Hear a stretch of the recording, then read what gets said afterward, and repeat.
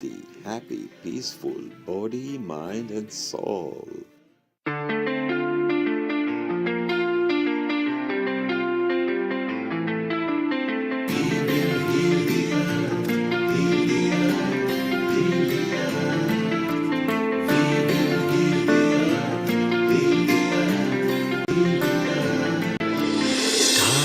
They can tell you stories which are brighter than yesterday. The streets have never been so quiet. The squirrels found a new hideaway. Tomorrow will never be the same. There is so much hope in our hearts. Bring my Global Namaste.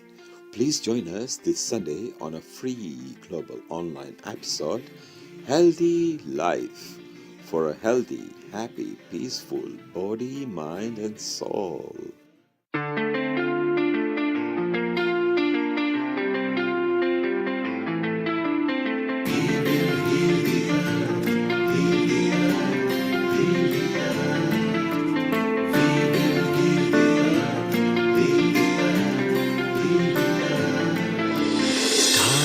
They can tell you stories which are brighter than yesterday. The streets have never been so quiet. The squirrels found a new hideaway. Tomorrow will never be the same. There is so much hope in our hearts. Bring my Global Namaste. Please join us this Sunday on a free global online episode, Healthy Life, for a healthy, happy, peaceful body, mind, and soul.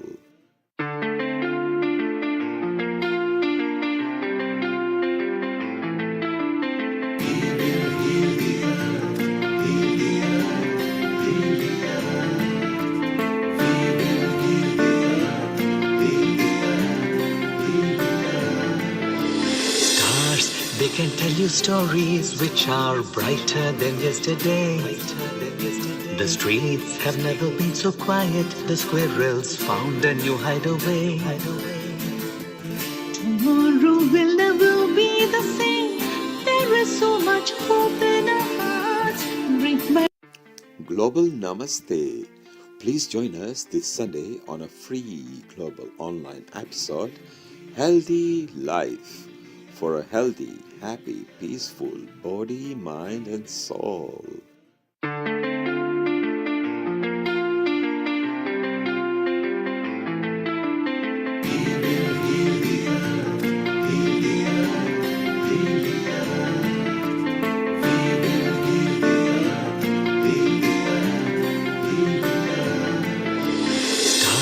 They can tell you stories which are brighter than yesterday. The streets have never been so quiet. The squirrels found a new hideaway. Tomorrow will never be the same. There is so much hope in our hearts. Bring my Global Namaste. Please join us this Sunday on a free global online episode, Healthy Life, for a healthy, happy, peaceful body, mind, and soul.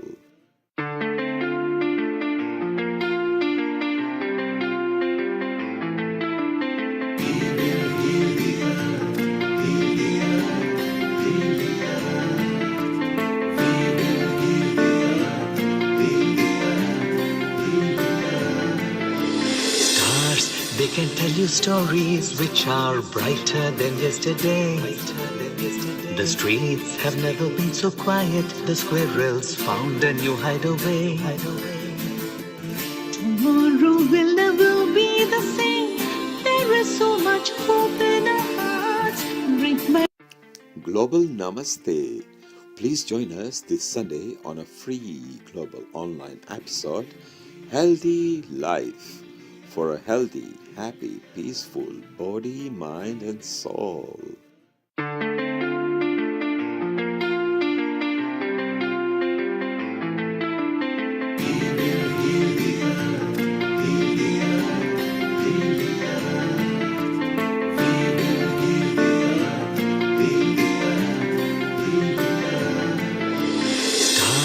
They can tell you stories which are brighter than yesterday. The streets have never been so quiet. The squirrels found a new hideaway. Tomorrow will never be the same. There is so much hope in our hearts. Bring back Global Namaste. Please join us this Sunday on a free global online episode, Healthy Life, for a healthy, happy, peaceful body, mind, and soul.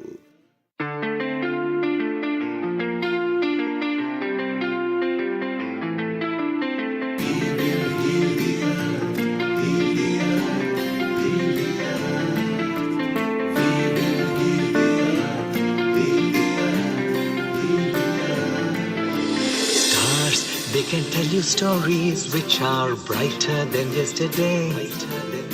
The streets have never been so quiet. The squirrels found a new hideaway.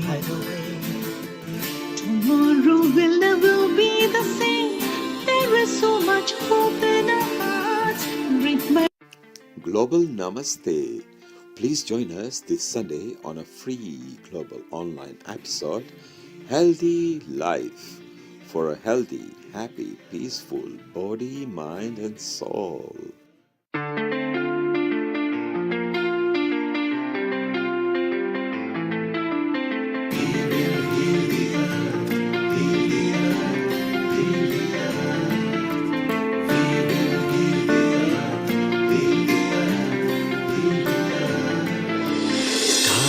They can tell you stories which are brighter than yesterday.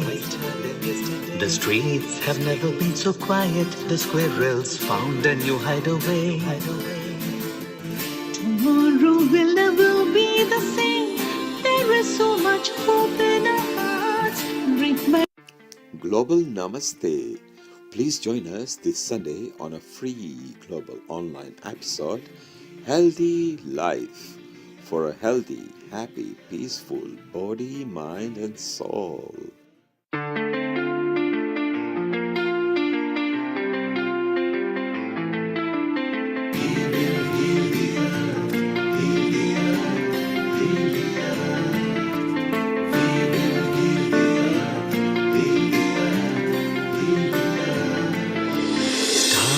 They can tell you stories which are brighter than yesterday. The streets have never been so quiet. The squirrels found a new hideaway. tomorrow will never be the same. There is so much hope in our hearts. Bring back Global Namaste. Please join us this Sunday on a free global online episode, Healthy Life, for a healthy, happy, peaceful body, mind, and soul.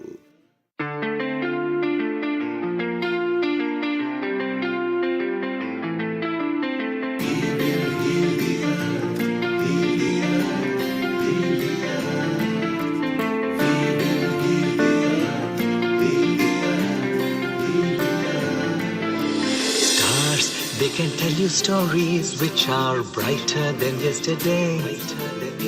The streets have never been so quiet. The squirrels found a new hideaway. tomorrow will never be the same. There is so much hope in our hearts. Bring back Global Namaste. Please join us this Sunday on a free global online episode, Healthy Life, for a healthy, happy, peaceful body, mind, and soul.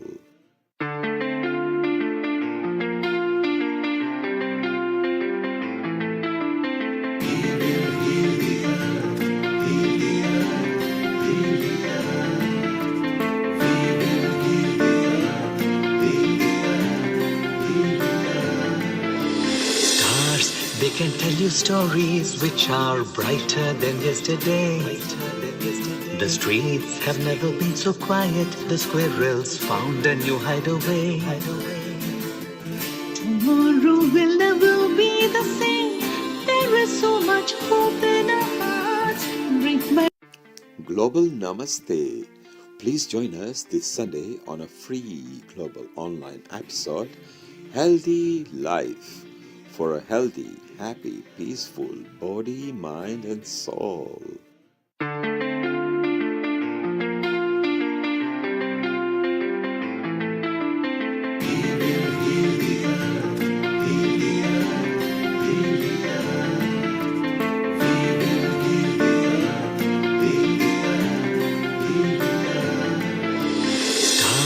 They can tell you stories which are brighter than yesterday. The streets have never been so quiet. The squirrels found a new hideaway. Tomorrow will never be the same. There is so much hope in our hearts. Bring back Global Namaste. Please join us this Sunday on a free global online episode, Healthy Life, for a healthy, happy, peaceful body, mind, and soul.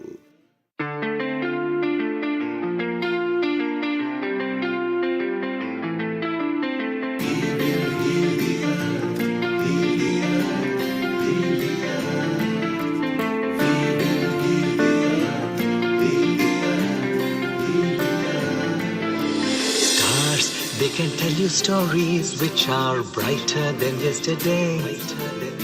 The streets have never been so quiet. The squirrels found a new hideaway.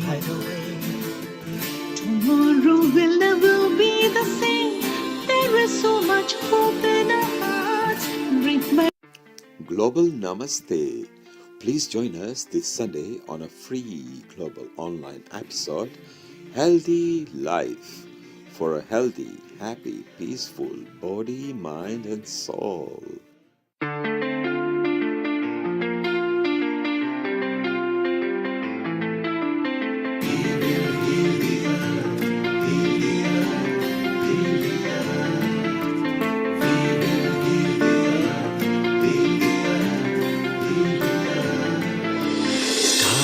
They can tell you stories which are brighter than yesterday. The streets have never been so quiet. The squirrels found a new hideaway. Tomorrow will never be the same. There is so much hope in our hearts. Bring back Global Namaste. Please join us this Sunday on a free global online episode, Healthy Life, for a healthy, happy, peaceful body, mind, and soul.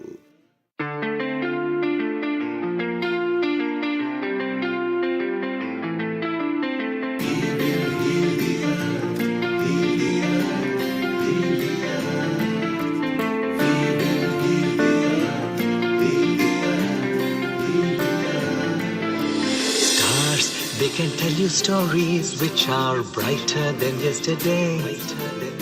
The streets have never been so quiet. The squirrels found a new hideaway. Tomorrow will never be the same.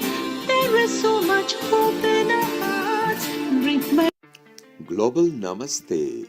Please join us this Sunday on a free global online episode, Healthy Life, for a healthy, happy, peaceful body, mind, and soul.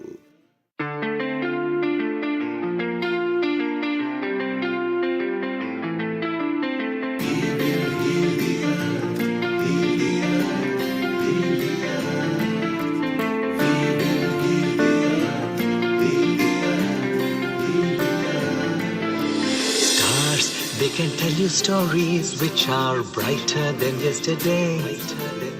The streets have never been so quiet. The squirrels found a new hideaway. Tomorrow will never be the same. There is so much hope in our hearts. Bring back Global Namaste. Please join us this Sunday on a free global online episode, Healthy Life, for a healthy, happy, peaceful body, mind, and soul.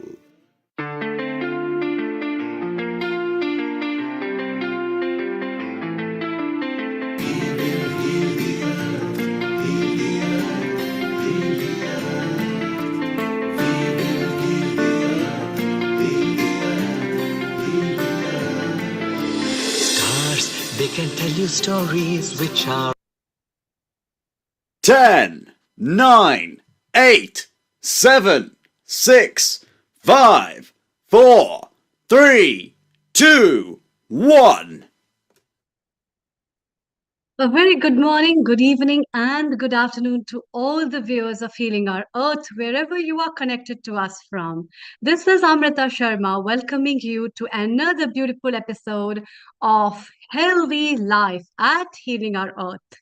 At Healing Our Earth, we always try to bring diverse topics from various points as well as people who are experts in them. And therefore, after a lot of celebration of Navratri and the Diwali celebration at Trafalgar Square, we are here again to share with you with an expert's view on healthy life. But before we start, as the world is undergoing a lot of turmoil at a lot of places, it's time to share some prayers for so many people around the globe. So let's hold some prayers for them. My affirmation is Gayatri Mantra. You can hold any affirmation as you like.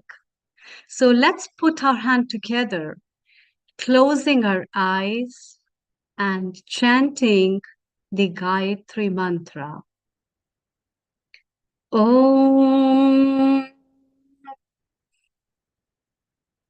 Om Bhurbhuvaswaha Tatsaviturvarenyam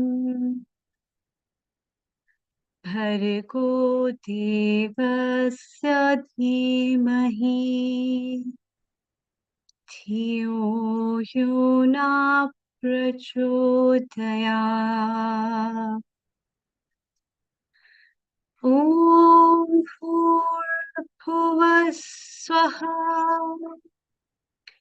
Tatsaviturvarenyam Bhargo Devasya Dhimahi Dhiyo Yona Prachodaya Om Bhurbhuvaswaha Tatsaviturvarenyam Bhargo Devasya Dhimahi Dhiyo Yona Prachodaya Om Shanti Shanti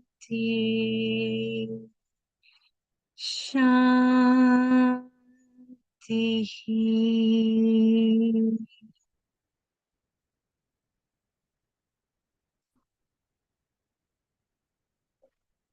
Welcome back. As we all have prayed for the peace around the globe, it's time to listen to what Healthy Life episode has to bring for each one of us. In today's episode, we have invited few experts from the field of Unani and Ayurveda who are renowned in their professional fields, and they'll be sharing with us their experiences, their guidances, and also will light us with healthy life. Apart from this, we will also be sharing the views on Ayurveda Day, which is going to be celebrated globally on the 10th of November. So, with the start of that, I'd like to invite our first guest from Bharat, India, Zubair Sheikh. So, Dr. Zubair Sheikh, please welcome.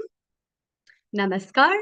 Uh, Dr. Zubair Sheikh basically is graduate as well as with a lot of degrees in the field of law and Unani, and he has been General Secretary in Integrated Practices as well as the Vice President in the Unani Board at CCIM. And so I would like to invite him to share with us his views on what is Unani practices and how they are practiced in India, and what is the importance of practicing Unani practices for healthy life promotion. I would request you to say a few words of introduction, and then I would share the screen for the presentation. Thank you. Over to you, Dr. Zubair. Thank you. Good afternoon and good evening, everybody. I am a Dr. Zubair Sheikh from Mumbai, Bharat. I am a general practitioner. I can say I am an integrated medical practitioner. Since last 36 years, I am practicing in Mumbai, Santa Cruz. I am a Unani graduate, and also I did my law graduation also. I am also working as an advisor for in the medical legal cases also. So just we can say this is my brief introduction as a practitioner, Unani integrated practitioner. I'd like to start my share my the. Yes, so I would share the screen with you. I hope you can see the screen. Yeah, I can see. Yes, please. Please go ahead. Thank you so much. Over to you. Yeah. Ayush means Ayurveda, Unani, Siddha, Homeopathic, and Yoga. Unani is also part of the Ayush system. And there are about, say, we can say 65 colleges of Ayurveda which are imparting undergraduate education. And there is a 13 colleges which they are imparting postgraduate education. And there are about, say, 150 plus Unani integrated practitioner in the Maharashtra, in the India, and about say 11,000 practitioner in the Maharashtra alone. So please go ahead next. So I'd like to just introduce what is the Unani. Unani is one of the also oldest system of medicine which is being practiced. It was being practiced all over the world. It started in the Greece 460 BC, and Hippocrates, the father of this weekend Unani system of medicine, is also called the Ionian medicine. He started is a native is a Ionia in the Greece, and another father of the medicine is the Hakim Abu Al-Hasan Avicenna. From him, the Unani system started reached to the Arab, Iran, then from Iran, Arab to the India in 30th century along with the Mughals.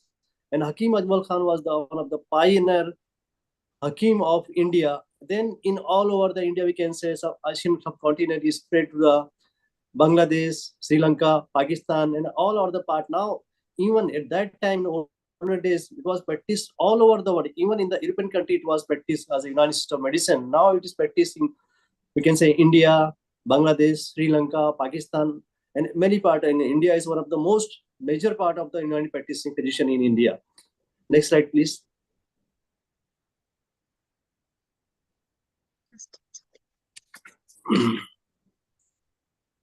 Now, what is the potential of the, we can say, Unani system of medicine? It is one of the holistic approach medicine. That means what is mean the holistic approach? That means it considering the both the mind and body, viewing all the body system as a whole while treating the patient. So we cannot say, okay, I am treating one system of the medicine, I'll forget the other system of the disease. So while treating with the medicine, we consider both all the system together while treating. So there should not be another side effect to the any other part of the system. Suppose I am treating the liver disease, I'll be considering the while liver gastrointestinal disease along with that. So I'll giving the medicine on that system of medicine also not going to harm to other system medicine. Another part is it's a evidence based. The clinical judgments are there, and it is a, we can say,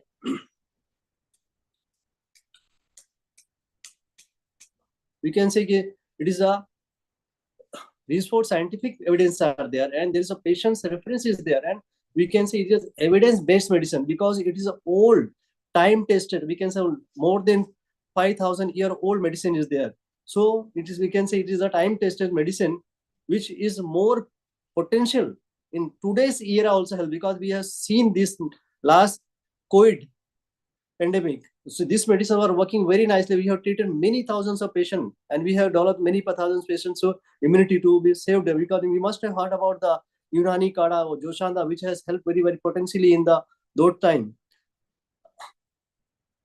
it works as also the preventive medicines are there. That we have seen preventive medicine, COVID and curative also. We have treated many patients, and the rehabilitation we have started more than many thousands of the clinic immunity clinic in the time of COVID. And these medicines are natural drugs and procedures are also taken, because we get all the medicine from the plants, herbs, and also minerals, and also animals. All these are all the natural sources are there. So there is no contamination, we can say.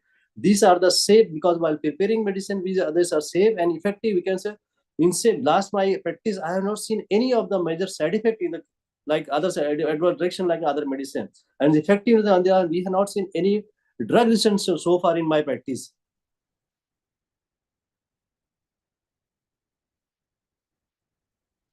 Tabiyat, we can say the physique of that. It is the endowed power by the nature to every individual. We can say that the power of healing to the of nature to the body. It is the ultimate power of the body.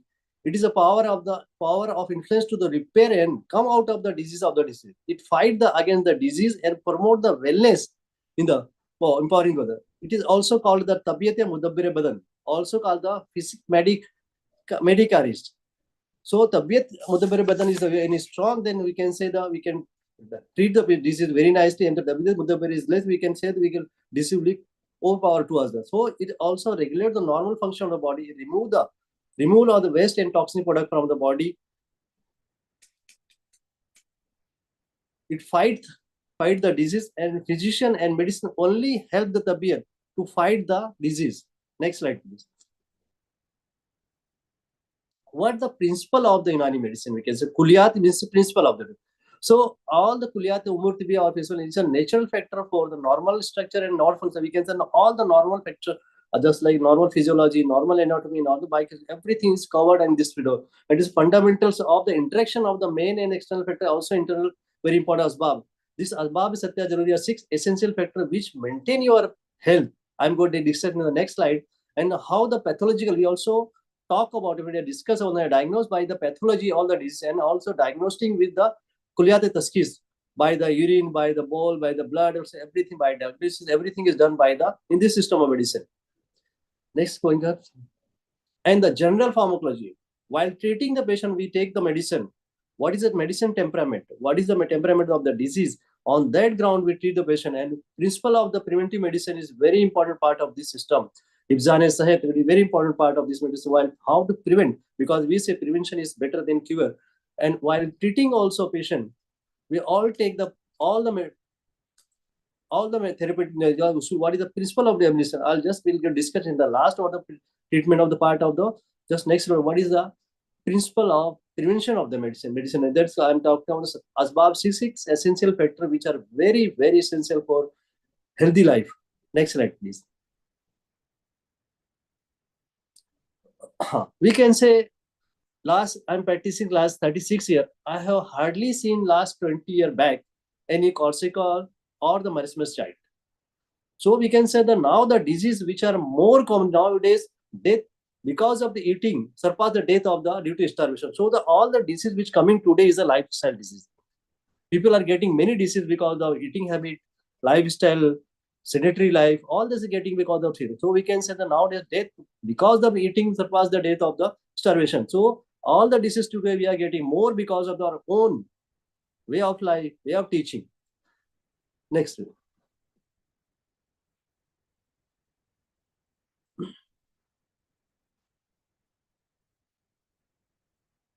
Yes, these are the 6 very essential things to maintain your healthy. One is the fresh air. Another part is the water and edible. Third part is the physical activity and physical rest. Good emotion and the good maintenance of the rest. Moderate sleep, at least 6 to 8 hours in the night, and removal of the morbid material from the body toxin. Next slide.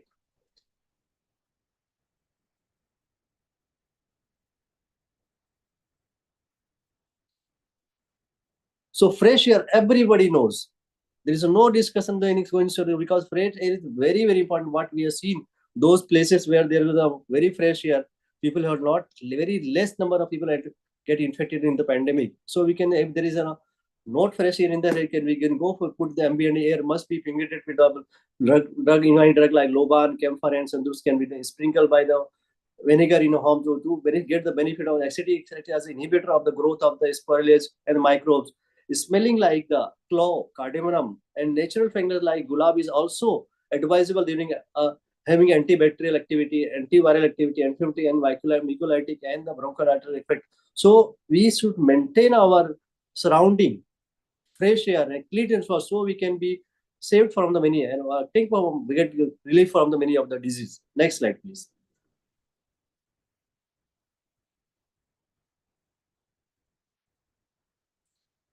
Another part is the food and drinks. So those people though drink more and more cold thing, they get more infected. Those who drink water, many of our part in our country in India, people are still drinking warm water. These are very important. If you drink the fresh water, fresh food, everything, diet is the very head of the, we can say in Unani system of medicine, there is a 4 method of treatment anything. First, treating with the diet. Second, treating with the medicine. Third is with treating by the some manipulation in the body. That is a regimental therapy. And third is a surgery. So diet is the head of the healing of the playing very important in medical treatment. Unani physician always start the diet regimen first. Food should be very free from the any decay, any disease spoiler system producing system. It is recommended to eat citrus like spurs, source fruits, and the lemon and orange, everything. This archibulab, all are having the very effective role in the pandemic.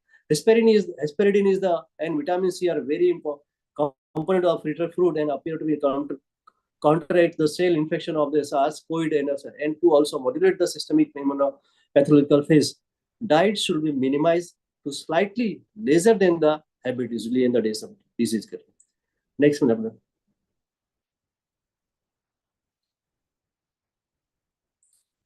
Now, very important part is the third part is very body movement and the response. So you may be working 8 hours, 10 hours, but your body need a rest. So, and even more rest you'll do it, you'll become more sick. So everybody have to go for the movement of the body, at least walk in the morning, 1 hour, half an hour, 40 minutes, at least 1 kilo, 2 kilometer daily. Go for some exercise. We can show sports for the mild to moderate exercise, especially in the morning, improve the blood lymphatic circulation, boost the physiological function and immune function of body. And also, but it should not be very heavy activity and give optimal rest to body. At least sleep on the normal time. When you are in the clinic working from a long hour, you should need but when you are working very heavy, your mind doesn't work properly. So body movement and response to body is very, very important for maintaining your health. Next slide.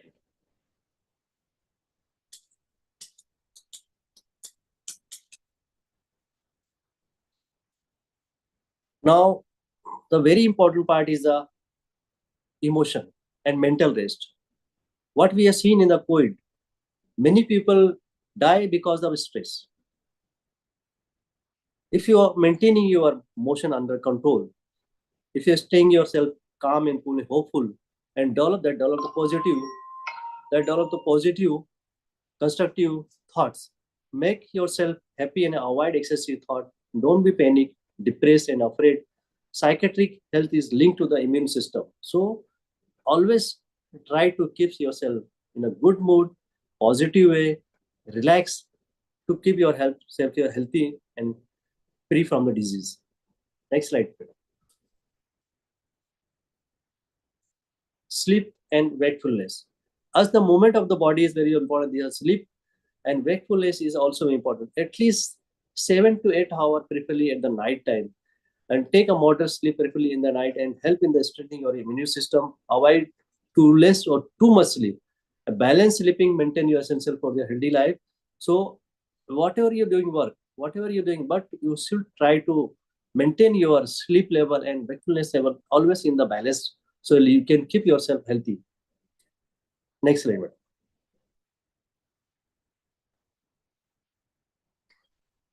Evacuation and retention. This is also very important part of a sixth part of your Hifzan Seher. Body waste, including the urine, stool, and toxin of the blood, should be removed from the body regularly. If you are constipated, definitely going to have some problem with the organs, GI system. If your urine is not passing in the time, definitely going to go level of your urine toxin will increase. And even if there is some infection in the bloodletting is also therapy of the part of the proper expulsive measure to be adopted if necessary. And and as a abnormal retention of waste matter and toxin lead to the infection. Similarly, essential body fluid like blood, salt, vitamins should be also retained. So while if you perspire more, they're going to be difficult, create a different. They are the balance and have the concern through the proper channel at the corrective. Otherwise, imbalance will cause the many of the disease. Next, madam slide. Now, very important part is the method of mainstreaming the Unani system of medicine. As I told you, what is the Unani system of medicine, how it started, what is the tabiyat, we can say, and what is the how to maintain the healthy life with the Hifzan, what is the mode of treatment there in the now the how we can join and come in the medicine, because Unani also is a part of the Ayush system, and there is a not very much, but maximum I can say I have told you, say 1.5 lakh practitioners are there, and they are in the India. So we want to also increase these practitioners. So how the people come to know? So distribution. So everybody should know about this system. Distribution of Unani information and education system about the Unani. Placing such banner accord, holding, make the people aware of the thing. Electronic media, preventive tip of healthy lifestyle, herbal supplementation, and disease is treatable through the Unani medicine will be also beauty for this purpose. Health lecture and a seminar about this system. Also going to give the awareness about, many people will come to know about this system. Next slide, madam.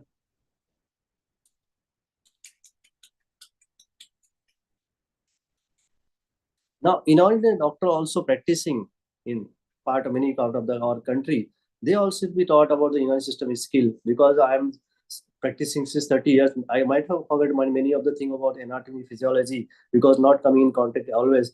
So also we taught by the CMEs and the seminar, all the Unani doctors have to mandate to practice Unani system as the main system, not of the alternative system, because many part of our country, people are also practicing allopathy along with Unani along with the practice. So we should make our people to practice major part of Unani.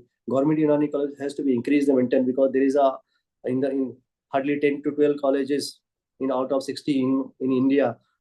So curriculum and conventional medical education may be redesigned to disseminate the Unani knowledge on mainstream medical student. Also, so knowledge of the Unani, just like Ayurveda knowledge also be taught to the allopathy student also. People on the school also, they should be the research in the field of the Unani system. It is also in collaboration of the convention, scientific person and institute should be also going on continuously. Next slide, madam.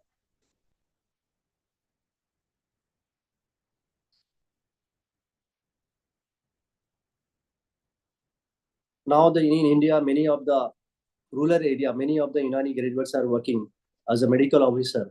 And also we are also trying to get many people get joined to this system of them, because we are also trying to get in all the hospital, just like primary health center or the taluka level hospital. We also trying to start the OPD and also in the bedside in the hospital, so we can teach all the people about the Ayush system and United system in our in the, you can say, in this pandemic control.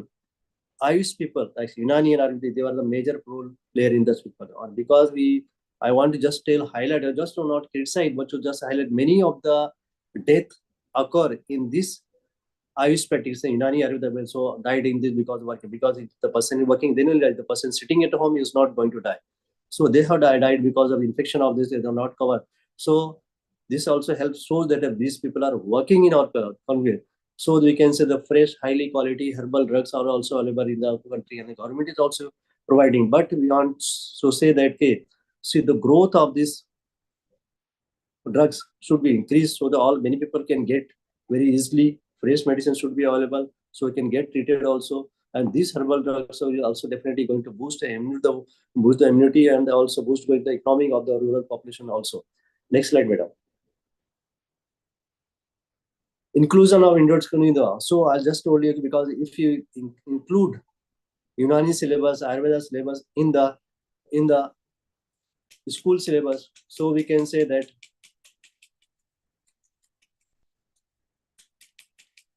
inclusion syllabus and culture and event like Unani health guidelines. Medical tourism is very important now going, because our Prime Minister also want this to increase so the tourism can increase by Ayush and Unani and Ayurveda can come together. And Unani herbal gardens also they could be developed. Unani diet restaurant can have free online health support system also for the consumer. And Mizaj based. Unani's most important part, the diagnosis is the mizaj, temperament of the person, temperament of the medicine, temperament of the disease. Every important part, there should be the health app, and we are also doing in our country diagnosis and of giving the what is your temperament, so you can, while treating yourself, while eating yourself, we can maintain your body healthy life. So this type of the tips like mobile apps is going to help you mainstreaming the in our Unani system of medicine. In the end, I would just like to add few words. Jo, see, there are the six system of the seven system. All the systems are working together in India. We want to see that this abroad also, this system also come to now. People should come to the what is the Indian system, because many people are doing the regimental therapy just like hijama cupping therapy, but they're not using. When you're doing a hijama cupping in our country, but you're not using the medicine. Medicine is very important part to treatment of the many of the disease while doing cupping or hijama. Because if you not use the medicine, only do the cupping, definitely in the time being will get relief. But if you want the complete relief from the particular group of disease, definitely you have to treat with the medicine also. So in the end, I'd like to say that in mainstreaming eye system, Unani is a very also important part and going to play a very vital role in future. And many people are coming to join this medicine system. Of the many students are joining. There is no any single college school where there is a vacant any seat about the Unani practice student seat. So I can say the future of the also is a very broad and very important for the Unani practice also and Unani system of medicine. But only thing that we have to promote and we have to come to people and teach about system. And we also doing in our country, and I also want to build at the your level system healthy life system also. So in the last, I can say just I'm very much thankful to this stage, this system, for giving me opportunity to give say a few word about the immune system. This is only very brief system. If I'm given in the future about the future in the time about this participating, I can speak the mode of treatment, what is temperament, how to diagnose the disease by pulse nerve system, and also how to treat. And just we can discuss many of the cases what we have treated with this many of the medicine, so we can tell all the people what is the United system of medicine, how this work, and definitely the is going to prove very effective in future also. Thank you very much. Thank you, Patankar sir, for giving me opportunity, and thank you, madam, for introducing me and giving me opportunity for speaking about few word about the United system of medicine, which is not complete, but definitely in the future, in the next any session, we're going to discuss and we're going to speak very in broad length. Thank you very much. Thank you, Dr. Zubair. Before you go, I would like to tell our viewers that if you want to know more about Unani, you can be in touch with Dr. Zubair, and his email addresses are on the screen: drzubairshake@hotmail.com and drzubairshake@icloud.com. And don't go away, there are a lot of questions, and I would also like the comments of Dr. Rajan Patankar sir, who is our regular senior resident panelist. Before we move to Professor E. Sharma, who is there with me, and we move to our next guest, Padma Shri Dr. Balendu Prakash ji. So, Rajan sir, your comments before we move to Professor E. Sharma and then to Dr. Balendu Prasad. Yes. Only two sentences. Over to you. Because Zubair is my very old friend, and I know his capacity to deliver lecture about Unani. So when I talked with him a few days back, can you come on this platform to share your Unani views? With a fraction of a second, he said, yes, when you are there, I will be there. So that's why good thoughts by him, and we will definitely give him another platform to share his more views on Unani. So thank you, Zubair ji. Thank you very much. Thank you, sir. Thank you, sir. Thank you. Definitely in future, I'll be there. Professor E. Sharma, who is our regular contributor and episode producer, host, as well as presently on Ayurveda Chair at Mauritius, is with me. And let's hear him before we move to our next guest. Over to you, Professor E. Sharma. Thank you. Yeah. Hi, global namaste, namaste to all. And first of all, a big gratitude to Dr. Rajan Patankar for such a stalwart galaxy what he has gathered today, and we are fortunate to having Dr. Balendu Prakash ji over here among other shining stars. So this is really tempting to listen to all. And as I joined late, Amrita, maybe I surely will be more than eager to listen than speaking, please. Thank you. Yes, sir. Thank you, Professor E. Sharma. Uh, uh, this was a wonderful presentation by Dr. Zubair, and Unani system of medicine has already given a big light among Ayush, and it's one of the big streams of umbrellas under which the whole holistic health system works. And with these systems, Dr. Zubair, before you leave, I would like to ask you a question that what is the complementary similarities between Ayurveda and Unani? Because when I was looking at your slide, I was finding a lot of similarities into it. So where does the difference and similarities they fall in between Unani and Ayurveda? Over to you. Thank you. Thank you, madam, for again another opportunity. There is a, we can say, a major similarity. Both are similar but not same. What is a similar but not same? There is a medicines are remaining same, but the method of diagnosis, method of treatment, and method of preparing medicine is very much same, different. So we can have another some lecture along with the Patankar sir. We can have 1 week session on the one side we will sit one person Unani, one side will sit Ayurveda. We'll discuss about what is the similarity and how the both thing would come together and treat the patient better way. So there is a similarity, but not same. But we can say that we can have big discussion and we can tell the whole world this is Unani, this is Ayurveda. Both are similar but not same. Okay, we are waiting for listening to you more. And if our audience have any other questions, you can directly email him and email us as well Most welcome, at info@healingourearth.com. So as we move further, Dr. Zubair, please stay with us. Don't go away. We would like to have more comments and views from you. And we move to our next guest when we are moving for the Ayurveda sessions as well with that. And well, we have so before we move to our next guest, Rajan, so we basically have been talking a lot about Ayush systems, and we include these systems as the holistic pathies that have been working as a traditional medicinal part as well, though they have been taken up from one part of the globe or the other, have been traveling from one sphere to the other, but they have formed an integral part for the Indian system of medicine. And how do you see the approaches of these systems of medicine for healing people? Over to you, Rajan sir. Very correct question, because nowadays all the world in this pandemic is aware of these another systems other than allopathy. So that's why.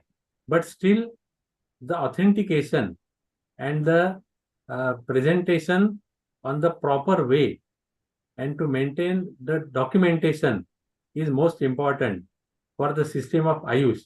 Not, I should say, only for Ayurveda or Unani or for Yoga or Siddha, but for all these 5 pathies or all these 5 elements.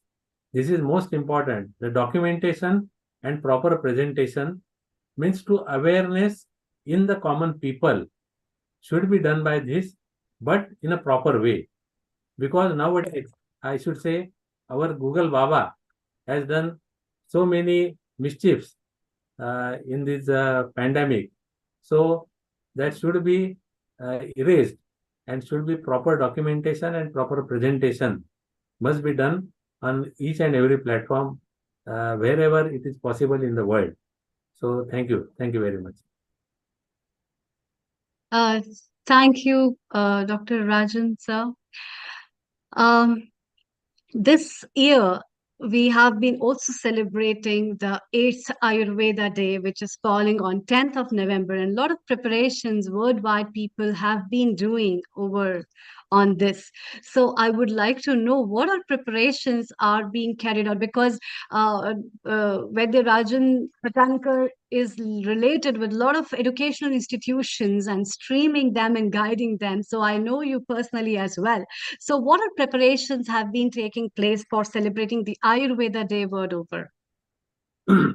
Okay, Ayurveda Day world over is organized in so many countries, but especially talking about Maharashtra, our association that is called as Ayurveda Vyaspit, we are conducting lectures for public awareness each year on different subjects. As we had conducted for the healthy life, then from food is our diet and food is our, I should say, proper taking of food is also to prevent the disease. So that's why so many other types of discussions and presentations are going on for last 8 years.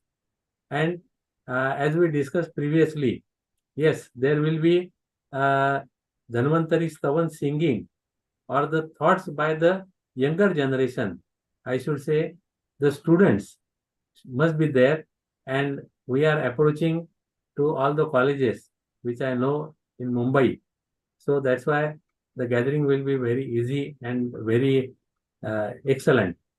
Another thing, I'm attached with the association that is APNA in North America, and I'm giving their 5-minute lectures on different subjects. Healthy and happy life through Ayurveda. This is my subject for this event.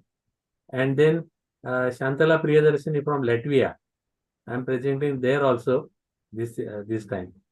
So many events are awaiting on the 10th and 11th of this month as a Dhanvantari Stavan and Dhanvantari Pujan.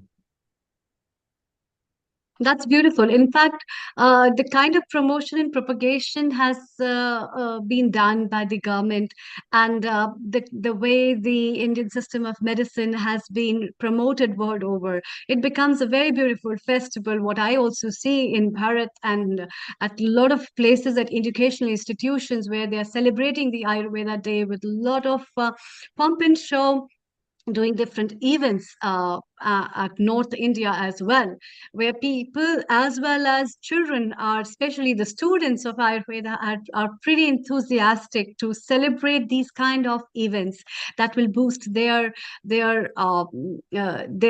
confidence for Ayurveda, but also build in their faith in promoting these kind of alternative healing therapies, and also will clear up the concepts related with Ayurveda. And these kind of stuff has always been a beautiful part. It's so you very recently went to Tilak University at Pune. What? Yes, Tilak Mahavidyalaya. How had been, because it's one of the very oldest educational institutions in Ayurveda that I know, and one of the very renowned institutions as well. So how was your experience when you visited the institution? Over to you. Thank you. When I go to Pune, I definitely visit Tilak Ayurveda Mahavidyalaya, because there are two things. Right from the principal, vice principal, and so many professors are very well known to me, or very friendly to me. And second thing, my mother was a past student from that college. So there are two attachments. Yes, and when I go there, so I feel like a home, and I can discuss so many things with all the seniors or juniors who are there as a professors or as students or as lecturers also.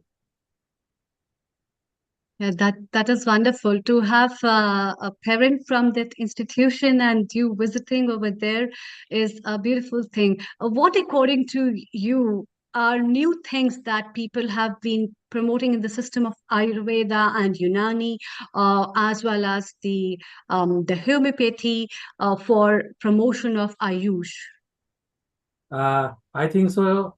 So many lecture series or CMEs are nowadays going on all over India.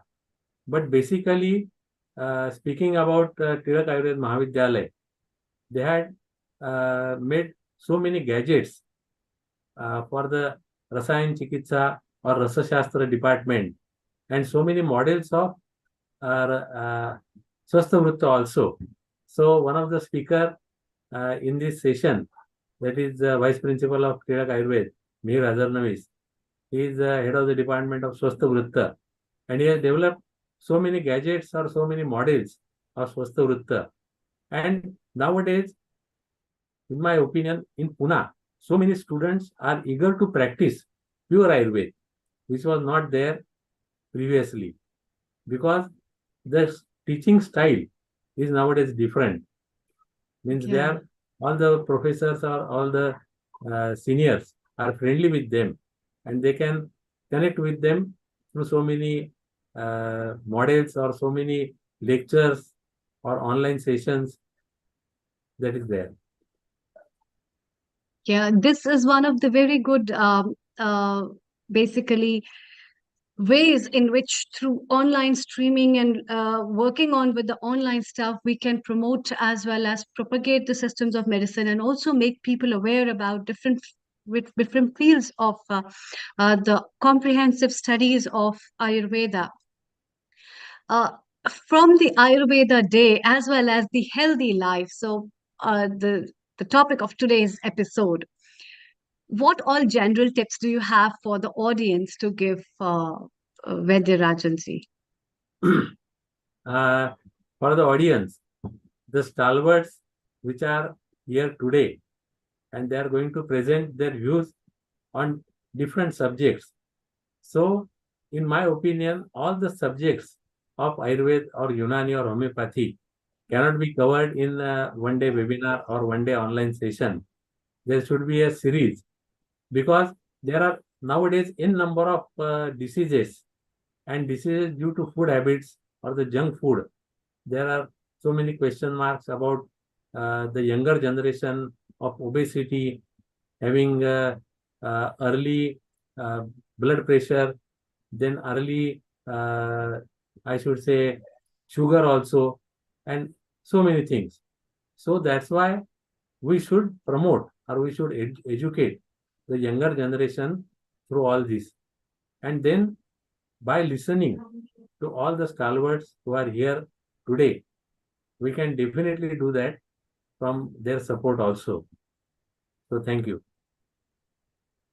Basically, talking about lifestyle disorders. So your emphasis is on lifestyle disorders and promoting the healthy life for lifestyle disorders. So, what kind of tips do you like to give that for high blood pressure or for diabetes? What all things are beneficial for people to practice in the field of Ayurveda or in the field of any holistic medicine? Over to you. Thank you. They should exercise properly. One thing, as Zubairji said, the sleep pattern, because of the food and the lifestyle, the sleep is not proper. Second thing, the workload or the stress factors should be eliminated from their work pattern. How it can be done? By yogic, some like pranayam, meditation, it can be avoided.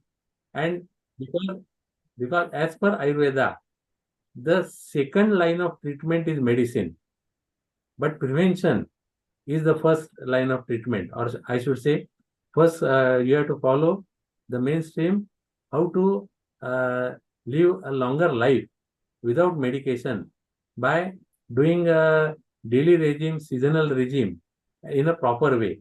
And in my opinion, this should be taught as per the climatic conditions of the each country, because they cannot be same as in India, or anywhere in the world. So these kind of promotions for these nowadays, I should say, the dangerous diseases nowadays which are coming up, we can avoid them. Yeah, a lot of diseases like even cancer. Yes. And moreover, when I was listening to Dr. Zubair's talk, when he was talking about Unani, it seemed to be very similar.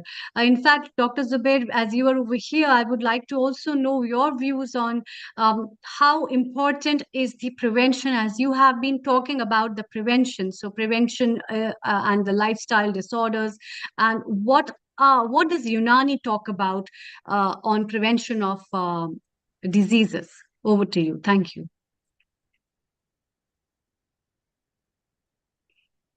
You can unmute. Yes, please. Yeah. Thank you, madam. As I discuss about the 6 essential factors, asbab satta jaruri hai, regarding the healthy life and prevention of disease. As told about the atmosphere, very important. Second part is the eating and drink habit. Second part is eating habit and food habits. Fourth part is your movement, rest and movement. Third part is your rest of the body. Fourth part is your the foreign breath. If this all 6 factors are under your control and you're following all the normal regime, as sir told, definitely you're going to be safe from the disease. And disease will not definitely attack you, and you'll be healthy all over. So our main aim is the healthy life that can be continued. Thank you. Right. And you have been talking a lot about different kind of herbs that are used, and Yeah, people yeah, are very familiar about these kind of herbs, and they're so because the system has come from Iran, people believe it has come from Persia, people believe it's come from these kind of countries. yeah. Are these herbs just grown in those countries, or they are cultivated all over the world, or especially in India?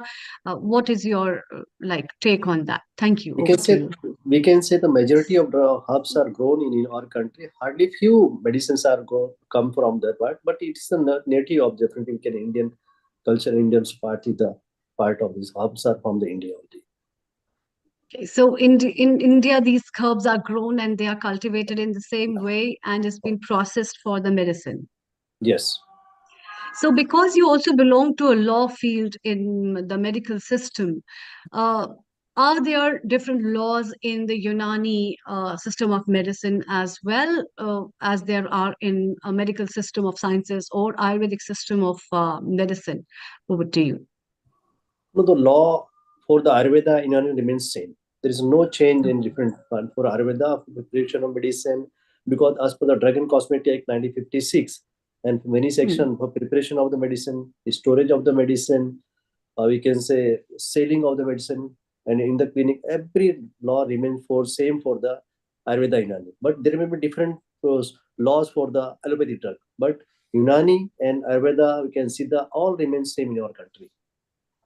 Okay, so the laws remains the same, and these the practices. So how many uh like people, because people basically are also following a lot of Unani medicine, and it is very famous for cough and cold, and we see a lot of growth in these kind of systems of medicine. What kind of principles does it involve apart from the principles of?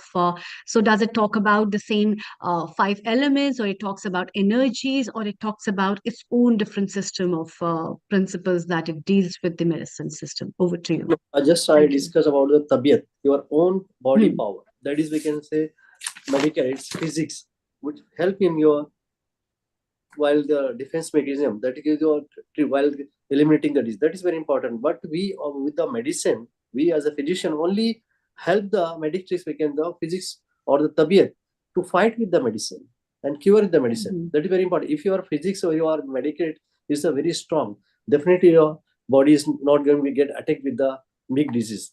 And if you are weak, definitely will get attacked with the major disease, and will for getting cured it will take more and more time. So your physics or your kote mudabare badan, or can say the tabiyat, very important for yourself. Does Unani, this picks up one more important question from my side. Does Unani also is helpful in treating diseases like cancer and stuff? Because cancer is one of the very big issue of today, and a lot of people are finding out holistic ways for dealing it. So what is the take of Unani medicine for cancer? Over to you. Thank Yes, you.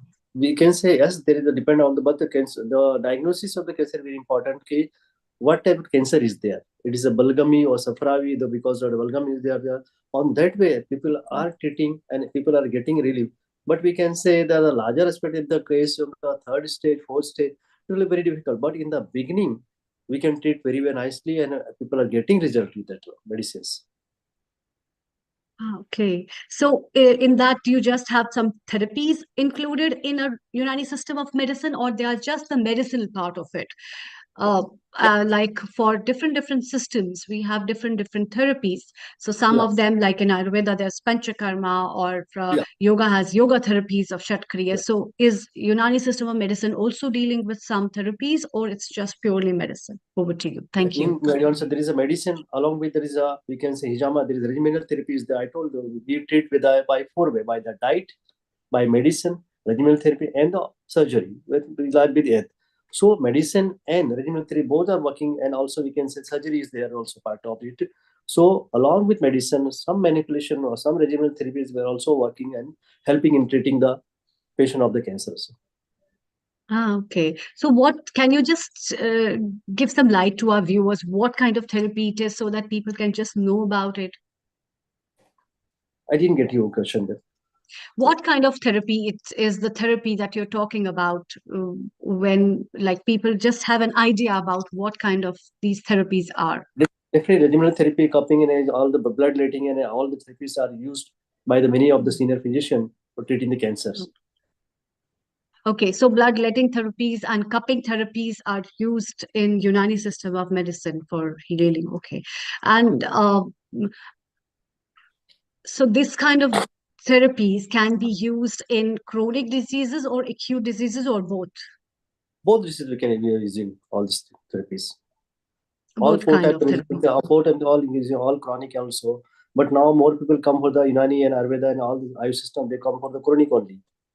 For the Okay. cough and cold, nobody comes to for the because of cold, because they think it will take one tablet of any antihistaminic, they'll get a cure. But taking the Joshanda or Kada or something other medicine take 3 4 days, but the cure rate and side effects are less, very much less. So people always come for the when they don't get any relief from any other part, they come to the Ayurveda Unani, and they say ki the treatment part of the Ayurveda Unani is very slow. But I say slow it's not slow, but they come late to us when the thing become very difficult to treat. That's why it take more time. So what, in your opinion, should be done to build faith among the people? As you were saying that people, when they come to you, it's pretty late. So they've already tried and tested so many therapies, and Yeah. then they come as a last venture to, okay, try this thing. What are your beliefs and what are your views that what can be done for promoting Unani medicine system as well as building up faith among public? Over to you. Thank you. So we can say ki many people are still not knowing about the Ayush system. They are not aware of anything about what the treatment, what is type of the thinking, how the medicines are safe, and how the people are working on it. So awareness among those people is very important. There is a word in Hindi, "Jo dikta hai wo bikta hai." We are not expose ourselves properly. We are not shown about ourselves. We are not taught about them. So even our government and our many of the association, we are doing many of the program like the people awareness program. As Rajan sir told, whether we are doing many programs in all the schools and everything. So as I also told in my this presentation, we should go to the school level. Our syllabus should be covered. And even we can go to the other system of the college. So this is the good thing. And every medicine has got some good thing and some limitations are there. But if what good thing is with us, we should teach them. So they should come to know. They should come and learn from us, and we can go and learn from them. So integration is a very important part to keep the people healthy life. Our main motto, our main aim, every system to how the people can keep the people safe, survive, and healthy. Okay, that is a beautiful approach, in fact, and this kind of approach to involve students and children from the school system is very, very integral, and it matches with the approach of healing our earth as well, where we love to promote children and school children to know about these kind of things because it's a door towards the wellness. And when you talk about these kind of things for treating up the modalities and uh, uh, basically when people talk about it, people also believe that the results are pretty slow, and people also believe that there are no side effects. So as a physician of Unani, do you think that the Unani medicines have no side effects, or there are some side effects that can come if people don't use the medicine properly? No, we cannot say no, but if Okay. take in the proper dose, in therapeutic dose and the prophylactic dose, that's very important. In what happened in COVID, when you start, people are taking those prophylactic dose, they're taking it for therapeutic. They started taking this Kana Joshanda in drinking morning, evening, 3 4 times to save them. That started giving gastritis, they started giving the chronic diarrhea, everything. But if you take in proper dose, proper time, there is hardly any side effect in see. We Okay. can say So if you drink over drink of water also, that is going to give more headaches and more give you vomiting also. So if you take in the proper dose in the right time and proper way, definitely there is hardly any side effect. While treating the patient also, we don't find any major side effect like any anaphylaxis reaction. There's some article big rashes or there hardly find anything there. There may be some people might get a loose motion, some might people get a retching like system, but what major thing is not found. But if you take very strong medicine just like Kusta, something like that. Definitely, the side effects are there. Okay, so basically, this is very important point that Dr. Zubair has said, that it is very important to take things in moderation and with the advice of the doctors, because everything has a side effect. And so if you just try out even the Unani medicine without knowing about them, or taking it in excess amount, can also lead to minor problems, which might lead to major problems, right? Am I right, Dr. Zubair? That's what you're trying Yes. to say? Yeah. Yeah. So this is so important to know about uh, the important aspects of medicine systems, and these aspects of medicine systems are the basic ingrained principles of every holistic therapy or every holistic system that is being dealing with it. And when we discuss about these kind of things, so as we have Rajan Patankar ji as well. Uh, Dr. Rajan Patankar ji, what is your view about what Dr. Zubair has been talking about Unani medicines? The principles of Ayurveda also stands on the same basis as Unani, or there are certain differences in them? Over to you, Yes, Rajan ji. some differences are there, as told by Zubairji also. Some medicines, some herbs are different, but the way of treating the patient to maintain his healthy life is the motto is same. And as he said, are there side effects or no side effects? Yes, there are side effects in Ayurvedic medicines also if they are not prepared properly, or if they are not dispensed properly, or if not taken by the patient in a proper dose. So yes, there are side effects. So these kind of things should be taken care of by the expert Vaidya or expert Unani physician or anyone, to see that if the patient is taking the proper medicine at proper time. Because as per Ayurveda, there are 11 different times of administering the medicine. So as per in Unani also, that Vata Pitta Kapha, the name are a little bit different, and they include Rakta also. So these four things, yes, there are in our Ayurveda also. So must be taken care of the prakriti of the patient and should be designed it properly. Thank you. Right. So, Prakriti of a patient, as per Vaidya Rajan ji, that it is so important to know about it. Is there any parallel principle, Dr. Zubair, to Prakriti that is talked about in Ayurveda? What is the parallel principle to that in Unani medicine? Over to you. Regarding the Prakriti or atmosphere, both the same systems remain same. Way of treatments, and the Prakriti is very important part of it, and that remains same together also. Okay, and so these two principles, they are particularly very similar, and Similar. based on that, the treatments differ, or the diagnosis differ, and right. Okay, so we also have our founder and director Neil Kumar. Your comments, Neil Kumar, over to you before we move to our next guest. A very good evening to you, Dr. Amrita, and everybody in India. We are in afternoon here in UK. You are in evening in India. Wonderful session by Dr. Zubair here, because he made explanation of Unani very clearly. And I think people are enjoying because they wanted to know the form in which Unani is taking place at the moment. What we will do now, we've got Dr. Sarita already here while we are trying to locate VD Mihir. Let's take Dr. Sarita here and involve her with her thoughts and move over to Ayurveda. Over to you, Dr. Amrita. Thank you, Neil Kumar. Global Namaste, Dr. Sarita. We cannot hear you. Please unmute. She did unmute. She needs to join the sound again. So can you unmute yourself, Dr. Sarita, and try now? We cannot hear you still. Can you just say something? We're not able to hear you. Yeah, maybe you can join the sound again or sign back in. And at signing time, please join the audio. You are connected with the audio. Maybe your microphone is not on. Your mic needs to be switched on. Yeah, we can't hear you. If you can hear, can you hear us? Just put your hand up. Can you hear us? Okay, so your speakers are on, but your microphone is not on. You need to go to your volume icon and make sure your microphone is on. Whilst you do that, maybe what you can do, you can sign back in again.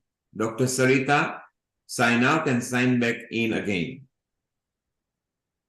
So, Amrita, you had a very full session with Unani, and Unani is obviously something that people are not too familiar with.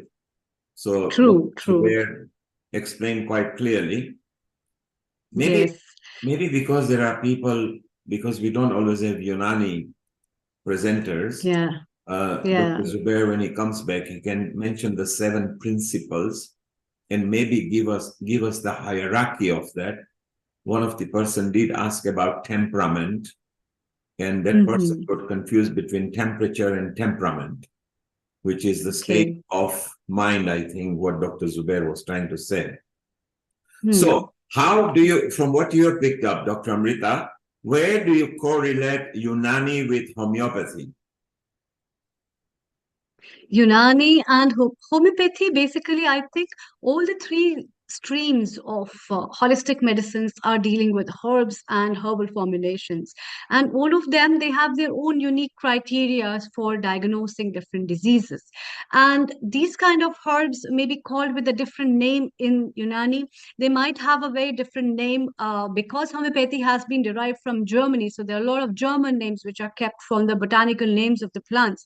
And same way for Ayurveda as well. In Ayurveda, because Sanskrit being a primary language, a lot of herbs have been named based upon the local dialect as well as the name of Sanskrit to the plants. But basically, the botanical side of that remains pretty same. As Dr. Zubair mentioned about the gulab arc. So when you say gulab arc, it's about the essence of the rose petals. So rose petals essence are pretty useful. They are sheath virya, if you call about, with the cooling potencies. And if you talk about aromatherapy, people do a lot of work with rose petals, and a lot of research has been done on rose petals for working on it. So the concentration of the same plants in different therapies are in different ways. Am I right, Dr. Zubair, upon that? that you have been talking about the gulab arc, and we have been talking about the rose petals, or we talk about uh, the essence of that. So Yeah, when we talk about, even if I talk to Vaidya Rajanji, he might be also very familiar about utilization of the rose and rose petals in different modalities. So what do you have to say, Dr. Zubair, about the rose petals and the use of rose petals actually? definitely. I told about we can use as aromatherapy. Still on advanced thing is going on. We are also using it along with the rose oil is there, rose essentially they are using. So in the future also we are going to do more about the aromatherapy. Also going to start on with this. Yeah. And Vaidya Rajanji, what are your thoughts on the use of rose? And because rose has been a very famous thing in Ayurveda as well as Indian culture, being used in pan and other kind of exotic dishes. So over to Yes, you. yes. Rose fragrance is giving very cooling effect and can be very useful in some agitated children also, by giving the oil or the essence of the rose on their napkin or on their school uniforms. Then another thing, as per Ayurveda, as Chavanprash, there is a made of gulab, that is our what gulkanda. So Gulkanda. yes, that is also very useful in any kind of conditions, by cooling down or giving cooling effect on the body. As per our Ayurveda and Unani, the pitta dosh, when it aggravates, and especially in this month, October, or in the month of April and May, it's very useful to take it regularly. There is no harm in it. So thank you. Yeah, that's wonderful. In And fact, and Dr. Amrita, we've got Mihir Hajnam is over here now. Dr. Sarita, if you can just hang on for a while. We have got our next guest contributor. He is signed in now. So maybe we move over to him and get some more Ayurveda tips and things like that. So over to you, Rajanji and Amrita. Please welcome Mihir. Over to you. Thank you, Neil Kumar. Let's move further to invite our next guest, Vaidya Mihir Hajarnawis. Vaidya Mihir Hajarnawis is MD, PhD in Swastavrita, as well as a lot of other degrees and MA in Sanskrit. He's currently a professor and HOD in Swastavrita and Yoga. Swastavrita deals with the preventive medicine in Ayurveda, and also acting as a vice principal at Tilak Ayurveda Mahavidyalaya, Pune. So before me adding up any more words on that, I would like to have Vaidya Mihir Hajarnawis to talk about himself and then throw some light on Ayurveda as well as his reports on Ayurveda Day as well. So over to you, and global namaste. Yeah, namaste. Vaidya Global Mihir. namaste to you all, and a very good evening from Pune, from India, to all. And I bow my salute to all the dignitaries in the online meeting. Dr. Vaidya Rajan Patankar sir, Dr. Sarita Vaidya madam is here. From London, Nishit Kotak is there, Neil Kumar sir is here, and many other people are there in the meeting. And Amrita Sharma, senior resident. So I welcome you all, and my greetings to all of you. I am Vaidya Mihir Hazarnawis, and I am professor at Tilak Ayurved Mahavidyalaya, Pune, a very renowned institute in the field of Ayurveda. For the last 90 years, Tilak Ayurved Mahavidyalaya is in the field of Ayurveda. It was established pre-independence era, and I am teaching Swastharutta, that is the preventive medicine of Ayurveda, to the undergraduate, postgraduate students for last 27 years. and I am into the practice of Swastharutta, and we also have Yoga, which is attached to Swastharutta or the subject of Swastharutta, and we deal with the dietary regimen, the Rutu Shodhan, and many other concepts of prevention of diseases and maintenance of health as per Swastharutta. So the topic given to me today is Swastharutta and healthy life, or Swastharutta for healthy life. So shall I begin my topic, and shall I Yes, present please. my topic? Yes, please Yeah, go ahead. yeah. Thank you. So I am allowed to present. Yes, I'm allowed to share my screen. Yes. Yes, please.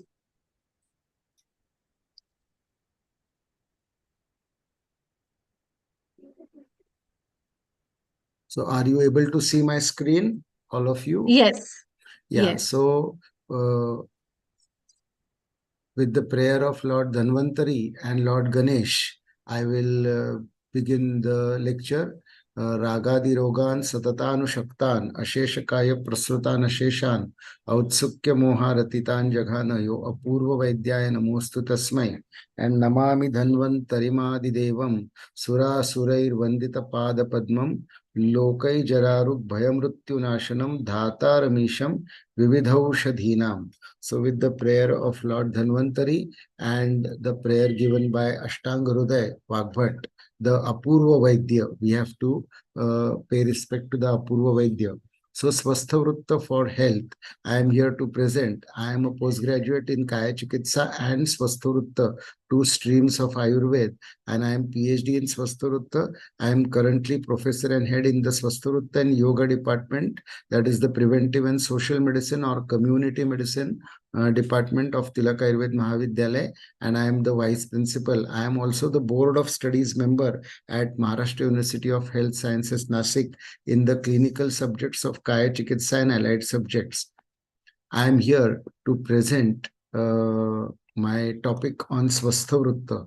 It is said in Charaka Samhita that just like a charioteer or a driver takes care of his chariot, or the village chief or the chief of a town takes care of his village or the town, every individual human being must take care of his or her own body by following the correct regime to maintain the health. It is said as Nagari Nagarasya iva, Rathasya iva Rathi yatha, Swasharirasya cha Medhavi, Krutyeshu avihitaha smrita. That is a classical quote from Charak Samhita Sutrasthan. And this the whole meaning, and this is the charioteer. Like in Mahabharata, the charioteer was Sri Krishna, and Arjun could then fight in the war against the Kauravas, and they won the war. So just like that, a good charioteer takes care of his own chariot. Likewise, a human being should take care of his or her own body. Now, what is the aim of Ayurveda? It is to maintain the balance of the doshas, dhatus, and malas and Agni in the body. And this is the prime aim of Ayurveda. The goal of Ayurveda is to promote health, preserve health in a healthy person, and to restore health when it is impaired, and to minimize the suffering and distress that we all are knowing. This is the aim of Ayurveda. Now, Swasthavrutta, what is Swasthavrutta? Swasthavrutta, I will say that it is the journey towards health. Now, when we talk that it is a journey towards health, what is health as per Ayurveda? So, the concept of health as per Ayurveda is when the person is having these symptoms or these signs in the body, then he or her is termed as healthy. The first sign or symptom is desire to eat, annabhilasha. Then proper and timely digestion of the food eaten, that is another sign. Then easy evacuation of the bowel or the bladder and the release of the flatus, that is most essential after every meal. Once the food is digested, then there should be evacuation of the bowel, bladder, and the release of the flatus, and it should be very easy. Then a light feeling in the body, that is another sign of health. A sound sleep and a feeling of freshness during awakening. Then body strength, complexion, preservation of life, bala varna ayusho labhaha. Then happiness of the mind, the happy state of the mind. Are we all 24/7, 365 days in a happy state? Is our mind in the happy state? The answer is no, but we have to be in the happy state. The mind always should be in the happy state. And how the mind can also be in the happy state, that is what the Ayurveda regimen has described in Swastha. And if we give the if we conjugate yoga with that particular Ayurvedic regime, then our body and mind will always be in a happy state. Then the proper functioning of the Agni, that is the digestive system. So all these characters are of a healthy person, and opposite characters are of an unhealthy person. So first we must understand what is health, and these are the signs and symptoms. Another signs and symptoms which is described in Charaka Samhita is a Prashasta Purusha sign. What Charaka Samhita says, that one who has a well-maintained body figure, whose muscles are well built, and who can withstand hunger, thirst, exercise, cold and hot weather, and one whose digestion is proper, is termed as a Prashasta Purush, and that can be achieved by a proper healthy lifestyle. Now, when we say a person is healthy, what are the assessment parameters to assess the clinical assessment of the, or the clinical examination of the healthy status of an individual? How will you assess? WHO has given parameters of health, but what are the parameters as per Ayurveda? So a treatment or a chikitsa results in the balanced state of a dosha. When a person is diseased, we give some treatment, some medicines, some oral medicines, some panchakarma therapies, some detoxification therapies, and it results in the balanced state of the doshas, dhatus, malas, and agnis, and relieves the person of the pain and agony. So what are the examination symptoms? Relief of the pain, suffering the person is suffering from, then proper voice and proper color or texture of the body, well-maintained body figure, increased body strength, a desire to eat. When a person is not having a desire to eat, we will say that he is suffering from Agni Mandya. His digestive power has gone low, and it is not a sign of health, it is a sign of disease. Then proper taste during mealtime, proper and timely digestion of the ingested food, proper and timely sleep, timely awakening and with ease. When the person is awakening in the morning, with ease he should awake in the morning. Then absence of abnormal dream state in the sleep. These are the signs which are the signs of health, or which help us to assess whether the person is healthy or unhealthy. Then easy evacuation of the bowels and the bladder, easy release of the flatus and the shukra dhatu, that is the seminal fluid. And at all times, that is 24/7, there is no abnormality in the function of the mind, intellect, and the sense organs. And these are the references from Charak Samhita Vimanasthan chapter 8, which describes the health of an individual, whether a person is healthy or unhealthy. These are the easy signs and symptoms. Another sign and symptom which is described in Sushrut Samhita is called as Samadoshaha Samagnischa Samadhatu Malakriyaha Prasanna Atma Indriya Manaha Swastha Ityabhidhiyate. That is proper functioning of the dosha, dhatu, and the mala and the agni. When there is a proper functioning, samadosh means a balance in the functioning of the three doshas, vata pitta kapha, the seven dhatus, rasa rakta maus med asti majja shukra, and the three malas, that is the Mutra, Purisha, and Sveda, and the Agni. If there is a proper functioning, and 24/7, if your mind, body, and soul, and the Indriyas, that is the sense organs, they are in a happy state always, then the person is said to be swastha or healthy. WHO also says that physical, mental, social well-being, and not just absence of disease or infirmity. And this same is said by Sushrut Samhita. But this is an idealistic definition. The science which are described in Charaka Samhita and Kashyapa Samhita, which I told you. Those were the signs to assess whether the body is in a balanced state. And Arogya is called as Samyavastha. Arogya means swasthya, means health. And what is health? Health is nothing but Samyavastha. It is a balanced state. And what is balanced state? Balanced state of the functioning of the dosha dhatu and mala, and balance in the mind also is the health. Now, what are the methods of prevention of diseases and maintenance of health? Proper diet, ahar, which is one of the pillar of life, daily and seasonal observance of dietary rules, then proper vihar, which is called as lifestyle, which is of two types, constant or niyata lifestyle, definite lifestyle, and aniyata lifestyle. Now, proper niyata lifestyle. What is proper niyata lifestyle? Now, these are the ahar and vihar. They are the primordial preventive measures as per Ayurveda. In modern science, it is said that preventive measures are of four types: the primordial, the primary, secondary, and tertiary. Now, what are primordial preventive measures? They are inculcating healthy habits. Ahar, eating at proper time after digestion of the previous meals, observing the 8-fold path described by Charaka and Vagbhata, observing the 12-fold path of food intake as mentioned in Sushrut Samhita, eating in a proper quantity. Then what is a vihar? That is, there are two types of vihar. One is niyata, that is, on always we have to observe on daily basis, that is dinacharya, daily regime. Then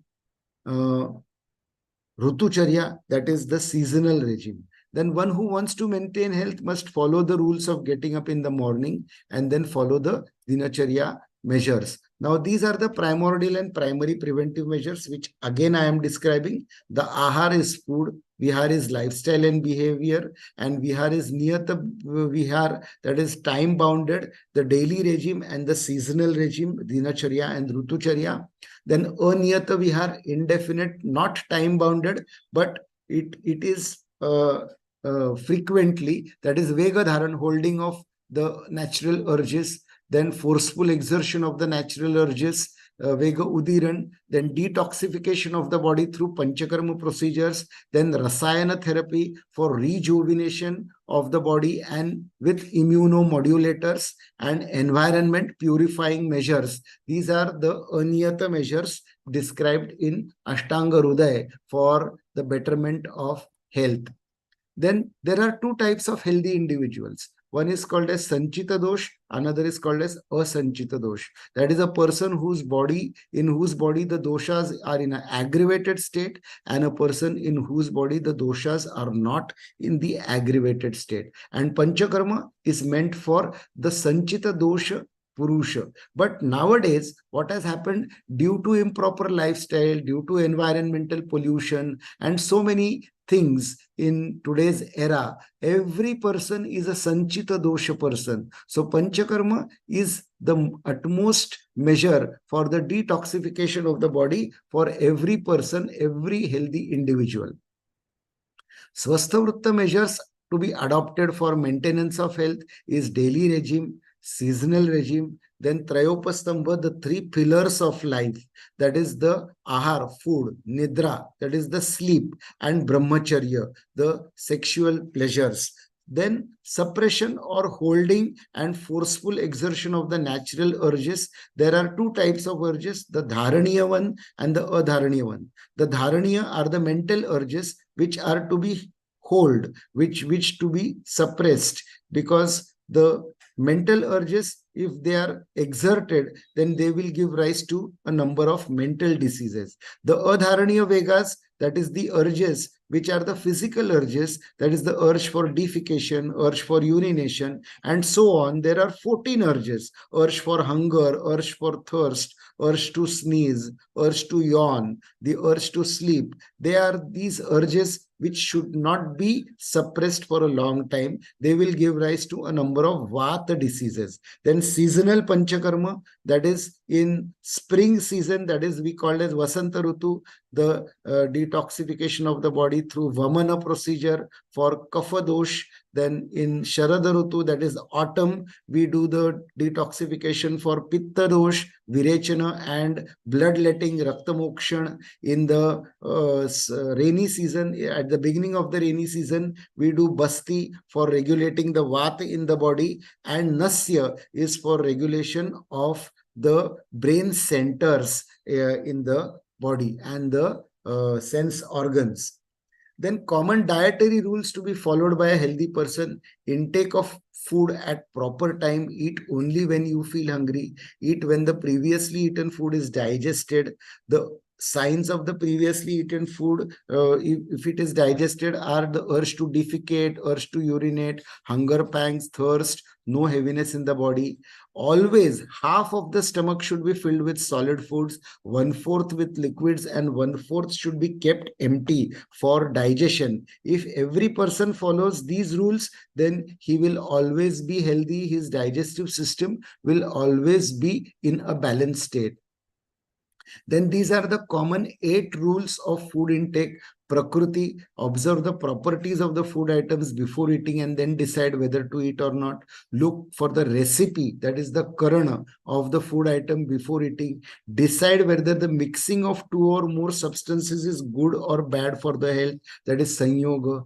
Then always eat as per your geographical area and as per the food items which are eaten in that particular geographical area. And WHO also says that every country should follow their own food habits. And if the people residing in the country, they follow their own food habits, then the health will be in a balanced state. So do not eat those food items regularly which you are not habituated.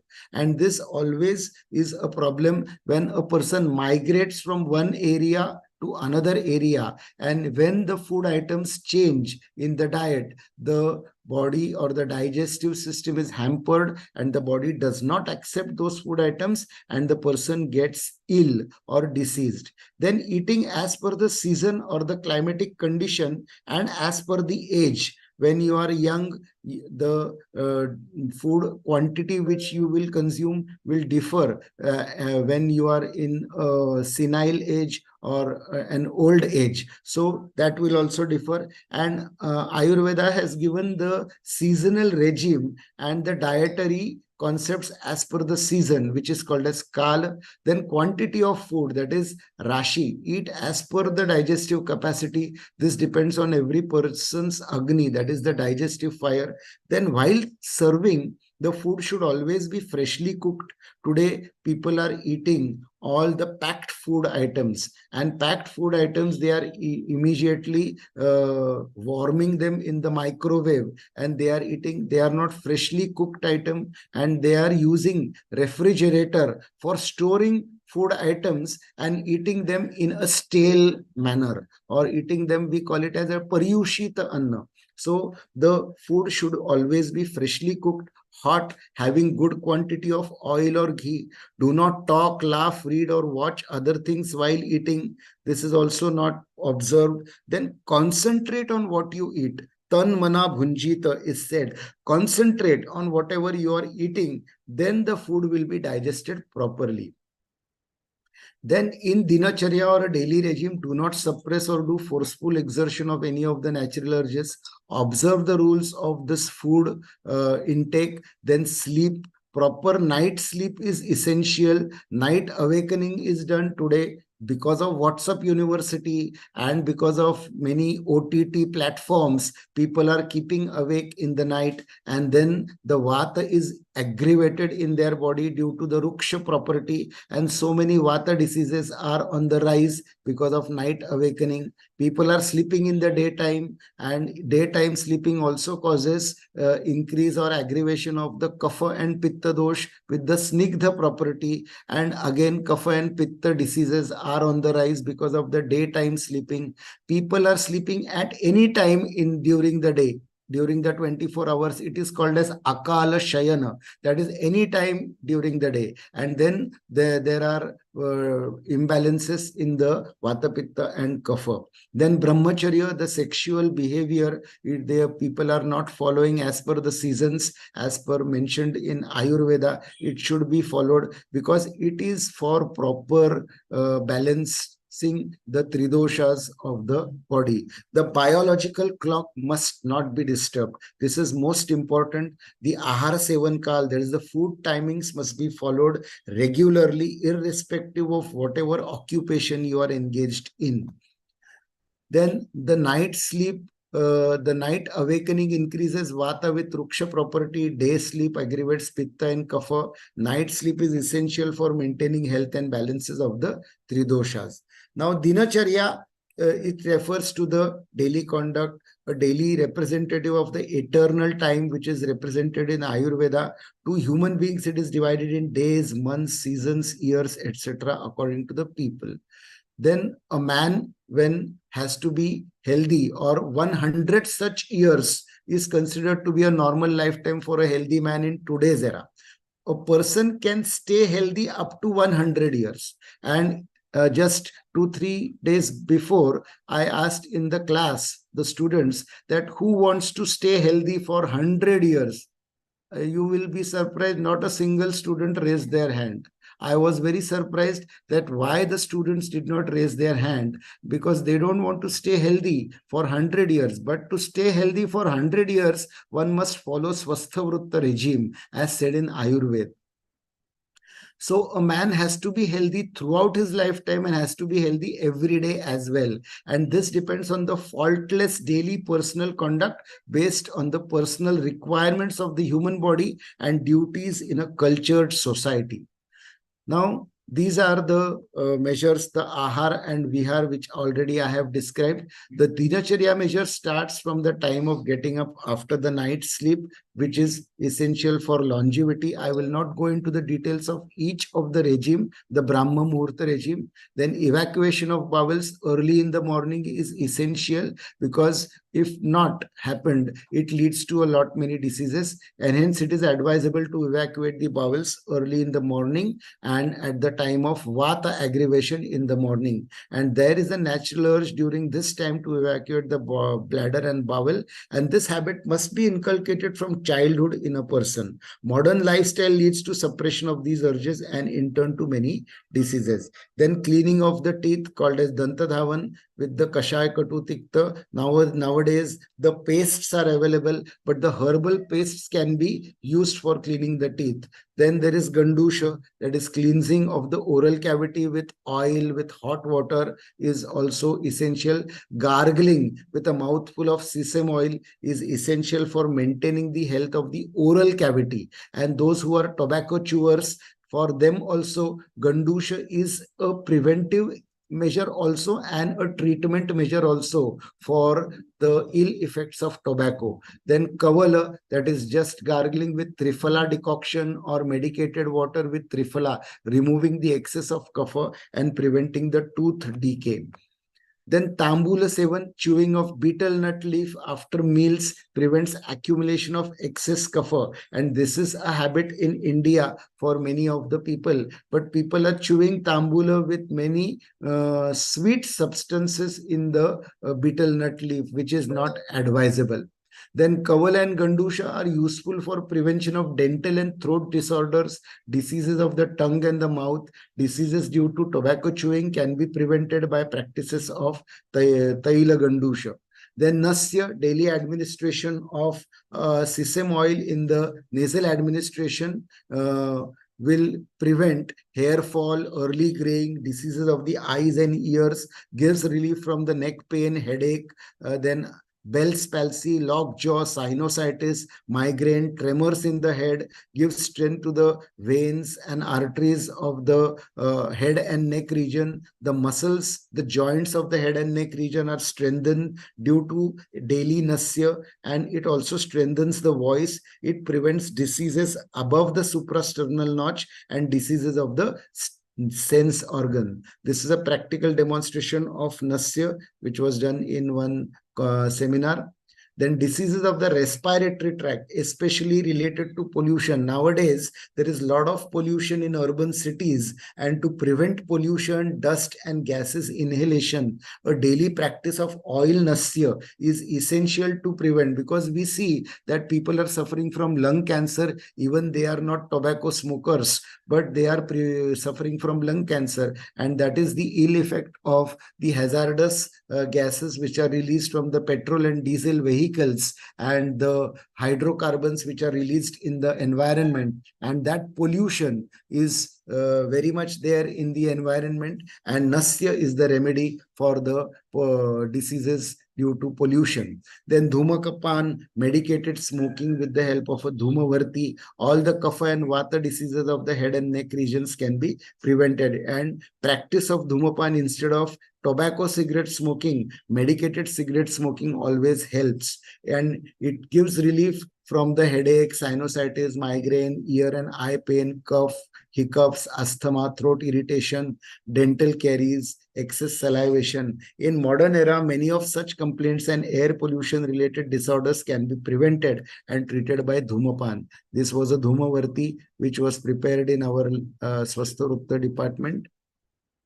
Then an important measure for the sense of touch or the sparshanendriya is abhyanga or oil massage, which is to be practiced for daily for preventing diseases arising from climatic change, constant exposure to the polluted air and dust, effects of global warming are on the rise, and abhyanga with sesame oil, olive oil, mustard oil, coconut oil, whatever oil is available in the in that particular geographical area, or any medicated oil is a must in today's era. Exposure to pollution, dust leads to rukshata or dryness in the respiratory system. People engaged in occupations where late night working is a part of lifestyle, they suffer from aggravation of vata due to ruksha guna.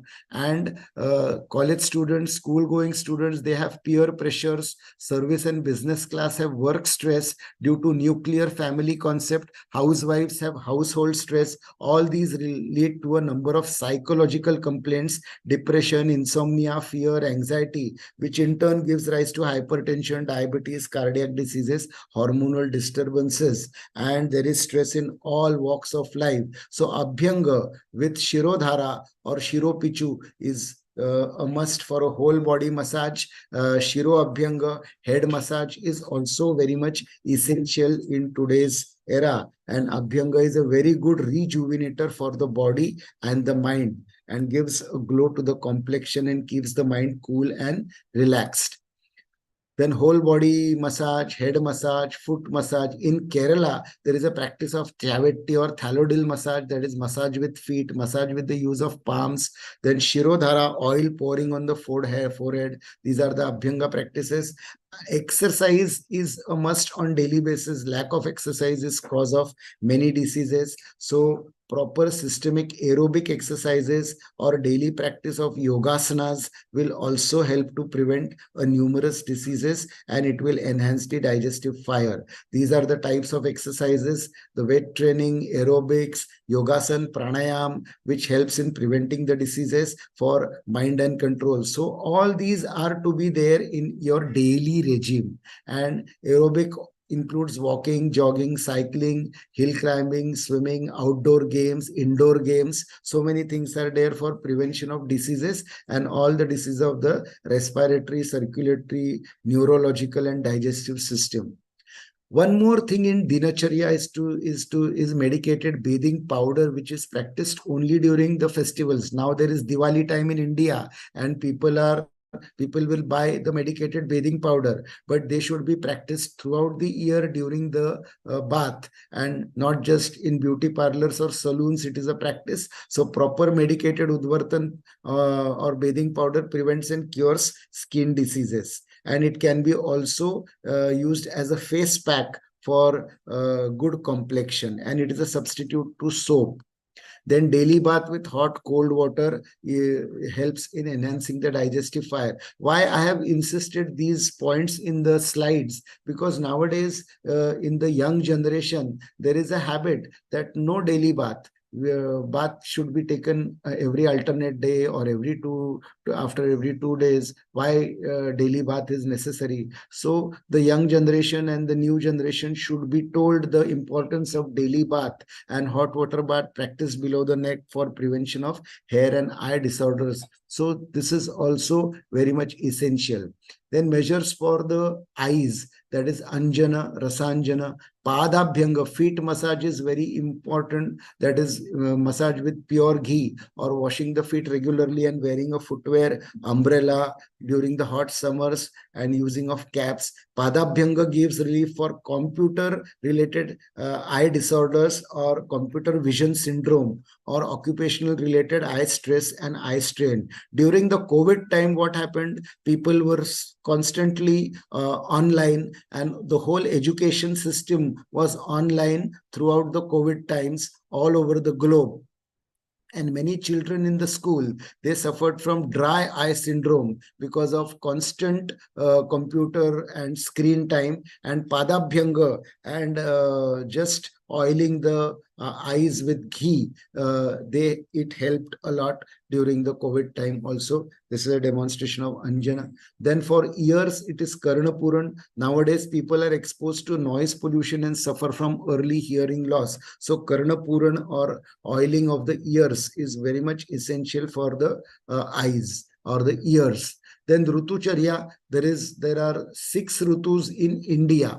In other countries, maybe in Europe, for around 7 to 8 months, there is just winter and some months for spring, but no other seasons are seen. But in India, the rainy season, the summers after rains, the autumn, winter, spring, and extreme summers, that is Varsha, Sharad, Hemant, Shishir, Vasant, Grishma, all the 6 seasons are seen in India, but it depends upon the geographical areas. And now just Vedya Mahir, Harnaj, Vedya Mahir, sir, we need to kindly conclude quickly because it's overtime.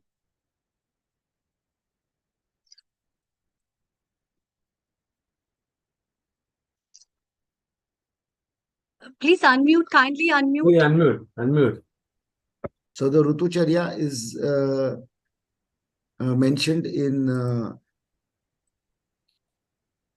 Samhitas, and for the kindly 6 Rutus, conclude. I will conclude. Please conclude.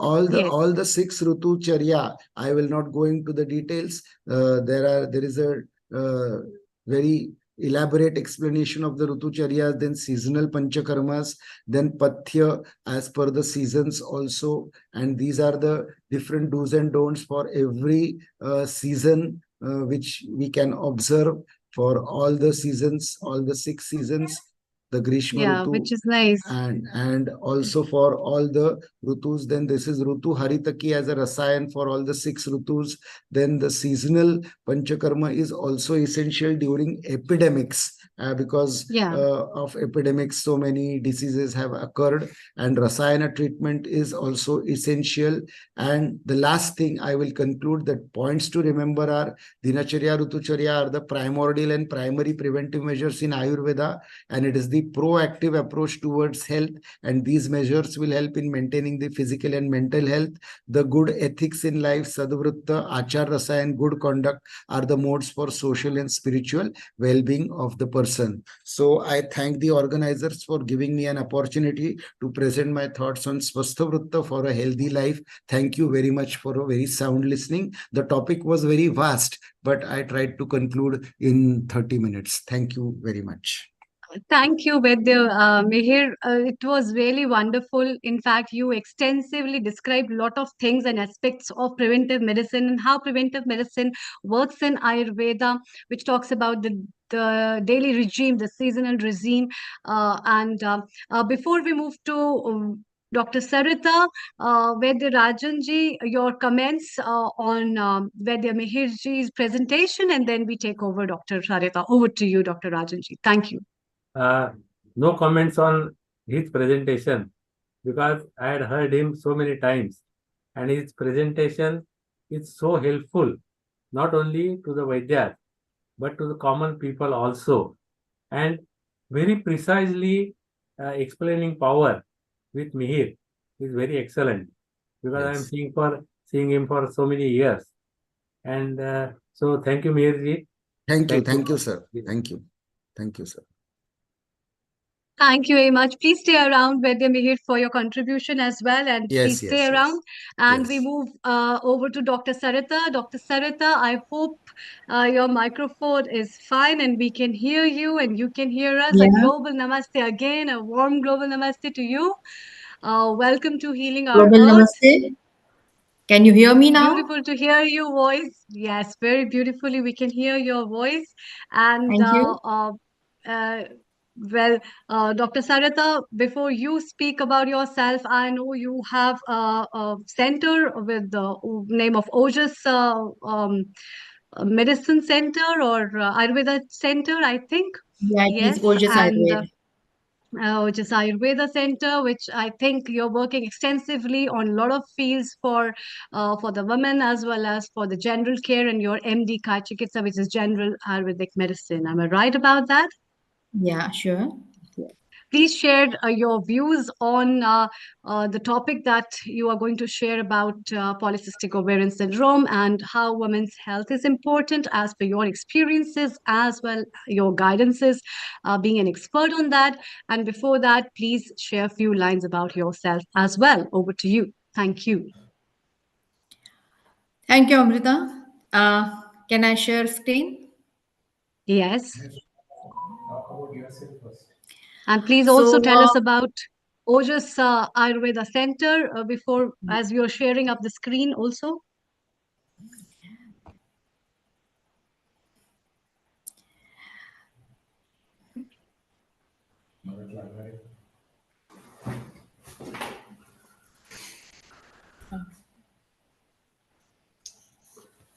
You can share the screen with pressing the green button. Share screen. Yeah, I'm doing that. Lovely to meet your husband as well. I think, Yeah, Dr. hi. Sarita, that's your husband. Global namaste to you as well. So it's a blessing in Yeah, disguise to meet him as well. So yeah.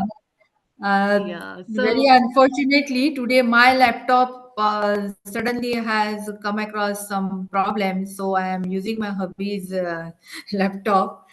yeah, that's what actually I could see something there, but that's also nice thing Yeah, too. So he can also see that also in a profession of Ayurveda. So yeah. you're also in the So profession of Ayurveda. Okay. All no. right. He's not in No, the profession of no. Ayurveda. My better half is engineer, and he is working in the field All of right. electric vehicles and drones. Yeah, Okay. That's lovely to yeah, know about it. So here yeah, we are with Ojas Ayurveda Clinic. Beautiful yeah. name. It So has a lot of things to hold. The name has. yeah, Can you make it please full screen before we move on to the presentation? yeah. Can you say? Yes. Yes, yes. Please go ahead and Yeah, tell us more about it. Over to you. Thank you. yeah. Thank you. Myself, Vaidya Sarita Vaidya from Pune, India. I'm MD in Kaya Chikitsa. I have been working in the field of Ayurveda for last 3 decades, and women is my special area of interest. Always has been. I run a completely well-equipped Panchakarma center in Pune. Also, we are into scientific production of Ayurveda medicine by a very traditional way. So, in my practice, I have been always practicing in two wings. Like one is for wellness and one is for the disease. As rightly just now, Vaidya Mihir talked about Swastha I always felt the need of Swastha to be spread in the society, and that is why we have been running a wellness center as well. But it is very much a scientific wellness center, and it is not a spa. So, where we actually propagate the importance of Dinacharya, Rutucharya, and Rutu Shodhan by Panchakarma Chikitsa, and we give all kind of stress relieving treatments to the individuals. Here, I would also like to mention something which we have worked in the field of wellness, is we have actually categorized human life.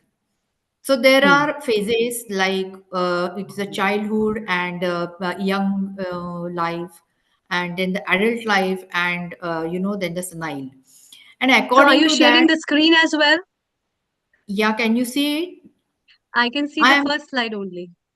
yeah. My presentation is going to be on PCOD only. Okay. Right now, I'm just explaining what we are doing at Right, in the right, clinic. right. Please go ahead. Please, please. Yeah. Yes, please. So in these 4 phases of life where the wellness is needed that we had derived. So for example, if a girl is getting married in her young age, what she needs Ayurveda treatment when she is going to be a bride to be. Or we have also derived something in Ayurveda about when a girl is conceived, a woman is conceived, and what is there to be mother to be. In that phase also we give a treatment. Like that, in every phase of life, men as well as women need a wellness support, and that should be given by the scientific way of Ayurveda in which we are working. For Okay. this, I think I very strongly believe in the quality of the medicines. So I believe personally that every Vaidya should try to prepare his or her own medicines in the practice. So very fortunately, I have been a very fortunate to have many gurus in my life. So as the way I proceeded for my MD, I have learned a lot by Gurukul Paddhati, Gurukul system. So I am blessed with many gurus, and that is why I could take the scientific medical knowledge of Ayurveda in the Panchakarma, also in the preparation of the medicines, also in the diagnosis, also in the uh, varied aspects of Ayurveda. So I'm blessed, I would say. uh, in the women healthcare have been always my area of interest. So in that phase also I have worked a concept like menarche to menopause. Actually, I had discussed this thing with Vaidya when we had a Yeah. discussion, but today's topic we cannot cover the whole canvas of menarche to menopause. So we have taken one portion of it, that is PCOD. Before I just start my presentation, I would also like to say one more contribution by Ojas Ayurveda, that we have been organizing corporate health programs for many years. So we tie up with the corporate companies, and to them we give wellness training, and that training is completely given from the along with the different categories, like it can be a shop floor workers, also it can be a managerial category, or it can be like a level of the strategic management like a CFO or the CTO of the company. So we accordingly we change our presentation because the stress level and work pattern of every category is different, and then we derive and design our module accordingly, and we take such a corporate training programs by Ayurveda. Just to go before I go ahead, I just feel blessed to be working in the field of Ayurveda, because this particular science of Ayurveda can give a huge contribution in all walks of life. Uh, Today's my topic has been given, or we have discussed that I will talk on the PCOD. So it is a polycystic ovarian disorder. As I said, with the time limit with which we have in hand, it is better that we concentrate on only one disorder. I'm thankful to Vaidya Mihir when he has emphasized the importance of Swasthavrutta in our life. And I think that is the need of the hour. Ahead, we are going to see how in even PCOD the same strategy applies. So poly means multiple. Cystic is something that is, it is something with fluid. Ovarian, it is regarding or it is connected with the ovary, and disorder is something which is not in order.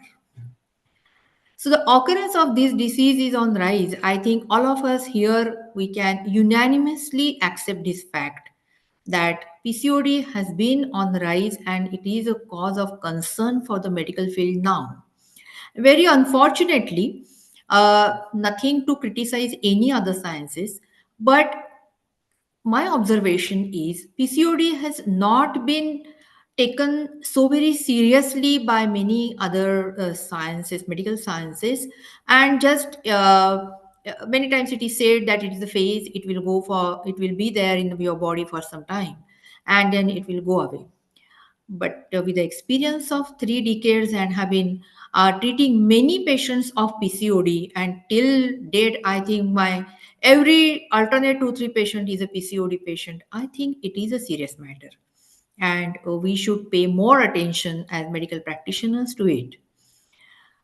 Of course, since it is regarding ovaries, it is exclusively a female reproductive system order, and why it is so, we'll see it ahead. I will again say that very unfortunately, this happens in the very much fertile age of the female. Female menarche usually starts at the age of somewhere between 13 to 14 if it is normal. I will not go into that details because that once again becomes another topic of the discussion. Because nowadays we are also seeing menarche very early, even at the age of 9, I have a case that menstruation has started, and that also reflects on the whole reproductive system of that particular female. But the normal age of menarche is 13 to 14, and till the age of 50 to 52, maybe a female is menstruating. But a fertile age we can count as say 18 years to say 40 maybe. So in this fertile age itself, we see PCOD very frequently. So age to 15 to 40 is a very, very common age. And is it not a concern? I think it is very much a concern. As I said, poly means multiple. Cyst is something which has a watery fluid in it. And the cystic condition of ovary, what does it mean? What does it alters? Is very important. So when ovary is working in its normal course, there is menstruation, and from the first day of menstruation, on the 10 to 14 day, there will be ovulation. The ovum comes out and it is ready to catch a sperm and conceive. If it doesn't happen, then it goes off, and the next month, same cycle repeats. Every month, a female gets one ovum from her right or left ovary. This is normal phenomena. Just imagine when this ovum or the ovulation stops. So there is no ovum. So the further all process actually of reproduction comes to an halt. Before that, even if pregnancy is not the aim right now, the cystic condition of the ovary makes the ovaries bulky. It is full of something like fluid, and there are multiple cysts in the ovary. When the organ doesn't remain in its own shape, naturally its function is going to get altered.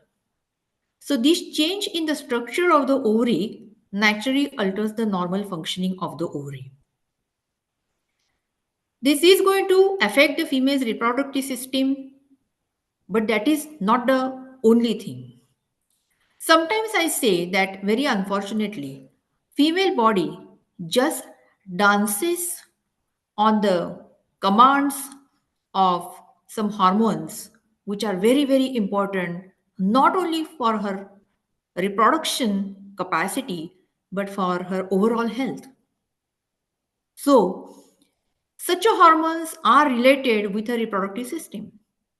When any functioning of the reproductive system goes for a toss, naturally what happens is logically it affects her whole health. And the same thing happens in the PCOD. So this affects the female reproductive system as well as her overall health. What happens? Here are some signs and symptoms of PCOD, but let me, with my experience, clearly state that this is not the only basket. Nowadays, we are seeing PCOD in various formats, and we need to treat the case as it comes to you. But these are some common signs and symptoms which I have stated. Here are irregular menstruations, which is usually the first cause why the patient comes to you. That my menses are getting irregular, last 2-3 months I have not got my periods at all. Or it is vice versa, that sometimes the female says that, oh, my periods are coming every 15 days and I am bleeding very heavily.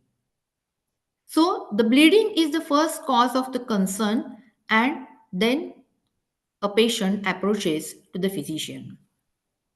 Heavy to very heavy bleeding, maybe sometimes we have seen the bleeding with very heavy clots also during menses.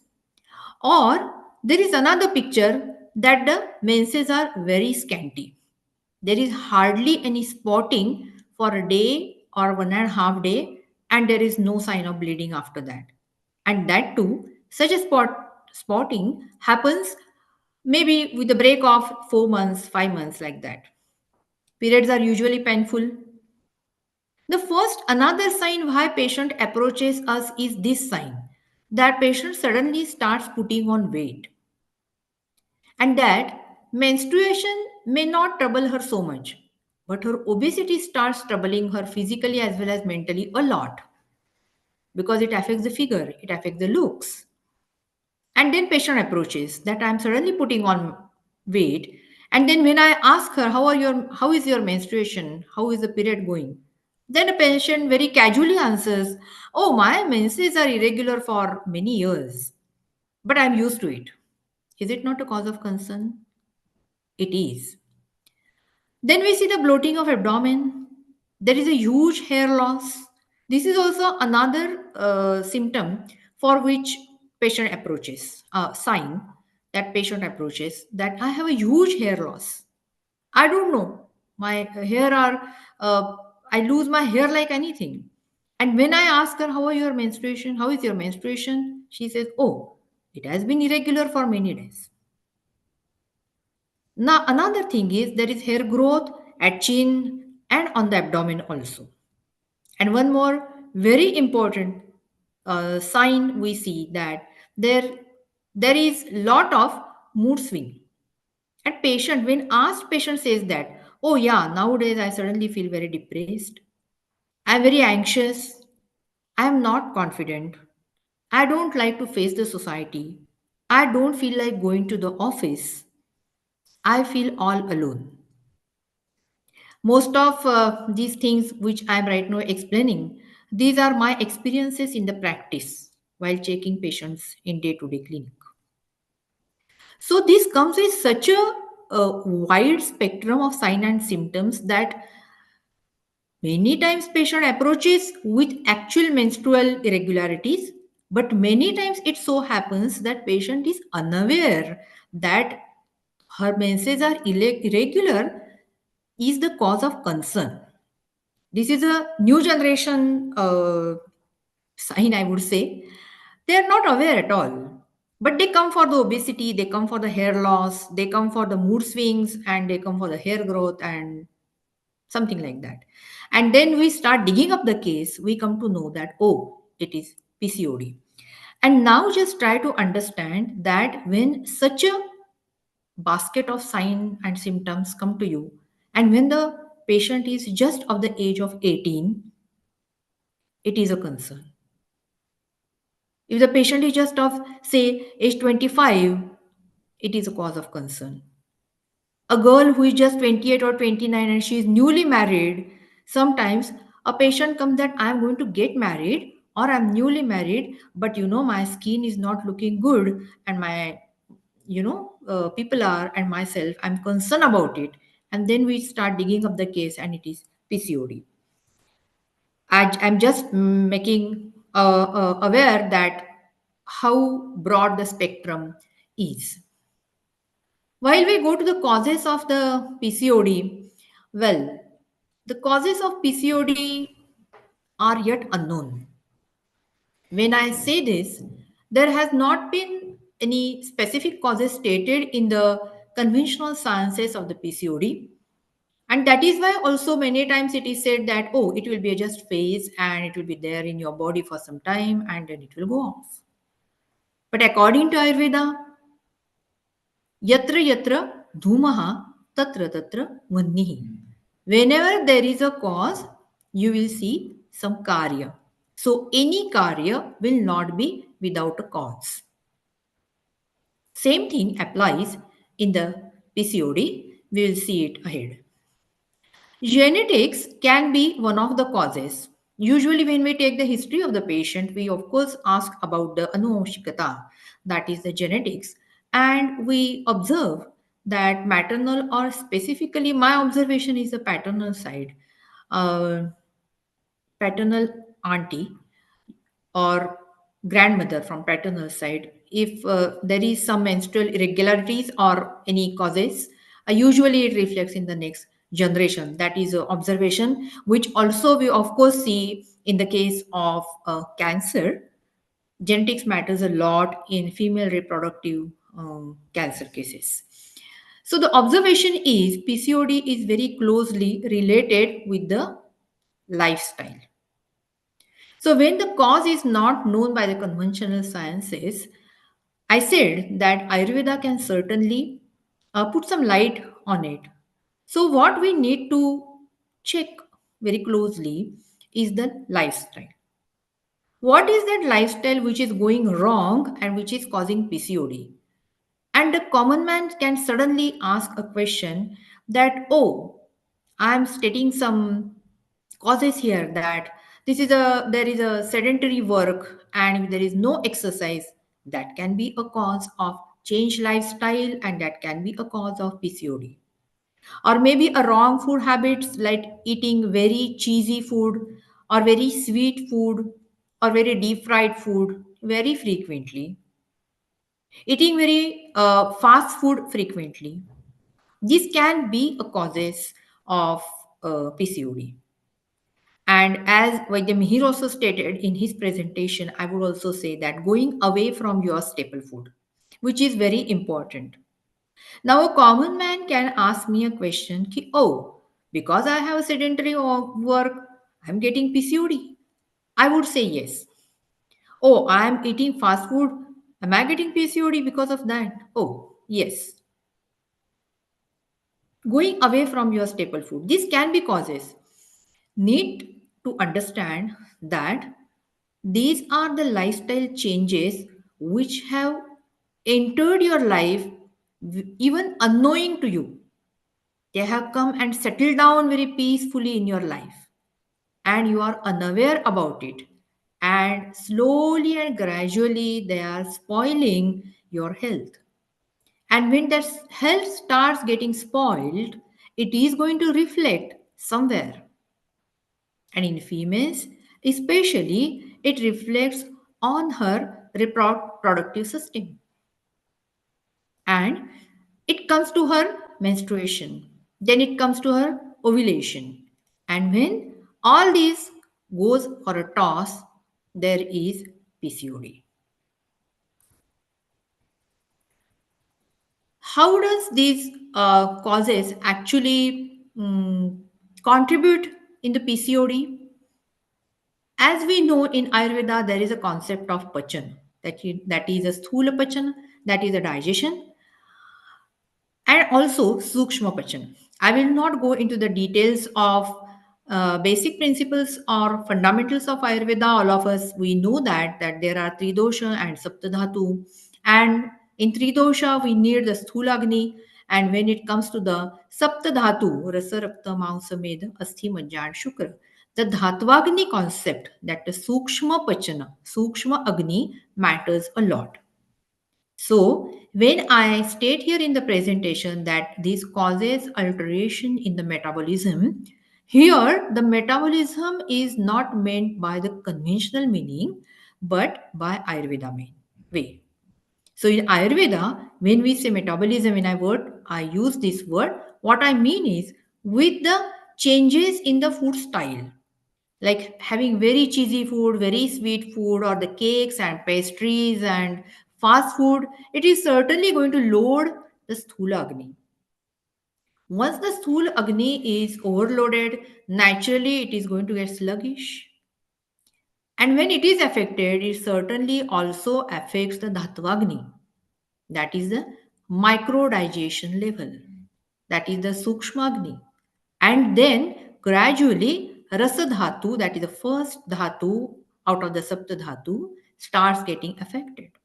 And we all know that Raja is the Upadhatu. It is a subset of Rasadhatu. So naturally, when the whole this process of vitiation reaches the Rasadhatu, naturally it is going to reflect on its Upadhatu Raja and Rajo Dushti occurs.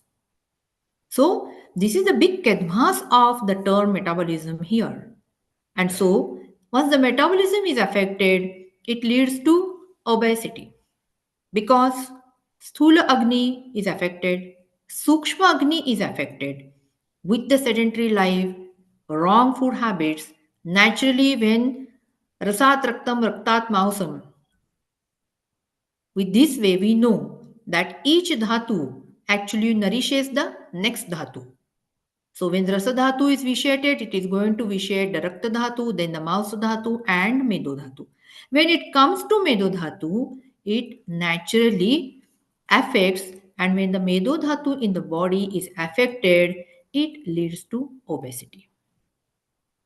Once the obesity is there, the common observation is chances of alteration in the functioning of menstrual cycle and ovarian function increase.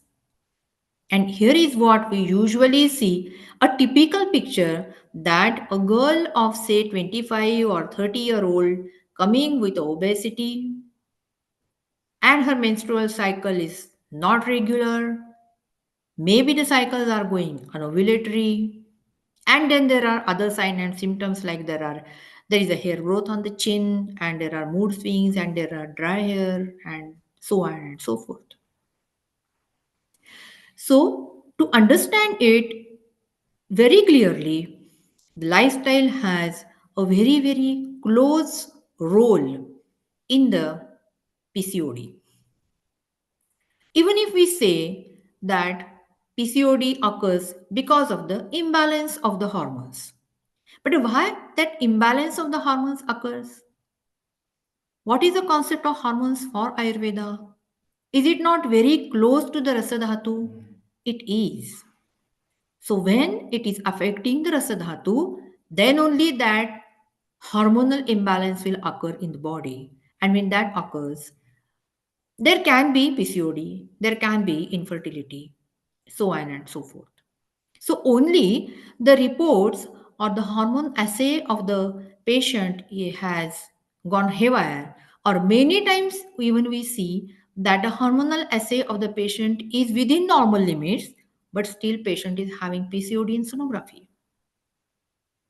So here, rather than thinking just by the reports, we need to think it Ayurveda way. When we diagnose PCOD on the basis of Tridosha, Saptadhatu, Trimala concept, Stroto Vikruti, Strota Sadushti, then it is not only easy for the diagnosis, but I would certainly say that it is also easy for treatment. Because as the spectrum of sign and symptom is very wide in PCOD, the spectrum of treatment is also very wide in PCOD. So we need to Dr. follow Sarita, all. we need to conclude also. Sorry Yeah, to interrupt you. We need to yeah. conclude in next I two, will be 3 minutes concluding in because our 2 minutes. next I'll be yeah, concluding in yeah, 2 minutes. next five minutes you can conclude. Yeah, I will 5, 6 be. minutes. I will Yes, be please. done. Yeah. Yes, please. So the PCOD is certainly a treatable disorder.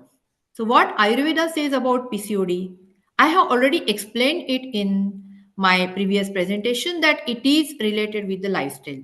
So naturally, what we need to do is a change in the lifestyle. So Ayurveda says physical health plus mental health is equal to health. So only physical health cannot solve the problem, only mental health can't solve the problem either. So concentrate on the healthy eating habits, Avoid chemically injected, chemically manured used food, grains, vegetables, fruits.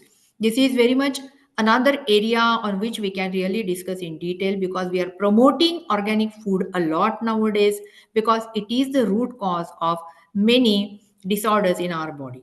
So try to eat organic food, try to take your staple diets maximum, work on your sleep patterns. Sleep should be timely and sufficient. Exercise every day. To my patients, in short, I will say that I ask my patients to walk minimum 5 to 7 kilometers a day, then a yogasana and a Surya Namaskar, 25 to 30 Surya Namaskar every day. The patient one who really follow that are free of PCOD along with the food changes. So to change lifestyle is easier said than done. I know that, and all of us know. But consistent efforts and long perseverance is needed.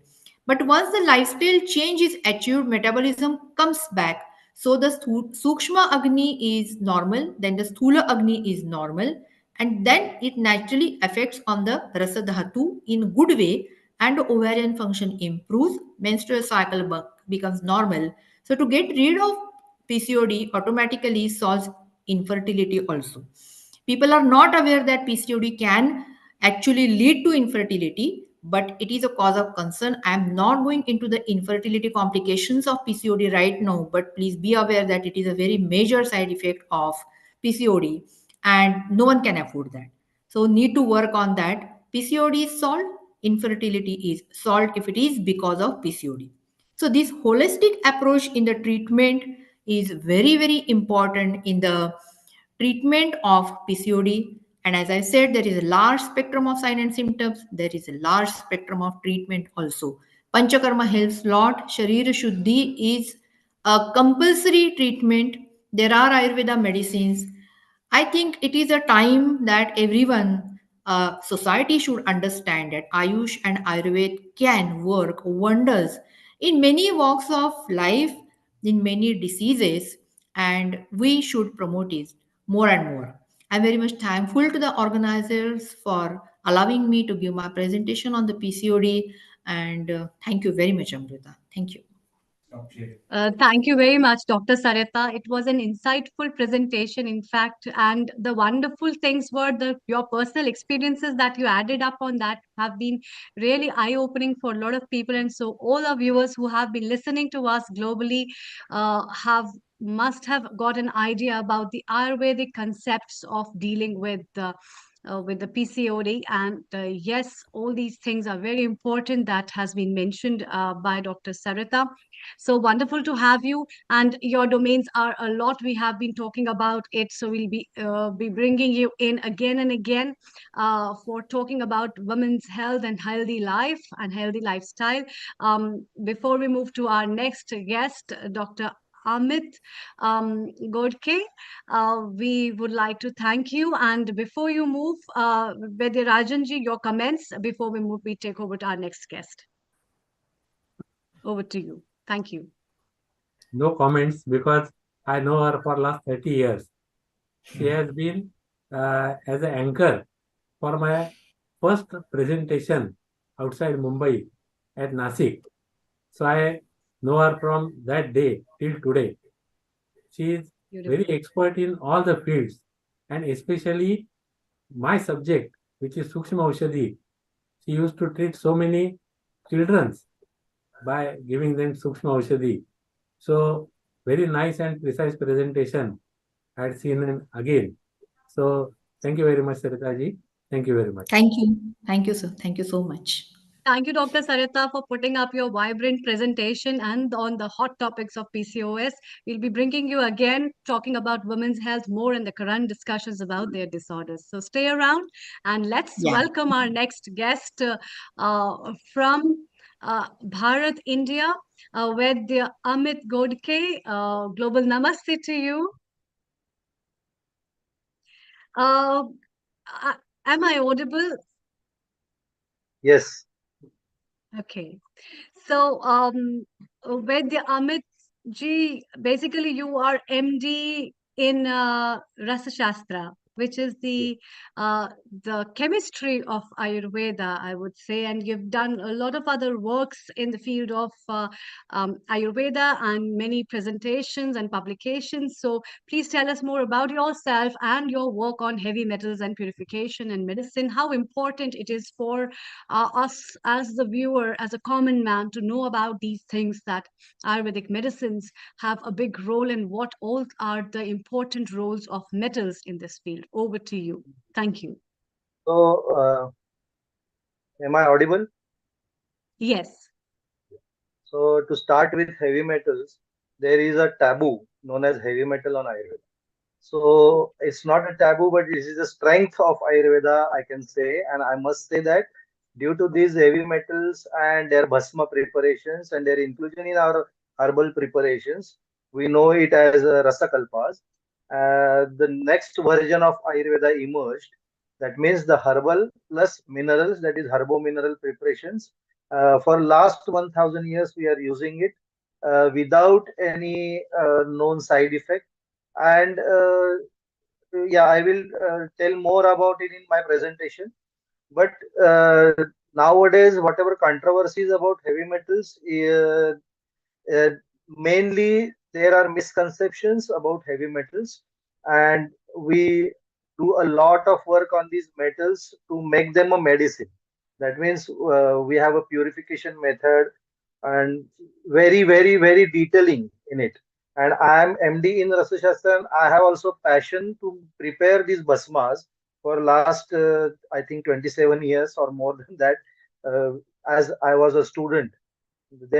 From then I am preparing these, and I have a I am very enthusiastic person in preparation, and uh, more and more other activities about Rasa Shastras. And my the next besides preparing medicines, I have founded Arya Pharmaceutical and Medicine Manufacturing Company, and there we prepare bhasmas at very large. We do large batches, but still sticking to the Ayurvedic principles. So, hello. Yeah, sorry to interrupt, Dr. Amit. If you can tell us what is our viewers, what is bhasma basically? What is called as Yeah. bhasma? So it will be easy for our global viewers to know about what So, basically it is and how it yeah, has been integrated as an Ayurvedic medicine. Please throw light on bhasma, that. Over to you. Thank you. bhasma is a Bhasma is a preparation mainly from the metals and ores. Not only from metals, but there are mainly ores, that is pyrites. We know them as Suvarna Makshik and Vimala, they are pyrites. There are arsenic compounds, Somal, Hartal, Manashil. That means arsenic oxides and arsenic sulfides. We found it, we found it in mines. So we know them as ores. Then copper sulfate, ferrous sulfate. These are ores. Nowadays we get them as chemically prepared combinations, but besides metals we use them, and we have a detailed method to transform them in such a way that from toxic properties they turned into a medicine. That means they are toxins not advisable for our body, and we transform them through thorough preparation and thorough methods, scientific methods, and so they turn or they transform in such a form that they become bioavailable to our body, and also they have beneficial effects on our body. That means from toxin to a elixir. That is the way the Rasa Shastra states all these preparation methods. And more we will talk about the purification, which is our today's subject. So how it is transformed? Do our acharyas knew that these are toxins or not? And whether if they know that these are toxins, uh, how they uh, the preparation methods they described about it, that we will see in this presentation. Can I share the presentation? Yes. Yes, please. So in over 10 to 12 minutes, you can have your presentation and Yeah, yeah. talking about how the periodic table, the chemistry of Ayurveda has been an age-old history and has derived all the metals and elements in a beautiful form to be utilized as an elixir. So that is the beauty of Ayurveda, and we have so many experts and scientists in the field of alchemy of Ayurveda talking and discussing about how we can utilize these mineral components and minerals ores. Though Ayurveda has always been talking about herbs and herbal medicine, but this component of utilizing the minerals and the components of minerals directly to fulfill your micro and macronutrient levels is an important discussion of today. So please share your screen and we can have your presentation. Thank you. Yeah, one sec. I'm sharing my screen. Yes.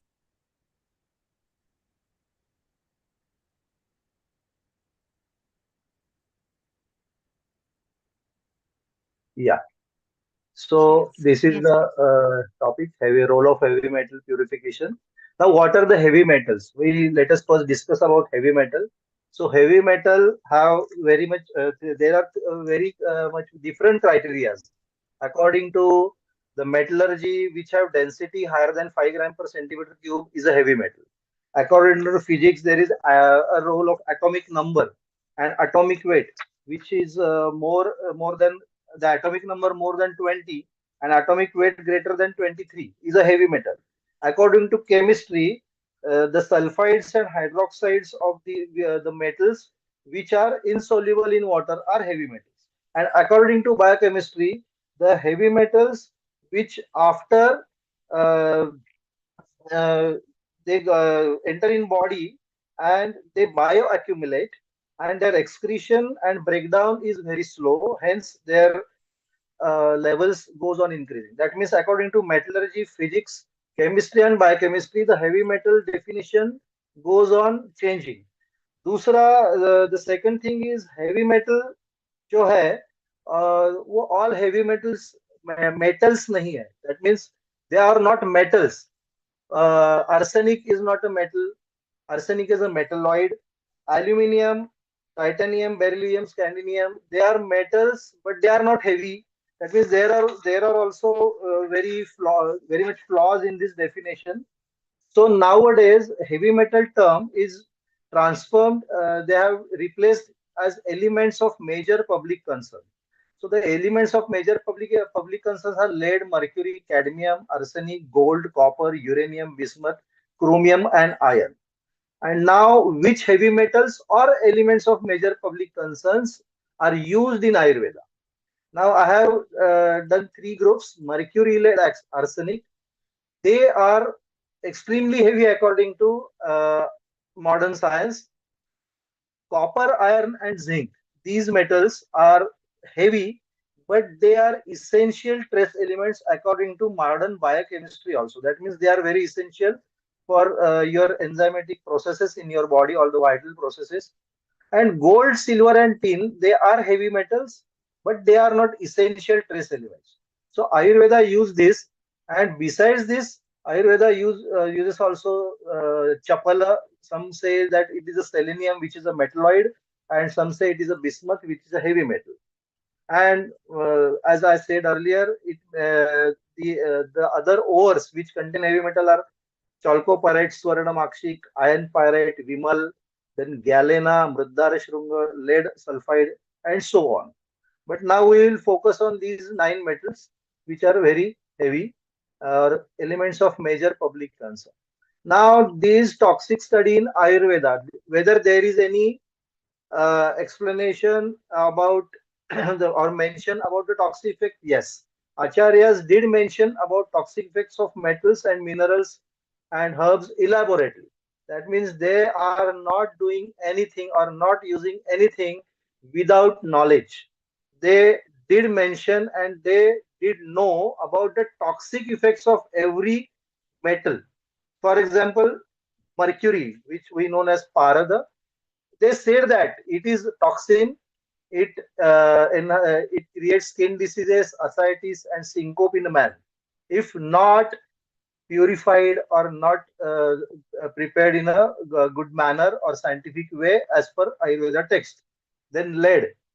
it is used in it is the bhasma of lead, which is known as Nag Bhasma.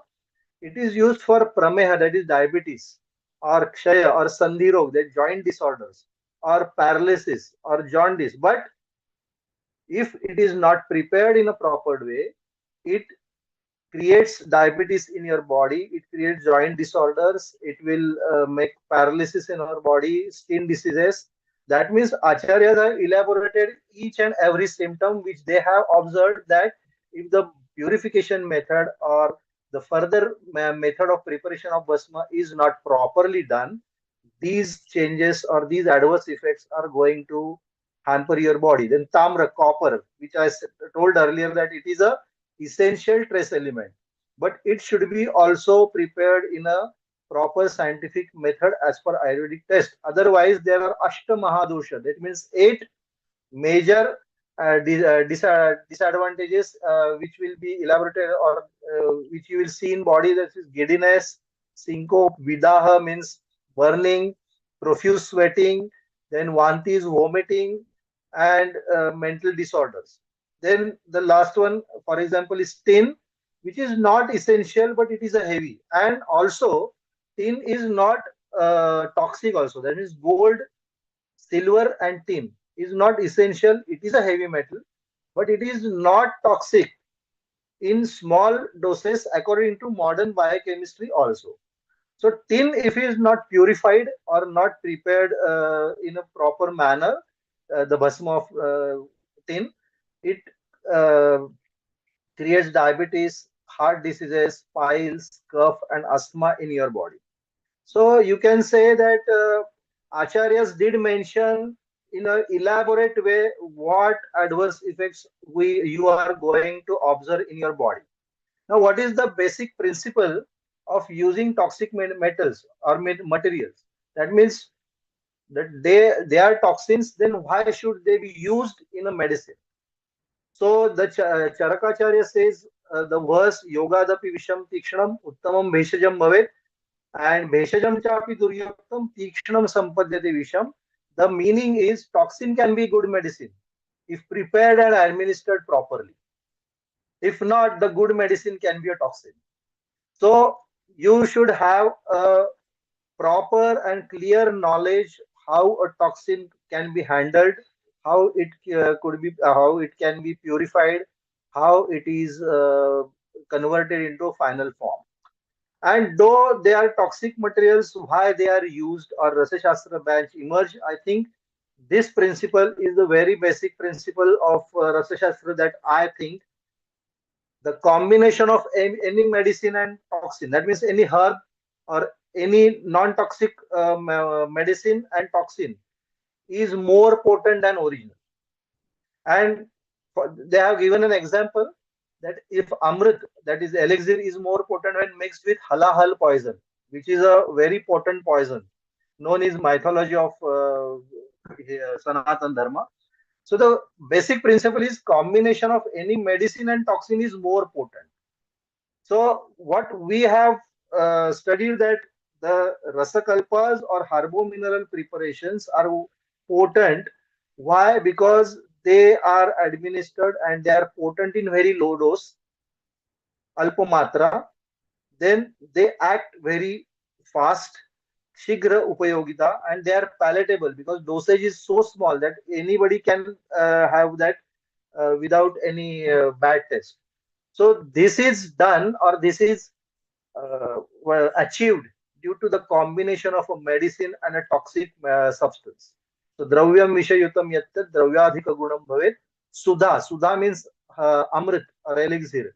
Hala hala visha yukta sudhadhika gunam tada. So amrit becomes more potent. Now, when we handle such toxic metals, that means when they are not purified, they can show toxic or unwanted side effects on your body. There are major 3 steps when we prepare a bhasma, which is known as shodhana, purification, marana. That is a method, a complete method which completely transforms that metal into a medicine, that is known as bhasma. And then also amritikaran, when that complete transformation is achieved or attained, then Still there are some residual flaws in that substance or bhasma. So the special amritikaran procedure is done. So to make a complete or without any adverse effect, there are no adverse effects of that bhasma. Now there are various processes of shodhana, that means purification. Purification processes are there. The left side, they are Sanskrit names. The Svedana, boiling that particular metal or ore or mineral in juices or decoction for certain period which is mentioned. Then trituration in juices or decoction. Then quenching. Dhalan and nirvana is quenching in juices and decoction. Nirvapa is quenching in juices and decoction. And this patana and nimajjana, they are distillation process or dipping in specific liquid for specific time period, which is told in or which is mentioned in our texts. Now, what is the objective of shodhana process? So these are very tedious, time-consuming processes. But what is the objective? The first one is known as mala vichcheda. Mala is unwanted or adverse attributes. So elimination of it is known as dosha also, adverse unwanted attribute. So elimination of doshas or elimination of toxicity from that metal. So we start shodhan process to eliminate. Then by quenching method, we attain the metal is a very hard substance, so we make it brittle. And also the some metal part is converted into a form which is suitable for next process, which is known as marana process, bhasma process. And during the shodhana process or purification process, a partial conversion into an intermediate form is also achieved. So to make the further process easier, the shodhana process is undergone, the metal undergoes the shodhana process. Now there is another also there are some methods for purification of metal. Now I am speaking about purification of metals. There are two methods: general purification method, for which sesame oil, buttermilk, cow urine are another, we can say it as a vinegar, and decoction of horse gram, kulatha. So these are these liquids are used. This is known as general purification method for metals. Uh, So in sesame oil, the cereal, that means from sesame oil, buttermilk, this series should be uh, followed. In each liquid, it should be done for at least 3 times, 7 times, or some text says for 21 times also. So why this? This is due to this is a Sanskrit text, but I will tell you its meaning. Chara sarve malam hanyu. Shara means basis according to chemistry. So whatever adverse effects or unwanted material in that metal, it is eliminated due to these bases. Now, if we take see the cow urine and decoction of horse gram is a base, that means its pH is basic. Then amla shodhana jaranam. What is jarana? So jarana is breakdown into small pieces. So in Sanskrit there is a shabd jirna vastra. Vastra means cloth. So the jirna whose each fiber is separated. That is known as jirna. So these heavy metals, why they are heavy? Because their molecules are packed in very small space. That's why they become heavy. So due to jarana, their packs of or bundles of molecules, they become rare. And then what are the acidic? Amla means acidic. So buttermilk and vinegar, they are acidic in nature. So amla and kshara, that means acidic and basic liquids are used. And the next principle is snigdhyam sneha prakurvati. So the snigdha is oily. So due to oily nature in that metal, when it goes inside after preparation of bhasma, it is useful for your body tissues, for integrity of the tissues. So that's why Vedya, this, yes. yeah, Vedya, Amit, please conclude in next Yeah, 3-4 yeah, minutes, please.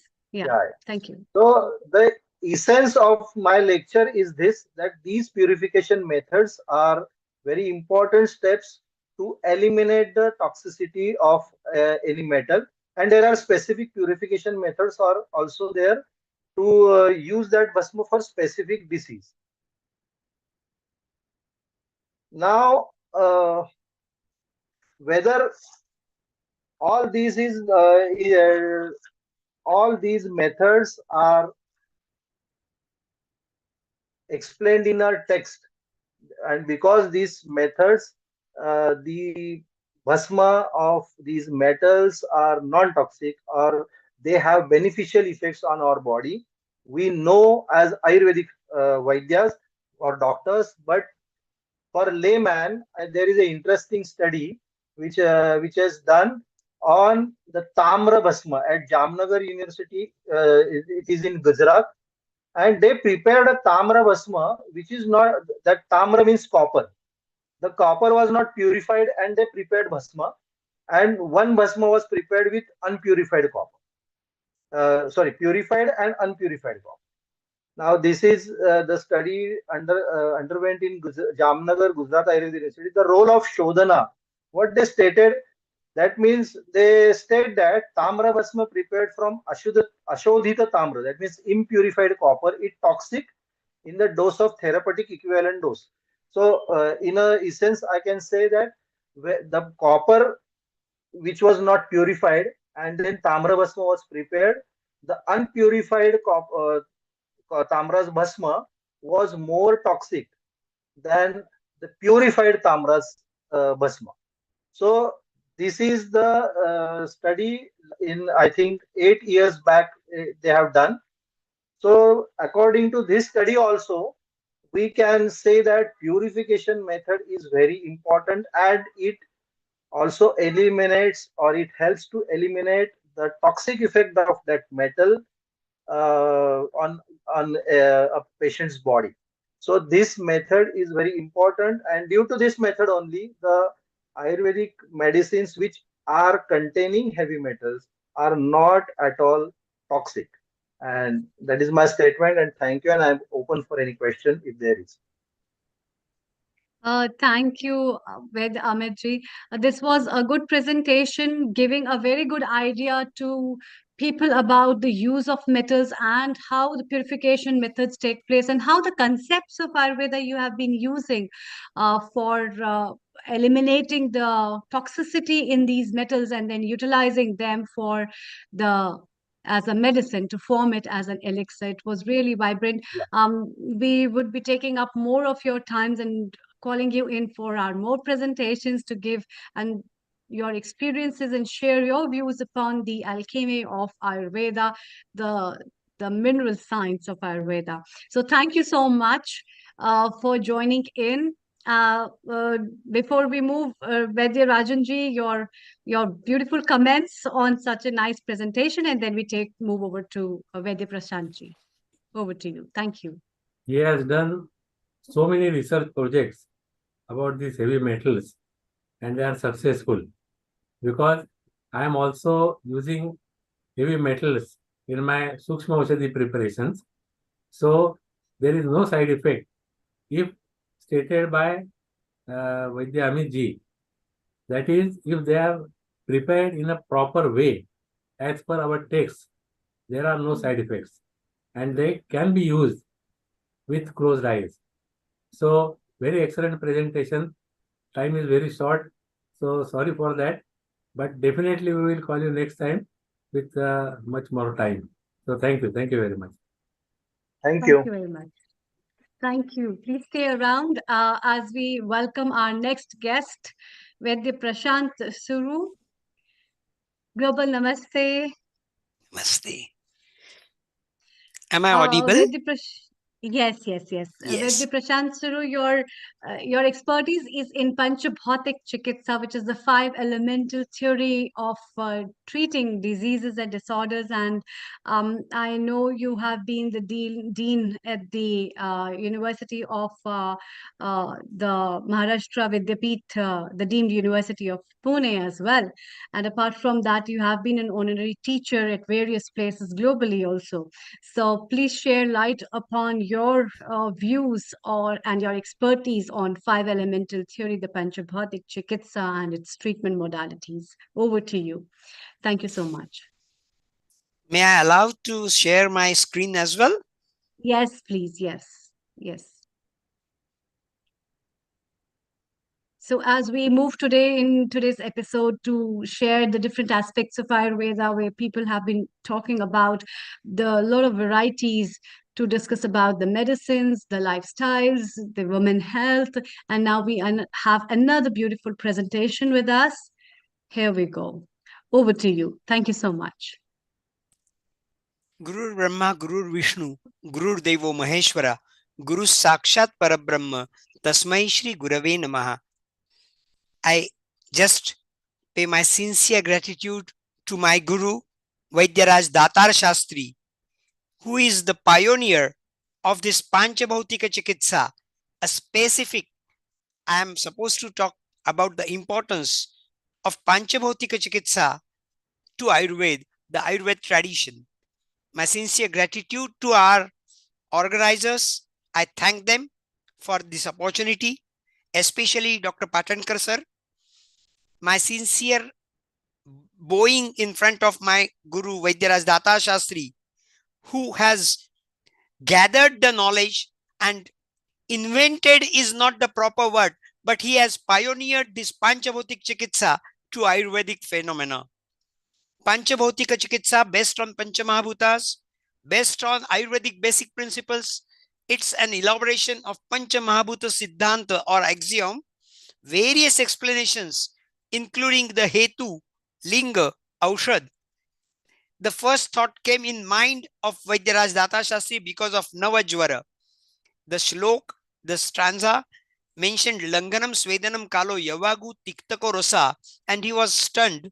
Why Tiktaka Rasa? And then he found that answer, that Tikta Rasa is the only which contains Akasha Mahabhuta predominance in his content. Panchabhautika Chikitsa is based upon the Lokapurush Samya Siddhanta, Tridosha, the Saptadhatus, and Trimala Siddhanta.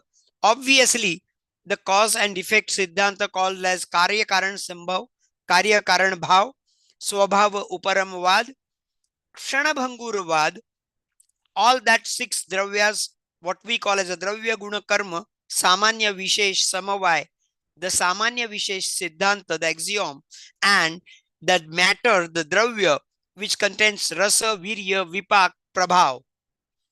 Vaidyaraj Datta Shastri has said that as in nature is in the human body, what we call as a yavanto loke tavanto dehe, as in nature is in our body, and our body is predominantly of what we can compare as man is a microcosm, a macrocosm of that microcosm.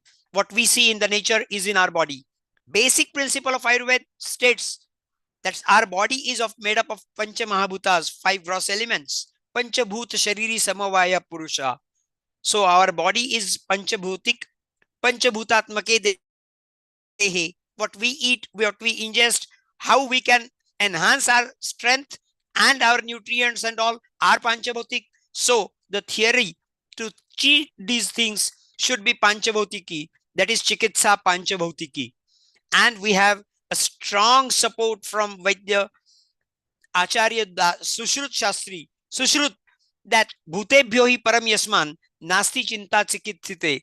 Just to compare, when we say about three doshas, our body is made up of kapha, pitta, vata, predominantly. According to the Panchabhautik way, we can describe that Akash is predominantly over the neck region, then the Vayu at the Urasthana, then the fire power digestive Teja, then the water content Ap Mahabhuta, and the stable like Prithvi. Then Vaidyaraj Data Shastri said that when we talk about the Prakriti, the constitution, we found Vata Pitta and Kapha, or Vata Pitta, Vata Kapha, Pitta Kapha, or Vata Pitta Kapha, these 7 Prakritis. But he described that our Prakritis are Nabhasa, that is predominant of Akasha, Vayaviya, Agneya, Jaliya, and Prithvi Pradhan Parthiva. So Panchabhautik Prakriti should be considered in Panchabhautika Chikitsa of a human being. When we talk about the constitution, obviously basic Vyadhi Samprapti occurs as Yatra Sangha Khavaigunyat Vyadhi Tatropajayate. The Akasha, which allows everything to happen within, is obstructed, and it is obstructed only because of all other 4 elements or gross elements. And hence, any block, any Sangha in that Kha, that Akasha, the disease takes place. This is the basic Samprapti ascribed according to Panchabhutika way.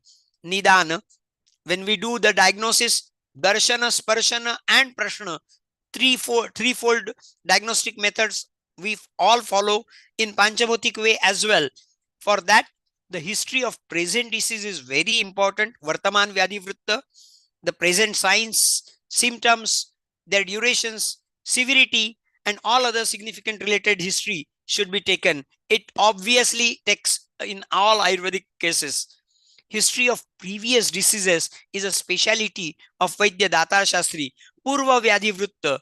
According to him, Panchabhutik theory, history of Jwara, Jirna Jwara, Kamala, Romantika, Shitala, Masurika, or Visarpa must be noted because they make cause. They are responsible, Karan Bhavs, or for the next karya or a particular disease. They may be a causative factor in such conditions.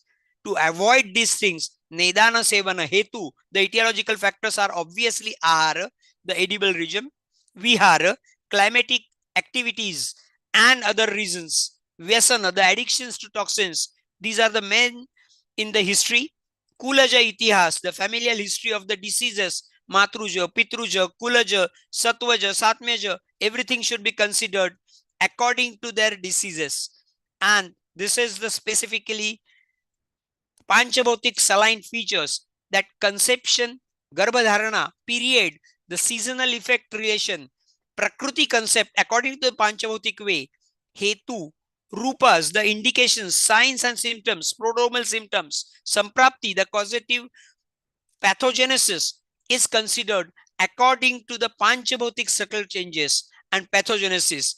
As we say, dosha drushtir bhavet vaidya, according to Panchabhautik concepts, we should say Panchabhautik bhavet drushta. Panchabhautik siddhanta with Samanya Sutra is Nidana Parivarjan. First line of treatment, that to avoid causative diet, all exercises, proper way, proper sleep, keeps health. So we have to be careful for the sleep, orgasm, what we call as Triskanda. Excuse me. External factors such as climatic, age-wise changes may prove fruitful. Samanya Vishesh Siddhanta and Lokapurush Samya Siddhanta, along with the Swabha Uparamavad, is responsible and helpful to strengthen the statements of Panchabhautik Chikitsa. Prashna, the history taking, birth date, as I said, it is also indicates that nature of the person according to the Amla and Kshar Prakritis. I mentioned about Panchabhautik Prakritis, but Amla and Kshar Prakritis, which was mentioned by Vaidya Ghodke just few minutes before, is helpful to diagnose what is Amla Dharmi Prakriti and Ksha Dharmi Prakriti. For me, it may take a full separate session to explain about Amla and Kshar Kalpana in Panchabhautik way and Ayurvedic way. The Udara Parikshan, birthplace according to the Anupa, Jangala and Sadharana Desh, in which area the patient has taken the birth or what was his mother's diet at that time. Then the diagnostic method of Sparshana, Udara Parikshan, is a specific according to Panchabhautik Chikitsa.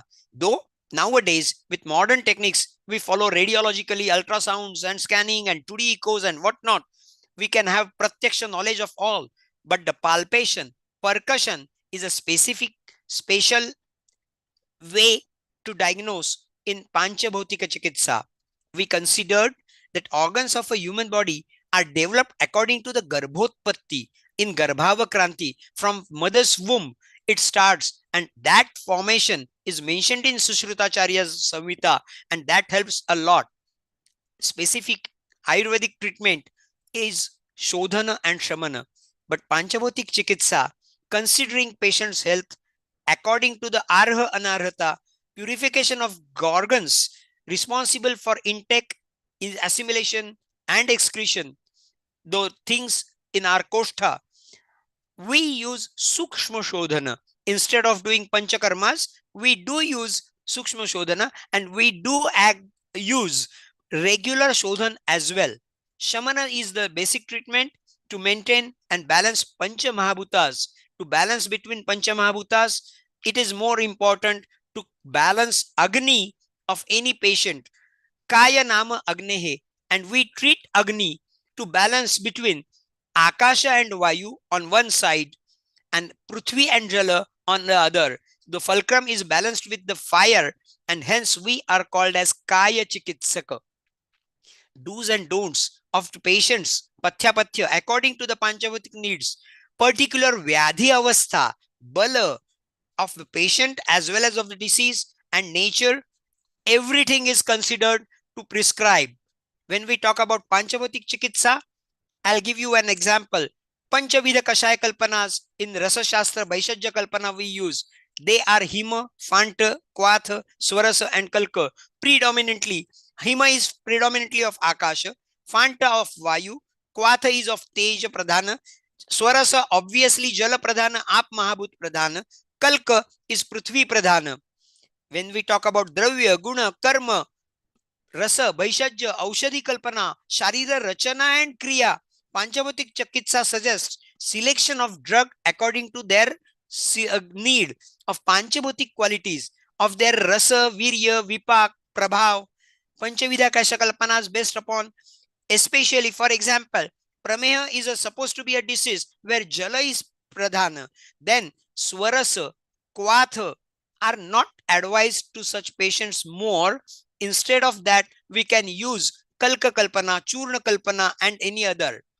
Panchakarmas, which we normally describe as a Vamana, Virechana, Basti, Nasya, Rakta Mokshan, are predominantly considered. That predominance of Agni for Vamana, Urdhvagamitvam, Virechana, Adhogamitvam, Saraguna of Jala, Basti, Asthapana, Sthiratva to Vayu is Prithvi Pradhana, Nasya, reaching to all the directions, Nasya is given predominantly of Vayu, and Rakta Mokshana, keeping Akasha clear, Apratihatatva, or making it vacuum, also considered as per Panchabhautik Siddhanta, should be taken in consideration whenever we do that. I'm going to give you few examples of Panchabhautik Pradhan Dravyas. Dravyas are selected. Vamshalochan, Katuka, Abhrak are Akashiya Dravyas. Chandan, Ushir, Yavasa are Vayaviya Dravyas. Maricha, Chitrak, Ajamodas, Tejasa, fire powers. Kumari, Kamala, Kalinda are Apya Pradhan. I am giving some examples. Shunti, Padmakashta is a sthira. Shunti has Gandha, Gandha Guna Pradhanam Prithvi, Jata Mausi. When we talk about Shat Kriya Kal, we can consider according to them. Just because of time, I am not going to explain these things to you just now. The ways what we call to bring doshas to Koshtha and then to throw away with the Shodhan. Vruddhi is obvious Prithvi predominant. Abhishanda is Jala Pradhan. Paka, Teja is predominant. Because of digestion only we can attain the Pak. Kosthastha Vayu Nigraha, obviously Vayu predominance, and Sroto Mukha Vishodhan, nothing but the Akash predominance. So everywhere in Ayurvedic treatment, we consider Panchabhutik Chikitsa. Nada, the Shabda Pariksha Vishesh is more important because according to Bhutantara Praveshakata Gun, Shabda is present in all the 5 elements, and hence Nada Pariksha, percussion is the most important of Sarva Mahabhuta Pariksha and followed by Agni. Vaidyaraj Datar Shastri received Panchabhautika Chikitsa award as a Bruhatrai Ratna award only his contribution, which was enormous to the science for Agni Parikshana. Saline features, what he put is Agni Parikshana, Buddhendriya Vichar, Ashdhvashosh, Amlakshara Kalpana. Amlakshara Kalpana was well established and described by Vaidyaraj Datar Shastri. Just for the example, normal Doshadushya Samurchana, Doshadushya Sangraha is very similar to Prameha, that is what we call as a Prameha. Prakarshana Mehati iti Prameha, Kushtha and Visarpa. The difference between Doshadushya Sangraha and Samprapti is, in Prameha, we find Apa is vitiated maximum, followed by Prithvi and Tej, whereas in Kushtha, Prithvi is more vitiated, followed by Apa and Tej, but in Visarpa, Tej is the most culprit to vitiate get first and then Prithvi and Ap. So, though the similar Doshadushya Samurchana is there, the disease becomes different. Some saline features are concept of Amlakshara Kalpana, Purva Vyadhi Vrutta, concept of constitution and Vyadhi Samprapti, and climatic seasonal changes should be considered for every patient. Amlakshara Siddhanta, rightly said by Vaidya Ghodke, Ksharohi Ati Madhuryam Shigram Amlopa Samvita. He has explained that Siddhanta, Amla is predominant of Jala, followed by Teja and Prithvi, and Vayu and Akasha. The Jala is the commonest, most predominant in Amla Dharmi Dravyas, followed by Amla and Kshara are not rasas. Amla Dharma and Kshara Dharma is different between Amla Rasa and Lavana Rasa or Kshara. Kshara Dravyas are predominant of Teja, Prithvi, Vayu, Jala, and Akasha.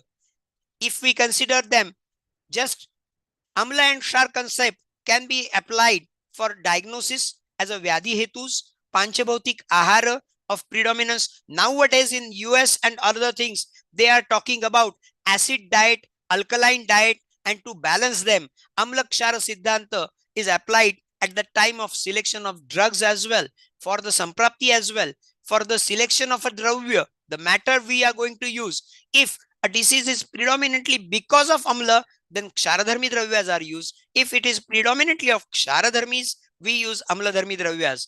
I will give you an example. For Dravya Shodhan, the combination Sanyog and Vibhaga are made, and for that making of medicines, we do use different concepts of Amla and Kshar Kalpana. The Maran, Vaidya Ghodke sir was explaining for Bhasma and other processes. I will explain that thing, what he mentioned. Taile takre gawa mutre yaranale kulathajet. Taila, the sesame oil, what he mentioned, is because of first we wash all the things.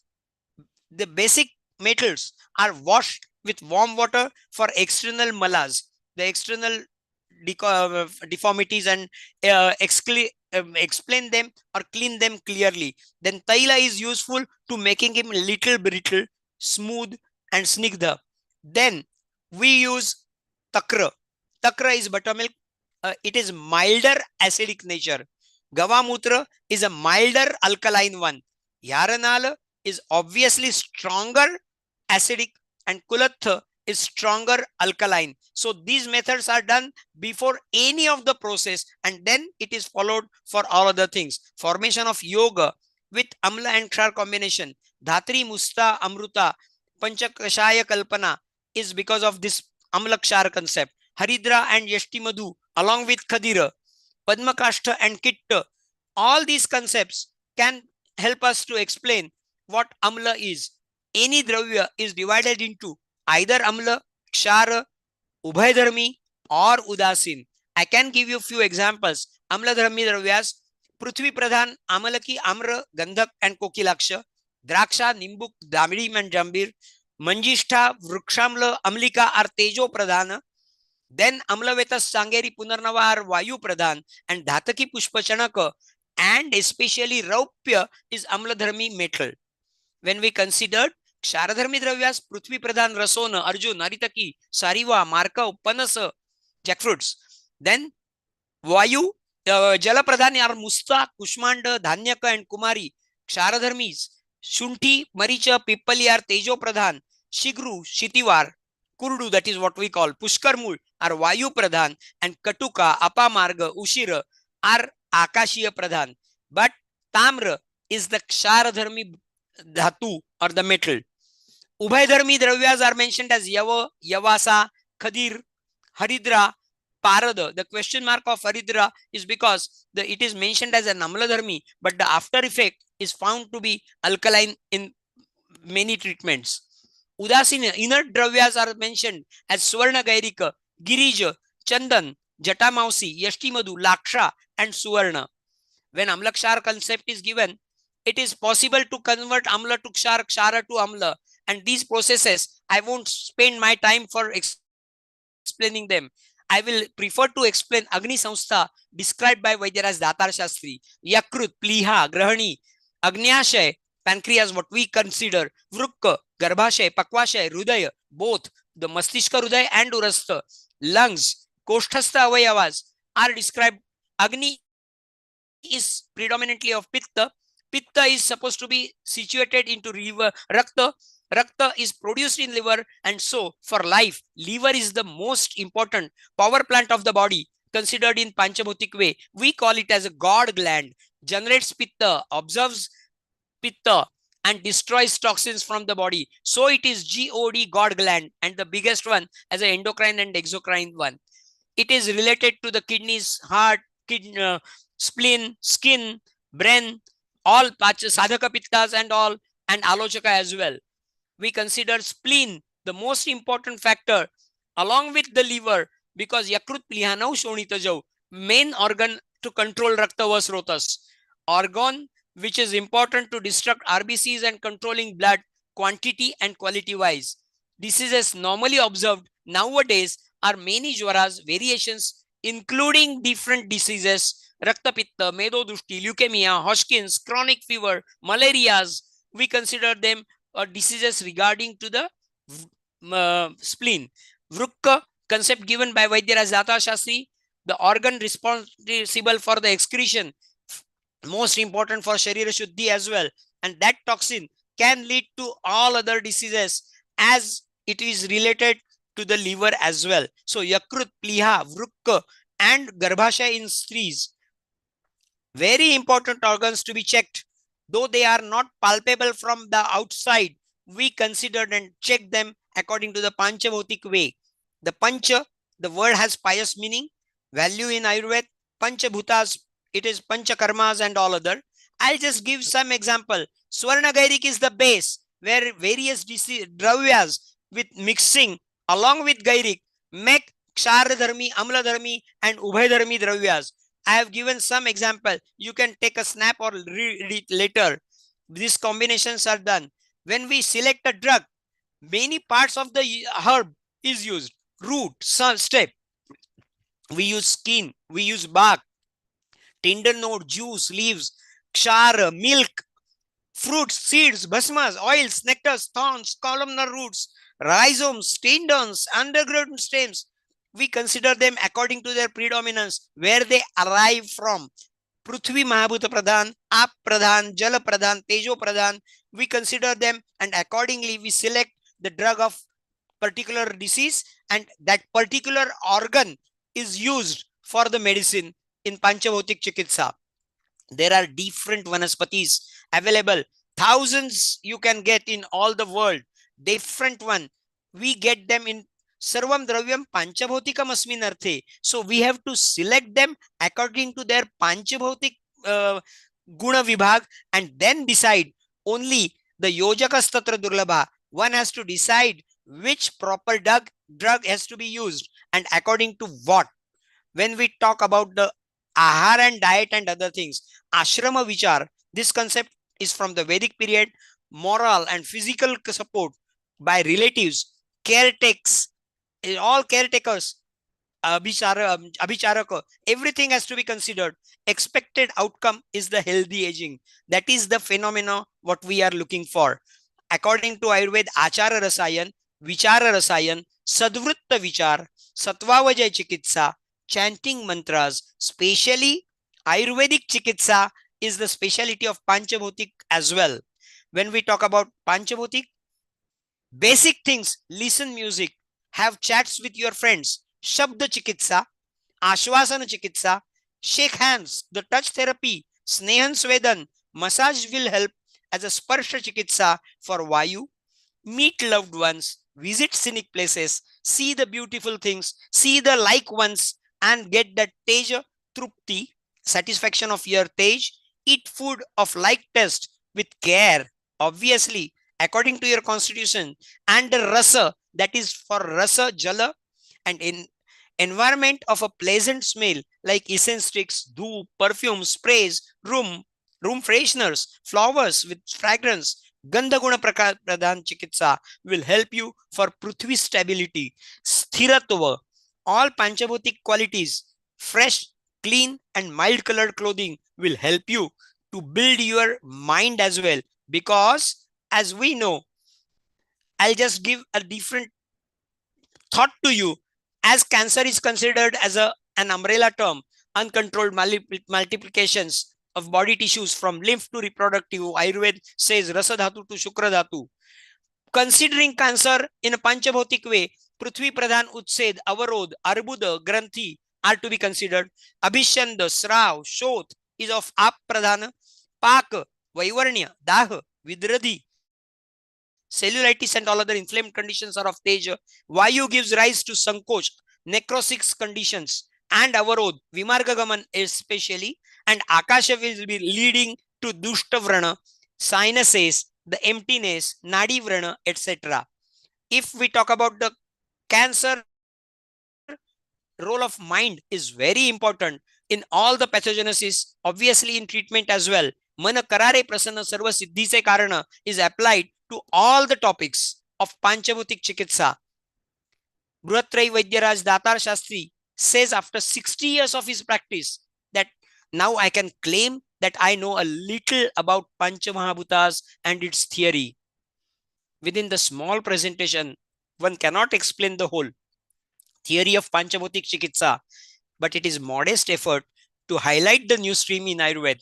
The Panchabhutik Chikitsa has much more as an addition to mother science of Ayurveda. I can say it's a miracle. Panchabhutik Chikitsa is miracle. It is multifaceted, instant, result and research oriented, applications of basic principles. It contains available all everywhere in the world, all the 5 continents which I have visited, lower in cost, economic to the patient, effective and easy to learn, apply, and can be used in all the continents. My sincere wishes to all of you. If I'm missing something, if I have said something extra, न्यूनते पुरते अधिकते सरते करुण घेयावे तुमते विनवितु असे सर्वेपि सुखिनः सन्तु. I can just conclude that happiness and satisfaction is the most important for the healthy lifestyle. It's a knowledge flowing like a Niagara. Whatever comes in my hand, I put in front of you. And I say, I pray that omnipresent space allows to happen every positive within, pure air to breathe, real fire to warm and form, clean and pure water to drink, and the stable, healthy earth to live in. I hope you must have enjoyed, and sincere prayer and great day in front of you. Thank you very much. Thanks a lot.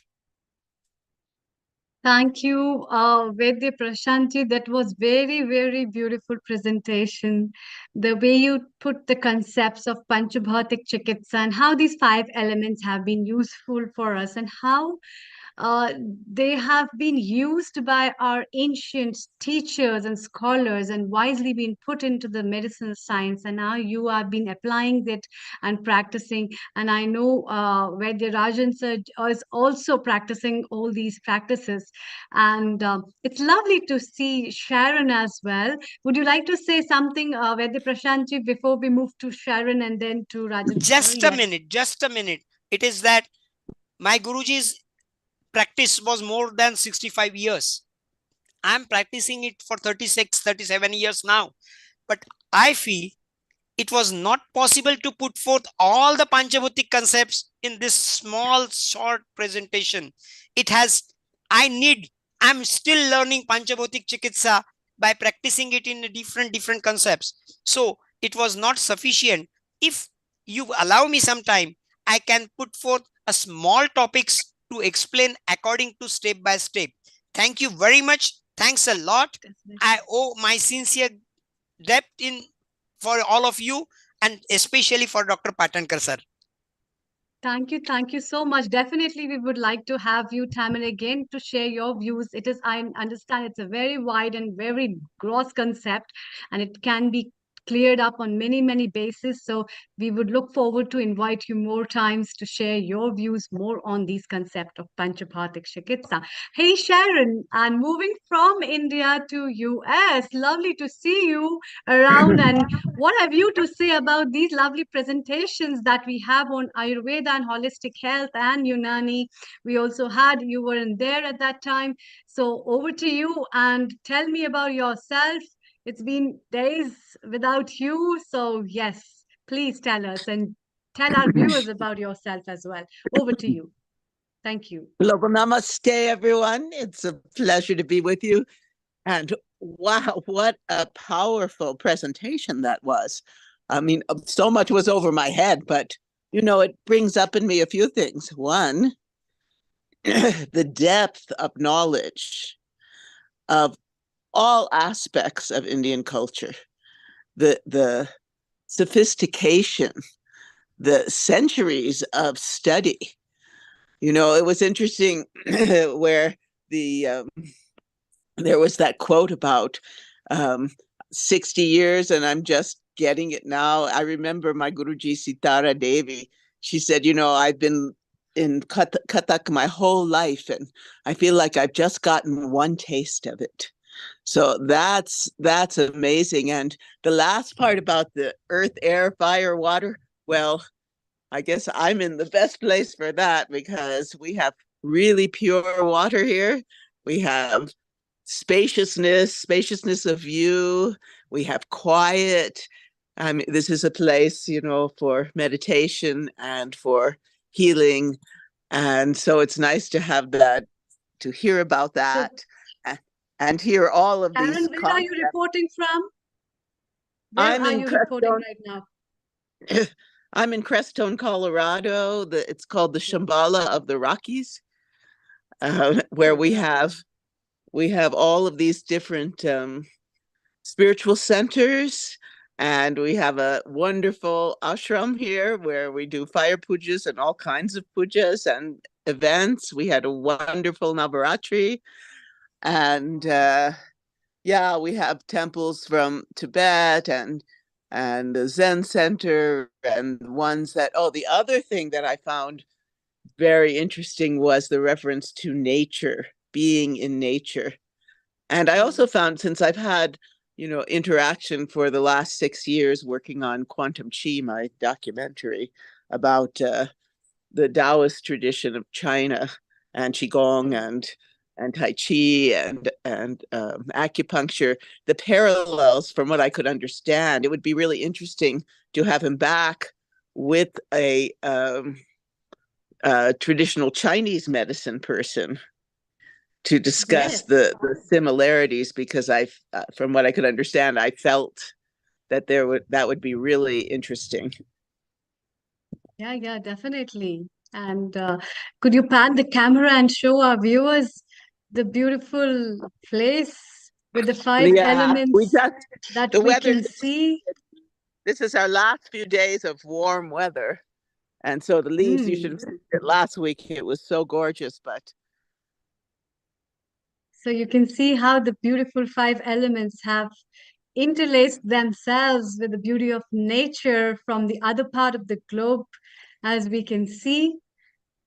And the beautiful sky with the hovering clouds and the mountains, and our lovely Sharon. That was pretty lovely, Sharon, to have you. Let's take up some comments from Vedya Rajan before we again move to Ohio with the Vedya Vandana Ji. So over to you, Vedya Rajan Ji. Please, your words for Vaidya Prashantji, over to you. Thank you. Prashantji is a very good friend of mine for, as he said, for last 35, 36 years. His contribution towards his Panchabautik Chikitsa and giving lectures on so many platforms is very commendable. And the thing which is doing previously great work on cancer with Vaidya Sardesh Mukhji is also very creditable. So, very excellent presentation, very easy to understand, non-Ayurvedic or non-professional or non-medical student or common man also. So, thank you, Prashantji. Thank you once again.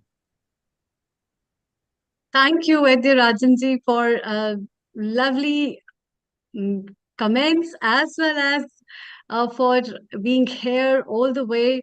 And let's from India move to US again at Ohio, where we have Vaidya Vandana Baranwal, who has recently been a part of NCAM, the National Consortium of Ayurveda at Ohio and Orlando. She was there. So let's take her views and experiences from her. How had been the conference and how did it all went and what are the uptakes from there? Over to you.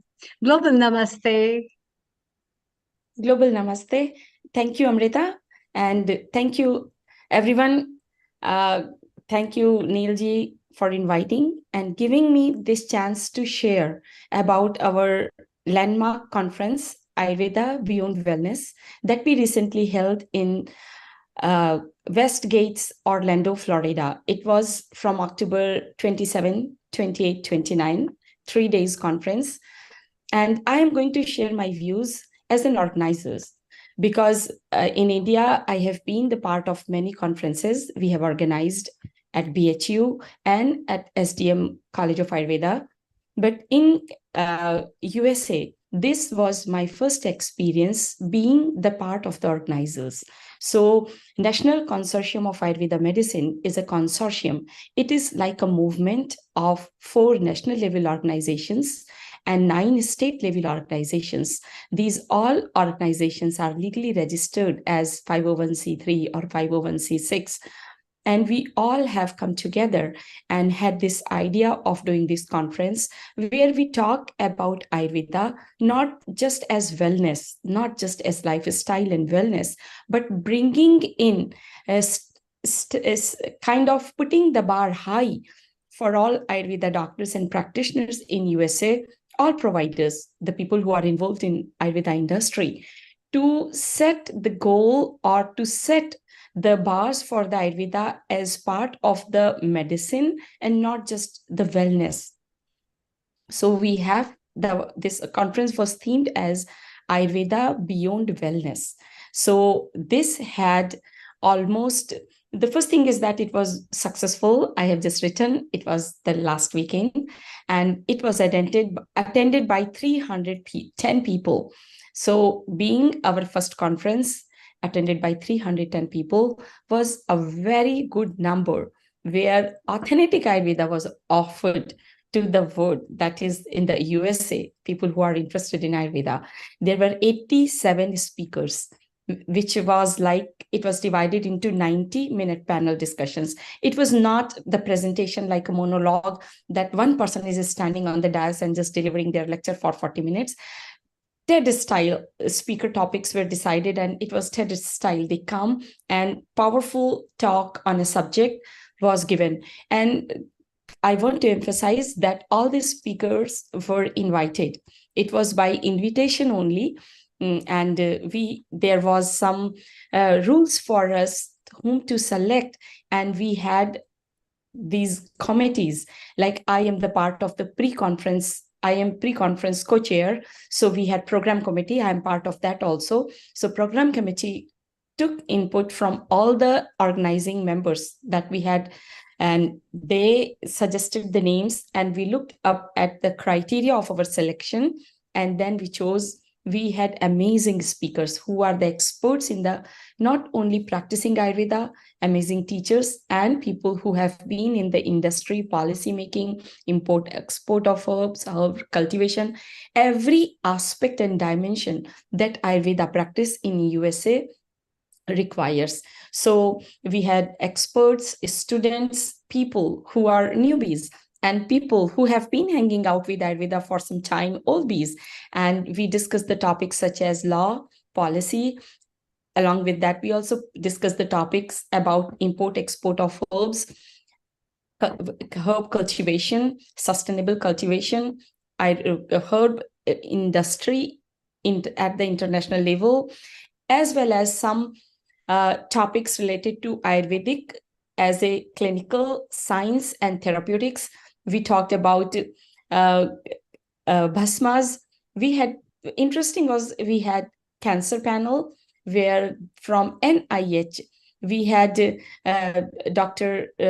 Jeffrey White. He also put out a survey for Ayurveda professionals. So that was discussed. We also had status of Ayurveda in United States. We also discussed artificial intelligence in Ayurveda. And we had a panel on women health. We had a panel on incurable diseases. We had a panel on strategies of mental health, food choices, historical science of Vijaya. That was also a remarkable thing that we discussed. We had a panel on Vijaya that is also kind of getting the attention of the science and medicine now, but has been described for therapeutics and for well-being in Ayurveda always. And we also launched a white paper. So Dr. Ish is the part of our Ayurveda at HOE. He was an invited speaker. I also saw in the panel we had today Padma Vibhushan Balindu Prakashji. He was also one of our invited speakers. Both of them, we miss them. Both of them could not join because of their own personal reasons, but we look forward to having them sometime in future. So we also had to make it enjoyable, sitar. The sitar presentation was given by one of the Ayurvedic doctors. He played the ragas for the morning. He played the ragas for the evening. And we had Bharatnatyam. The Dr. Priyanka Balachandran has traveled from UK to attend the conference, and she also presented Bharatnatyam. So that again was presented by Ayurveda doctor. And we had Garba. One of the evenings we had Garba night. We had DJ and two featured speakers, Dr. David Frawley and Dr. John Doulard were there. It was fun doing Garba with Dr. John Doulard. And it is that they just didn't come and deliver their talk, but they were there through the whole time for the conference, very attentively listening to the presentations and hanging out with the attendees and doing conversation. That was very useful. This was also in our plan that people who attend the conference, they don't just come and listen to these star speakers who are so famous and knowledgeable that people hang on to every word that they say, but they also get to hang out with them. We also had book signing at the end on the second day. So many authors were there who offered their signed books. I am part of the Ayurveda Journal of Health, which is a journal of Ayurveda being published from University of Massachusetts for past 20 years. I am on the editorial board. So I also was there for my journal and invited speakers, and most of our board of members of the editorial board were there, like David Frawley, John Doulard, Dr. Balram Singh, and Dr. Vivek Shanbag, Dr. Pratibha Shah. They all are on the editorial board also. So kind of I felt proud talking about my journal at the book signing session. So we had designed it such a way that it is not just the delivery of the talks on certain topics, but an experience about the Ayurveda. Between the sessions, we had pranayam, and in the morning, every session started with gentle yoga. So it was an amazing experience. We have been planning for it for 1 long year. Every Monday evening, we're set for organizing committee to meet online, and all the organizers were not in the one city. Someone from Texas, someone from Arizona, someone from Colorado, Florida, myself from Ohio, from India. So we had people from all over the USA doing our evening meetings every Monday, planning this conference, and eventually enjoying it in the host state was Florida. So enjoying it in the Florida eventually. And I consider it was a good experience being the part of the organizers and experiencing it. And I believe that it was a success. So if you have any questions or anything regarding this conference, please let me know. Maybe I have been talking too much. No, not I'm at so all. excited about it. It is a lovely and a very beautiful experience that you have shared with us, that has made it really core with the concept of Ayurveda beyond wellness, I would say. And the efforts you all have been putting in from all the time of an year has given the results and the fruits of how it has come out to be. And the beautiful thing of incorporating various aspects of emotional health has been dealt very well, I would say. So we would like to congratulate on behalf of the whole Ayurveda family for making it a successful event and promoting Ayurveda globally as well. So before we move to Dr. Danada, who had been always a part of it as well, we would like to have some views from Rajan sir as well as Sharon. So with the I Rajan just want to Patankar. add, Yes. I just want to add, Dr. Dhanata was the moderator of the Women Health panel, and it was an amazing panel. Beautiful. So we'll be taking her views as well very shortly. Vedya Rajan ji, your views on the experiences that she has shared. Over to you. Yes, Thank you. Very excellent experience. So many of my personal friends, I should say, Madan Sangaveluji, then from India, our Patankar, then Nitin Kochar were there, then from Harish Verma from Canada, he was also there. So I was getting the, I should say, conclusion or the essence of each day in the night. So it was very well organized and very well topic conference, I should say. Next time, I will be very eager, or I will be waiting for the dates, and I will be there definitely. So thank you, Vandana ji, and thank you all. Thank you, Vedya Rajan Patankar. Sharon, what are your views on the conference review that Dr. Vedya Vandana ji has given? Oh, Over to you. It sounds like it was such an in-depth conference, and the dedication of all of these people to making it such a success was wonderful. And the vast expanse of different aspects of Ayurveda that they brought forth. And I also, of course, like the fact they had a sitar player and a Bharatanatyam dancer, and they did, they had fun, which is always a wonderful thing to do in a conference. And so I'm very impressed. I'm very impressed by the quality and just the whole putting together of this fantastic conference. Yeah, and I think your favorite dancing and music had been a part of it, and I think you should have been a part of it as well. Sharon, I could have videotaped it. That's what I was thinking. The whole thing should have been, you could have even done a whole documentary about it, or like more than that. It could have been, wow, a whole compendium on Ayurveda for people to, probably it was recorded, I hope, so that people who weren't there could participate, even could raise some money by by having donations or something. So Oh, we have our founder and director Neil Kumar as well. Your comments, Neil Kumar, before we move to the another. Thank you, Amrita, and a very good evening to you in India, and a very good noon to Vandana and Kanada.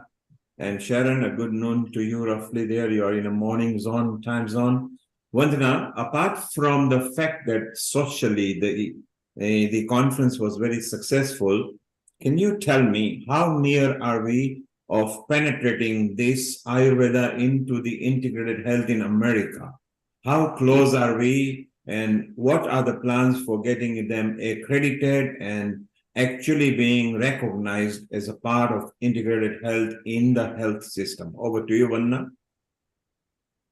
You need to unmute yourself. Sorry about that. So thank you for the question. Actually, we are not very close yet.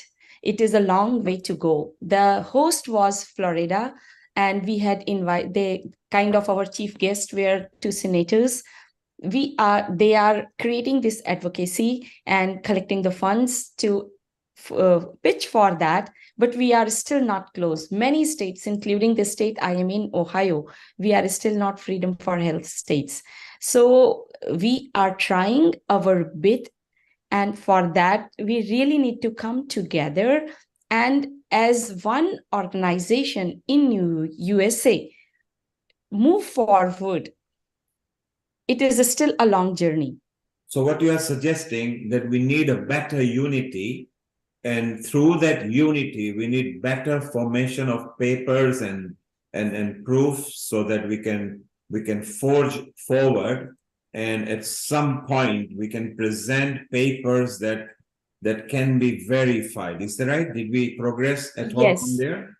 Yes, because we still do not have a credentialing body. We still do not have an accreditation body. We still do not have a body that recognizes Ayurveda as a stream of even holistic medicine, part of complementary and alternative medicine as well at national level. So we are still in the process. I'm hoping that we are moving in the right direction. And I would like Dr. Dhanada's comment as well on that. Yes, she is very much involved in the accreditation. So Dhanada, welcome. And first, a bit more about MChem and accreditation, and then we'll also take a report on tapas and the successful Veda Mela at the Krishna temple. So a good noon to you as well. I think you've just passed noon down there, wherever you are. And welcome to you as well. Thank you, everyone. Global namaste to all. I am here from a Hanuman temple in Frisco. They have called me for a free camp, medical camp. They are since the morning 8 to 11, and the Ayurveda free clinic that I have put together has been just crowded. I got delayed coming in on my time because of that, but it is such a joy to see people are inclined to Ayurveda and integrative medicine, and all the doctors are curious now. On that note, Neilji, the question you asked about the integration, how is Ayurveda happening?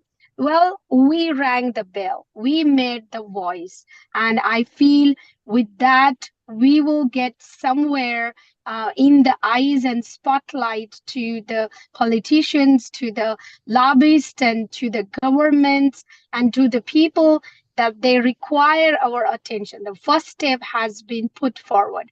The next step is to do the inclusivity and the collaborative unity in a better way, is because there's a lot of things to take into consideration, and a lot of panels and a lot of questions and a lot of modernization into Ayurveda needs to happen.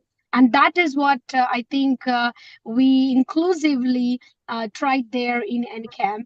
And of course, Vandana ji was one of the leaders to put foot forward into research, into academician, and she was the MC for the whole day on Saturday. And we did a lot that could give us a spotlight in this direction, what Neilji was asking. But there's a lot of work. The conception has happened and yet not born the idea to go into integrative medicine, but it will be soon. The baby will come out of soon after that, I would say. Okay. So yeah. So we shared the report about your barbecue, your antakshari, the cohesiveness of your social gathering, which is very important. And I feel that that first step was very useful because all of you in a synergy met up to decide that we want to take it forward. In this conference, were there a discussion about how some of the Ayurveda products which are licensed in India and United Kingdom now, are some of the products already licensed or pending license to be imported in United Kingdom yet? I mean, in United States of America as yet? Yes, we had a herb cultivation, the agriculture aspect of it. We had the legal policies that could do the herbs, import export of the herbs. We had the panelists that they were entrepreneurs and they were discussing main factors about how import exporting, what are the hurdles, what are the cultivation, the quality, the virya, the vipak, the rasa, the one herb that could be somewhere getting born in Himalaya versus in somewhere in Rajasthan or somewhere in US. What are the qualities and what they're looking when they are importing, exporting through that. So we had a very in-depth discussion, and it was a sambhasha, and it was a panelist opinion from their vast experiences. So we have not been only benefited, but also gathered such a wisdom pearls that we could take it to the next level. You could go, we found that the CCRS, which is the central government, has some of the, they call them as a clusters. And that was a new information for me that I do not know. In India, they have a clustered center where you could go and get these resources where if you want to import, export, you want to white label your herbs or you want to do something about it, they could give you a great analysis, which lab you could use, what resources you could use. And I think that was a profound for me as a Vaidya to learn, oh, I want to found my own formulation and I need to go through these clusters that they will help me to do the whole study, what I wanted to do. So this was eye-opening, Neil. So also apart from the products being licensed, did the conference come to a consensus that let us unite and form a body that can actually allow practices to practice without being part of national health of the country, but in a safe way can actually dispense and or prescribe any products to those who believe in Ayurveda? So we cannot emphasize in, as you know, in United States and the country outside India, the Ayurveda, what we have come to is a gold standards. What are the standards should be there? What should be the scope of the practice? You know, so if I want to go in the state of Texas, there is a Texas Ayurveda Association. I want to go in Ohio.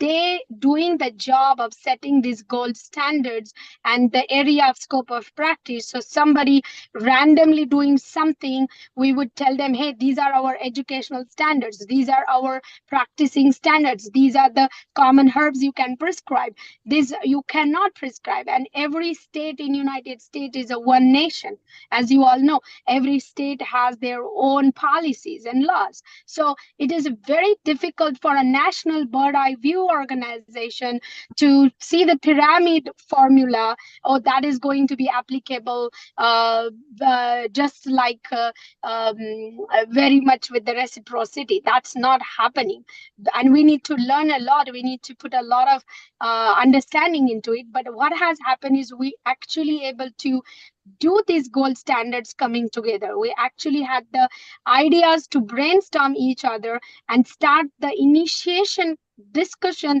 with the Indian government, include with the people that were traveling, like Madanji was there, and a lot of other entrepreneurial people that they have money that they want to invest in the phase of Ayurveda awareness. That has all been laid a foundation, Neil. And the beautiful part is at the GAF festival in the Kerala, you got a lot of healing people who will be there as well, who are planning to globalize this thing so that it can help local authorities or local countries. If there was a race going on between different states in the United States of America, who do you think is bit ahead to get it either accredited or get it approved or get it integrated or get a college or a university becoming a partner for a future collaboration? Which state do you feel is slightly ahead? I will. Good question. In 2019, between 2017 to 2019, the state of Colorado has filed the Ayurveda licensing, and it's called a Sunview application, and that has been done by one of our own Ayurveda Vaidya, Dr. Sujata Reddy, and we have filed for getting for Ayurveda license at the government, and that has happened already. So we have come up with a lot of questions that there are no side effects, there's no study done, there's no actually the invasive therapies, there's no need of an insurance, and there's no need of the licensing structure yet. So that has already been done. But I will tell you your answer. We're looking forward California state next to happen something on that level, because they are the oldest association, and we copying so many of the laws, and whatever happens in California happens to Texas, happens to other, even politically that is true, so I hope that we would come to at that conclusion, and we learn from the Coloroma what has gone wrong into that, and what homework we need to put together is to first bring this unity together and then go it to the next level. Because not only among the Ayurveda we are learning, then once we go filing the license, we are having acupuncture people, we are having chiropractor people, we are having homeopathic people, and they're gonna all start, why you guys need licensing? I need licensing more than you first. So this is a whole lot of different study, but I hope we'll go there someday. We are at the conceiving level. Thank you. So that's beautiful. We are actually homing on to probable states that we need to concentrate on. And Colorado is where our Sharon is as well. And maybe at some point later next year at Ram Loti's place, where we can maybe host people and people can come and stay. I think let's keep in touch before Mauritius, and we can plan Colorado, where Sharon has got a lot of contacts, local contacts, even some contacts which have been part of a previous few years back. That'll be awesome. Yes, so it will be a good idea that we need to explore this even further, and we can flourish from there. We'll come back to NCAM a bit later, and Vandana. So how was Tapas, the Veda Mela? We saw there was so much activity, and we shared it amongst our healing group globally. Tell us a bit more about Tapas. So tapas is basically a Sanskrit word, and Dr. David Frawley gave me n number of meanings when I was in NCAM. But we started tapas in 2021, and we hope to grow leaps and bounds. We have finally 500 people in the Veda Mela. That was our undeniable impression on Ayurvedic fraternity, and we made such an invaluable contribution to the phase of Texas civilization, and they were coming and getting free Ayurveda consultation. That's where we started doing monthly free Ayurveda consultations, which is right a month after that. I'm here in Frisco Temple, one of the very big community here. We did another free Ayurveda clinic today as well. But to come back to the Veda Mela. Veda Mela is a concept of having all Vedic sciences showcasing, not just the Ayurveda. but Ayurveda was a main part of celebrating Ayurveda Day. And the way we structured is we have every single Vedic science expert there, and we offered something to each from that science and that expertise to common people, which is not many or conferences I go, I see they do not have any involvement of common public. And that is the first step that Tapas put together this year, is to involve many common people that they just know Ayurveda somewhere, that they just know Triphala somewhere, but they don't know beyond that. And they coming and they asking and they interacting, and their problems we were solving. So that was our first highlight. We had definitely so many free gifts.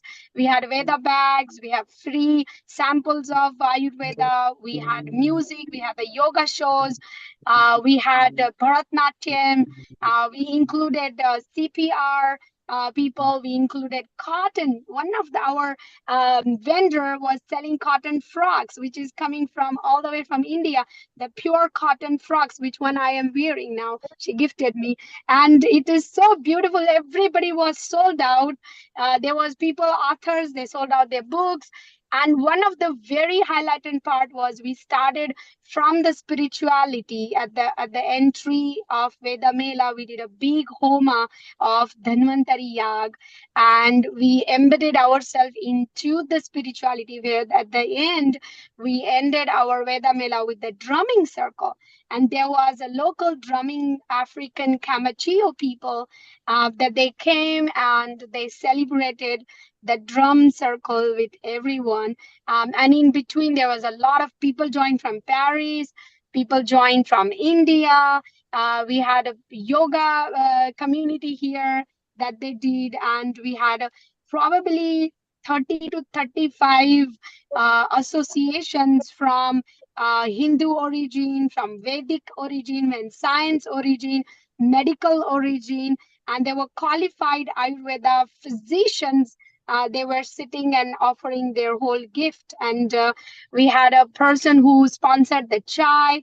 We had a person, the wealth management investment company sponsored our Veda bags and t-shirts. We were giving the free t-shirts. So it was kind of like a festivities. It was not just wearing a tie and sitting a classroom type conference. You know, it was all zest of human being can experience, can touch each other, can see the samples, can taste the samples and talk to people.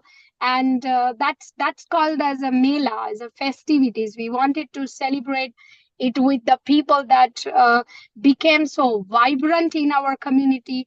And now they're looking forward to do something monthly from Tapas Neil. So thank you. Beautiful part of it was at the temple. It was religious, it was social, it was culture, it was way of life. And this time you also included free surgery, which meant that you gave free advice. You brought in so many experts to give free advice to people, which was again very unique. So it was a proof that it wasn't a money spinning idea. It was an interactive idea to bind and unite the society from a culture, social, psychological, physiological, religious point of view. So I love that thing because you also came live on Healing Our Earth. And so tell me from the point of view of the local indigenous population, because you had invited a lot of local politicians and stuff. Yes. Did they feel good that this is integrative part where you actually unite and diversify the society for unity? Absolutely. We had a Susan who was our mayor in Allen in Frisco, and we had Chamber of Commerce, Mr. Sunil Ji, US India Chamber of Commerce, which is a very big chapter-based association here in United States. And he mentioned that this next year, 2024, they would be hosting Veda Mela, and they would personally be a part of Veda Mela to take it to the next level. And he already given us a outline where we're going to do. This year was a 500 people, and he said it's nothing because the way he explained is in Texas, if you do buy a new house for your housewarming ceremony, you expect 500 people. It was like that. So he mentioned that we're going to grow so big, Dr. Kulkarni, that we have a big hub here, and we're looking 2,000 plus people next year.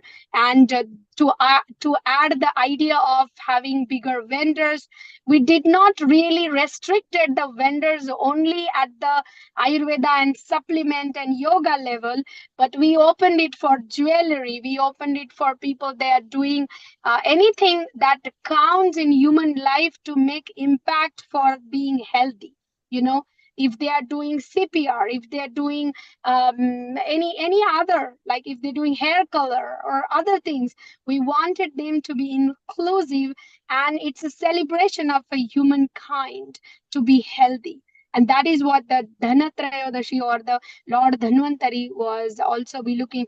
On the most part is there was something for everyone. We had students, we had Ayurveda practitioners, we had a Vaidya, we had a common people, we have a vendor, and there was something for each one of them. That in a conference, I always feel like when there is a common public come to your conference, they ask, what's in it for me?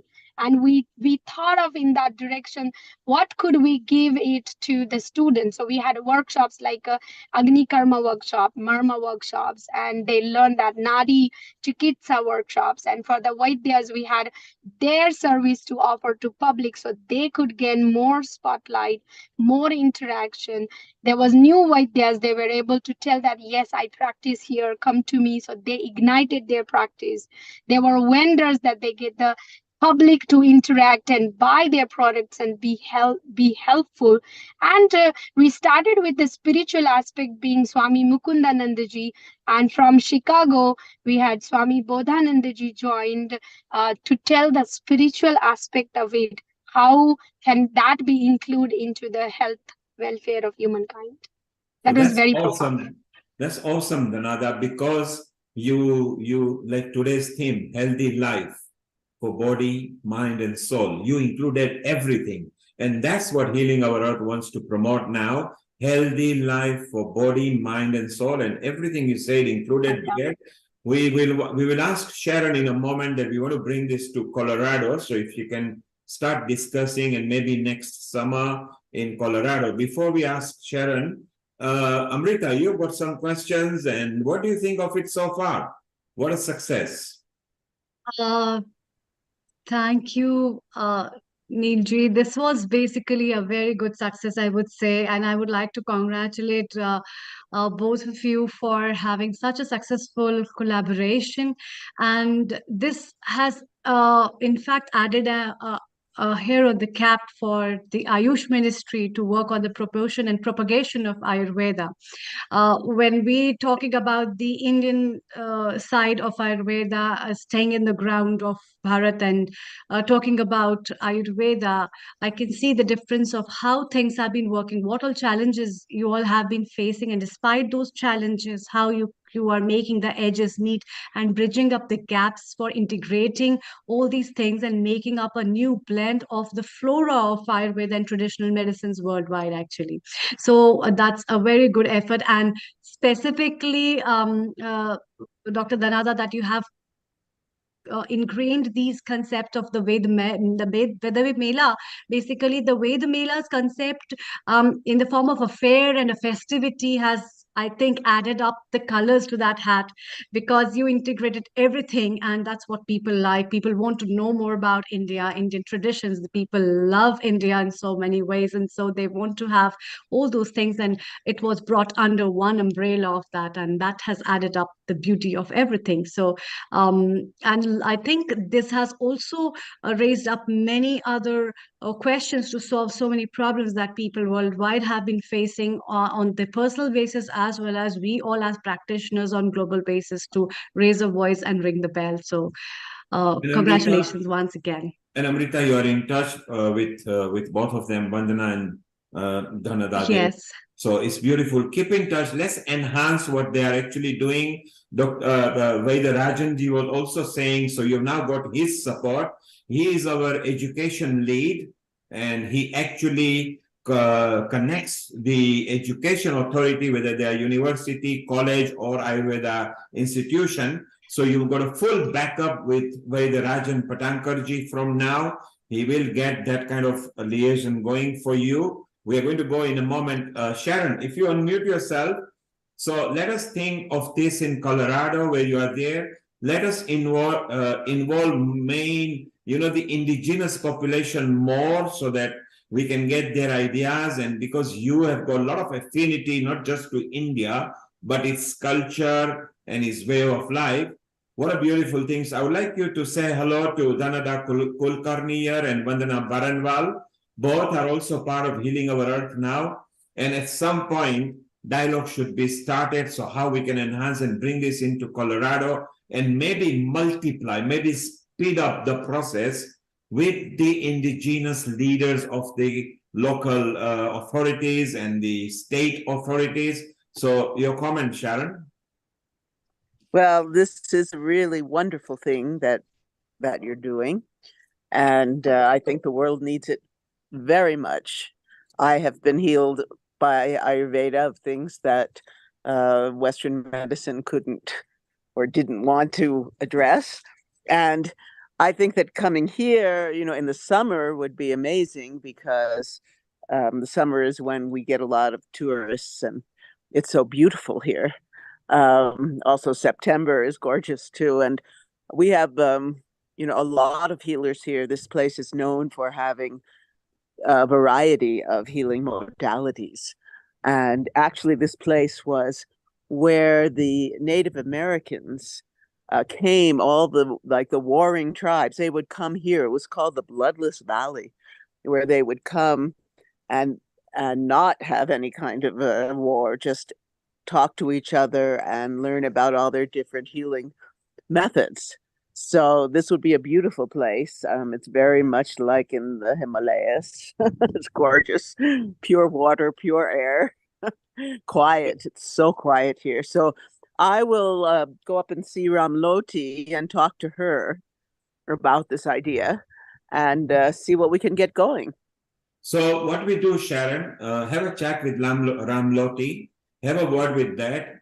Amrita will communicate with Rajan Patankar in Mumbai, Vandana in USA, Dhanada in USA, and there are many others that we have got, including we've got people from the Ayush Ministry, as you know, Dr. Shantala and Professor Ish Sharma, who are both part of Healing Our Earth.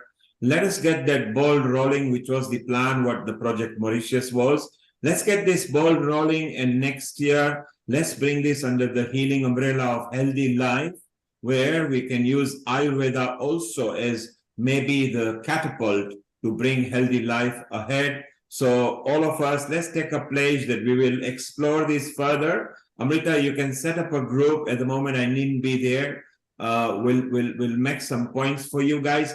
So let's get cracking, like how we do with Healing Our Earth. Wherever we are, we just set up a project live online and we get going. So Colorado will be very good. We are now about to conclude. We have come to 6 o'clock GMT. Let's just go around the forum over here. So Rajan Bhai, your comment before we move to Vandana. Very excellent presentations by all my friends here, including Vaidya Mihirji, then Vaidya Amit, then Vaidya Sarita, Vaidya Prashant Suru, everyone. Then Zubair, some different thoughts about Unani he has presented. That was very excellent. And I should say the contribution there in USA by Meenakshi ji and Danda ji is very excellent, and I'm very thankful to them for giving us all the details. So it's a good idea to do this Mela in Mauritius also. I'm very much eager to connect with Danda ji regarding what preparations she has done to do this exciting event. So thank you all of them, and thanks a lot, Neilji, We will be there always with you for Ayurveda, as I said so. So I will be there for Ayurveda everywhere. So thank you very much. Thank you very much, and thank you for connecting so many wonderful guests today. You were, of course, contributor. Sorry to interrupt, Neil Kumar. Let's have Dr. Mihir as well. He's been waiting for such a long time. If he's as we can see him, so if we can have the comments from people who have been waiting for us, it will be lovely. Prashant is also there. Yes. Yes. Please join in. So thank you, Neil ji, for connecting all of us together. And I had a very good opportunity to connect with you all. Recently, I was at European Academy of Ayurveda in Birstein, Germany.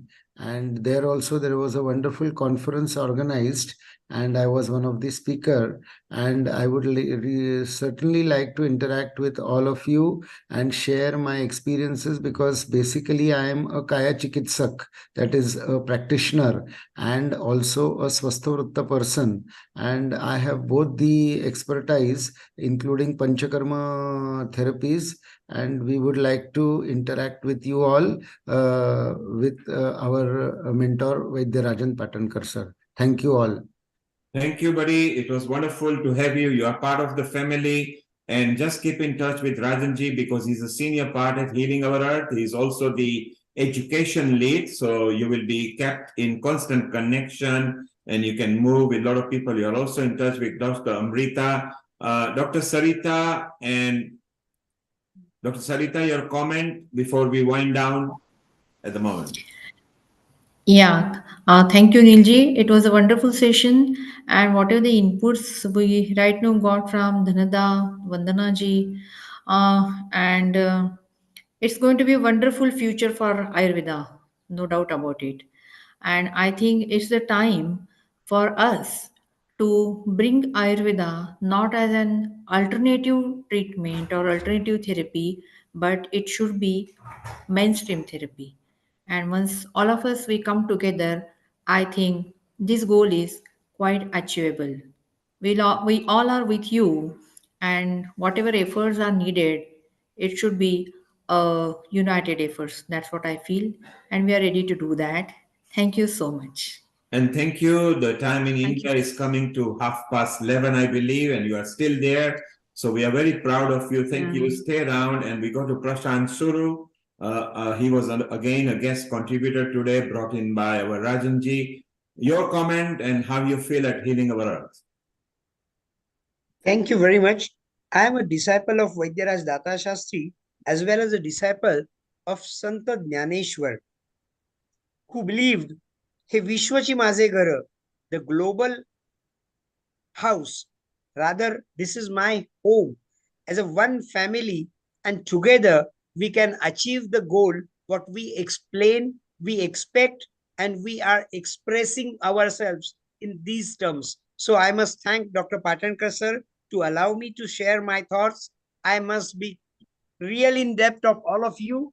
And eventually I was working in Mauritius few years back. I do visit few countries, and so I enjoyed these visits. I do come to US as lecturer to many institutes before, but now with these things, wherever and whenever I am required, I'm always with all of you. Thank you very much for the nice presentations. Thank you. Thank you. You're part of the family now. Remember, Healing Our Earth is a keyless, doorless, guardless home. Anybody can walk in. They can enjoy the air. You love it, stay. If you don't, come and tell us and we make you love it. So thank you very much. You are part of it as well. So Vandana, your comment before we wind up and we go to our nice Om Bhur Bhuva Swaha to finish off with. Vandana? Yes, so this is a nice platform. Thank you for creating and calling it a boundaryless, lockless, and free to join whoever connects to it. And this is actually, I feel that the need of the hour. There is so much going on in the world, and Instead of just connecting to negative energies, what we need is a powerful connection towards the positivity, towards our goal, without being walls among each other for each other. That is the only way to move forward. So I'm very thankful to this. And every time I join, I meet new people. And that's always keeps me excited. And they are all experts and doing so much and bringing so much. So thank you very much. And I will not take more time and look forward to be joining again. Thank you. You're a permanent part of the family and you're always welcome. And Dhanada, you are there as well. Thank you for joining us. Your comments before we wind down. Over to you, Dhanada. Neilji, this is so beautiful. The very first thing is that the inclusivity of healing our earth and the global namaste is a mantra to me nowadays. And I can't even really see, I look forward Neilji's message every day and learn something new. Mostly on top of that, what is this platform bringing is new people in connection every day, the new knowledge and the new wisdom. And I am thrilled to know that I am equally a part into this going forward. We would like to do anything required for Vasudeva Kutumbam, like Suruji said, Hey Vishwachi Maze Ghara is a Vasudeva Eva Kutumbam. And I am also a big devotee of Jnaneshwarji. They are a very big saint in Maharashtra as well. But the part of that is, Neil, is inclusivity and collaborative approach of us in the healing our earth will bring many platforms, and we will one day be able to take this all to the next level. Whatever we're doing is beautiful. And I would like to congratulate Amrita ji for having such a great, vibrant community together to hold, because she has such a beautiful energy to take it all together. And in spite of our busy lives, we come and we collaborate and we contribute. So thank you so much, Neilji, also, and everyone today contributed. Thank you, thank you. And you are obviously a permanent part of the family. You will remain so. Every work everybody does is so important that together, when we are united, we are a force to be reckoned with. I'm now going to leave Amrita and Sharon to just wind down now. And let's share our love to the global audience. And on this time, where so much peace is required and unity, let's have a nice, huge Om Bhur Bhuva Swaha just to calm ourselves down and share common goal, common love, and may world thrive in peace, unity, liberty. Over to you, Amrita and Sharon. Thank you. Thank you, Neil Kumar, for your wonderful efforts and words. You always put in everything together. And thank you, everyone. I'd like to thank from my heart Vaidya Rajan sir and all the dignitaries as well as the guests who have come over here and share their views. It's been a big pleasure for me personally how we can see Ayurveda coming to a Vasudev Kutumbakam kind of a shape, and we would be making it very soon as one part of it. And to let everybody know how Sharon, being not from the Ayurveda field, yet working so much for Ayurveda and so believing so much and in love and affinity with Indian culture. She makes amla chutneys and gooseberry pies and a lot of things. And she has the big, good herbal garden with the goddesses. So her place, Dr. Dhanada and Dr. Vandana, would be the best place to host for the next Veda Melas, and we can make it with her energy, because her energy and her place is very, very special. And from her, you cannot make out her real age as well. So Sharon, before we wind up and I move to the Gayatri mantra, over to you with few words. to say, and then we come to an end, and we look forward to see you again in the next episode, because you are our vibrant flower who keeps blooming at the end and shares her fragrances at Sharon. And we're lovely to see her at this age. She's so vibrant, to share with her experiences of dancing and her dancing activities and the spiritual energy she holds. So over to you. Well, wow. I want to tell you all that if you want upliftment, if you're feeling low, come to Healing Our Earth. It is, we love you.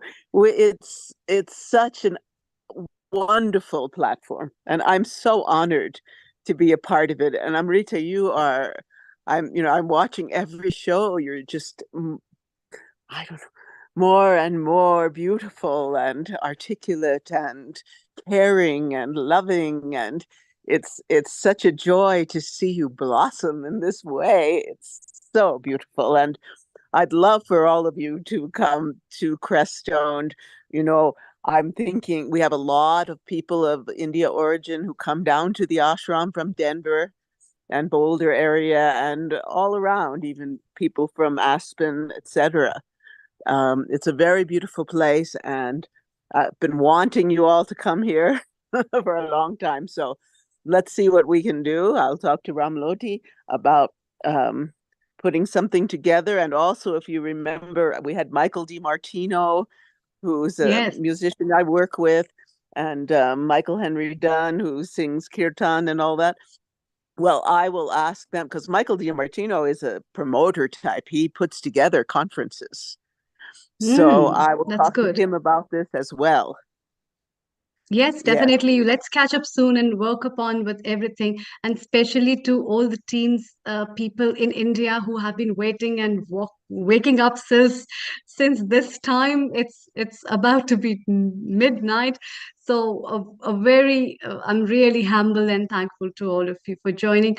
And now it's time to wind up, and let's wind up this session. It was a very warm and very useful and fruitful session, from various energies, experiences, expertise, ideas, as well as a lot of views moving from one end of the globe to another end of the globe. Now let's again pray together for this today and for the world, and to pray for ourselves and our beautiful, healthy body, mind, and soul as well. So let's put our hands together and chant Gayatri Mantra. Om. Om Bhur Bhuvaswaha Tatsavitur Parenyam Bhargo Devasya Dhimahi Dhiyo yo na prachodayat.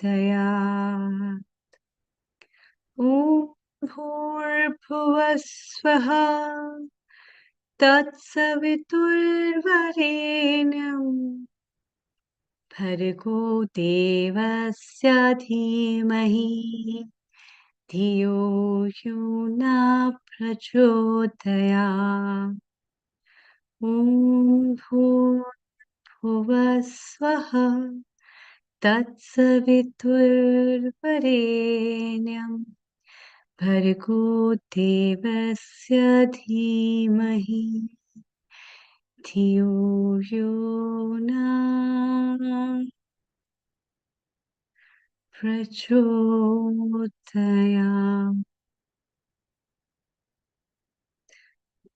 Shanti.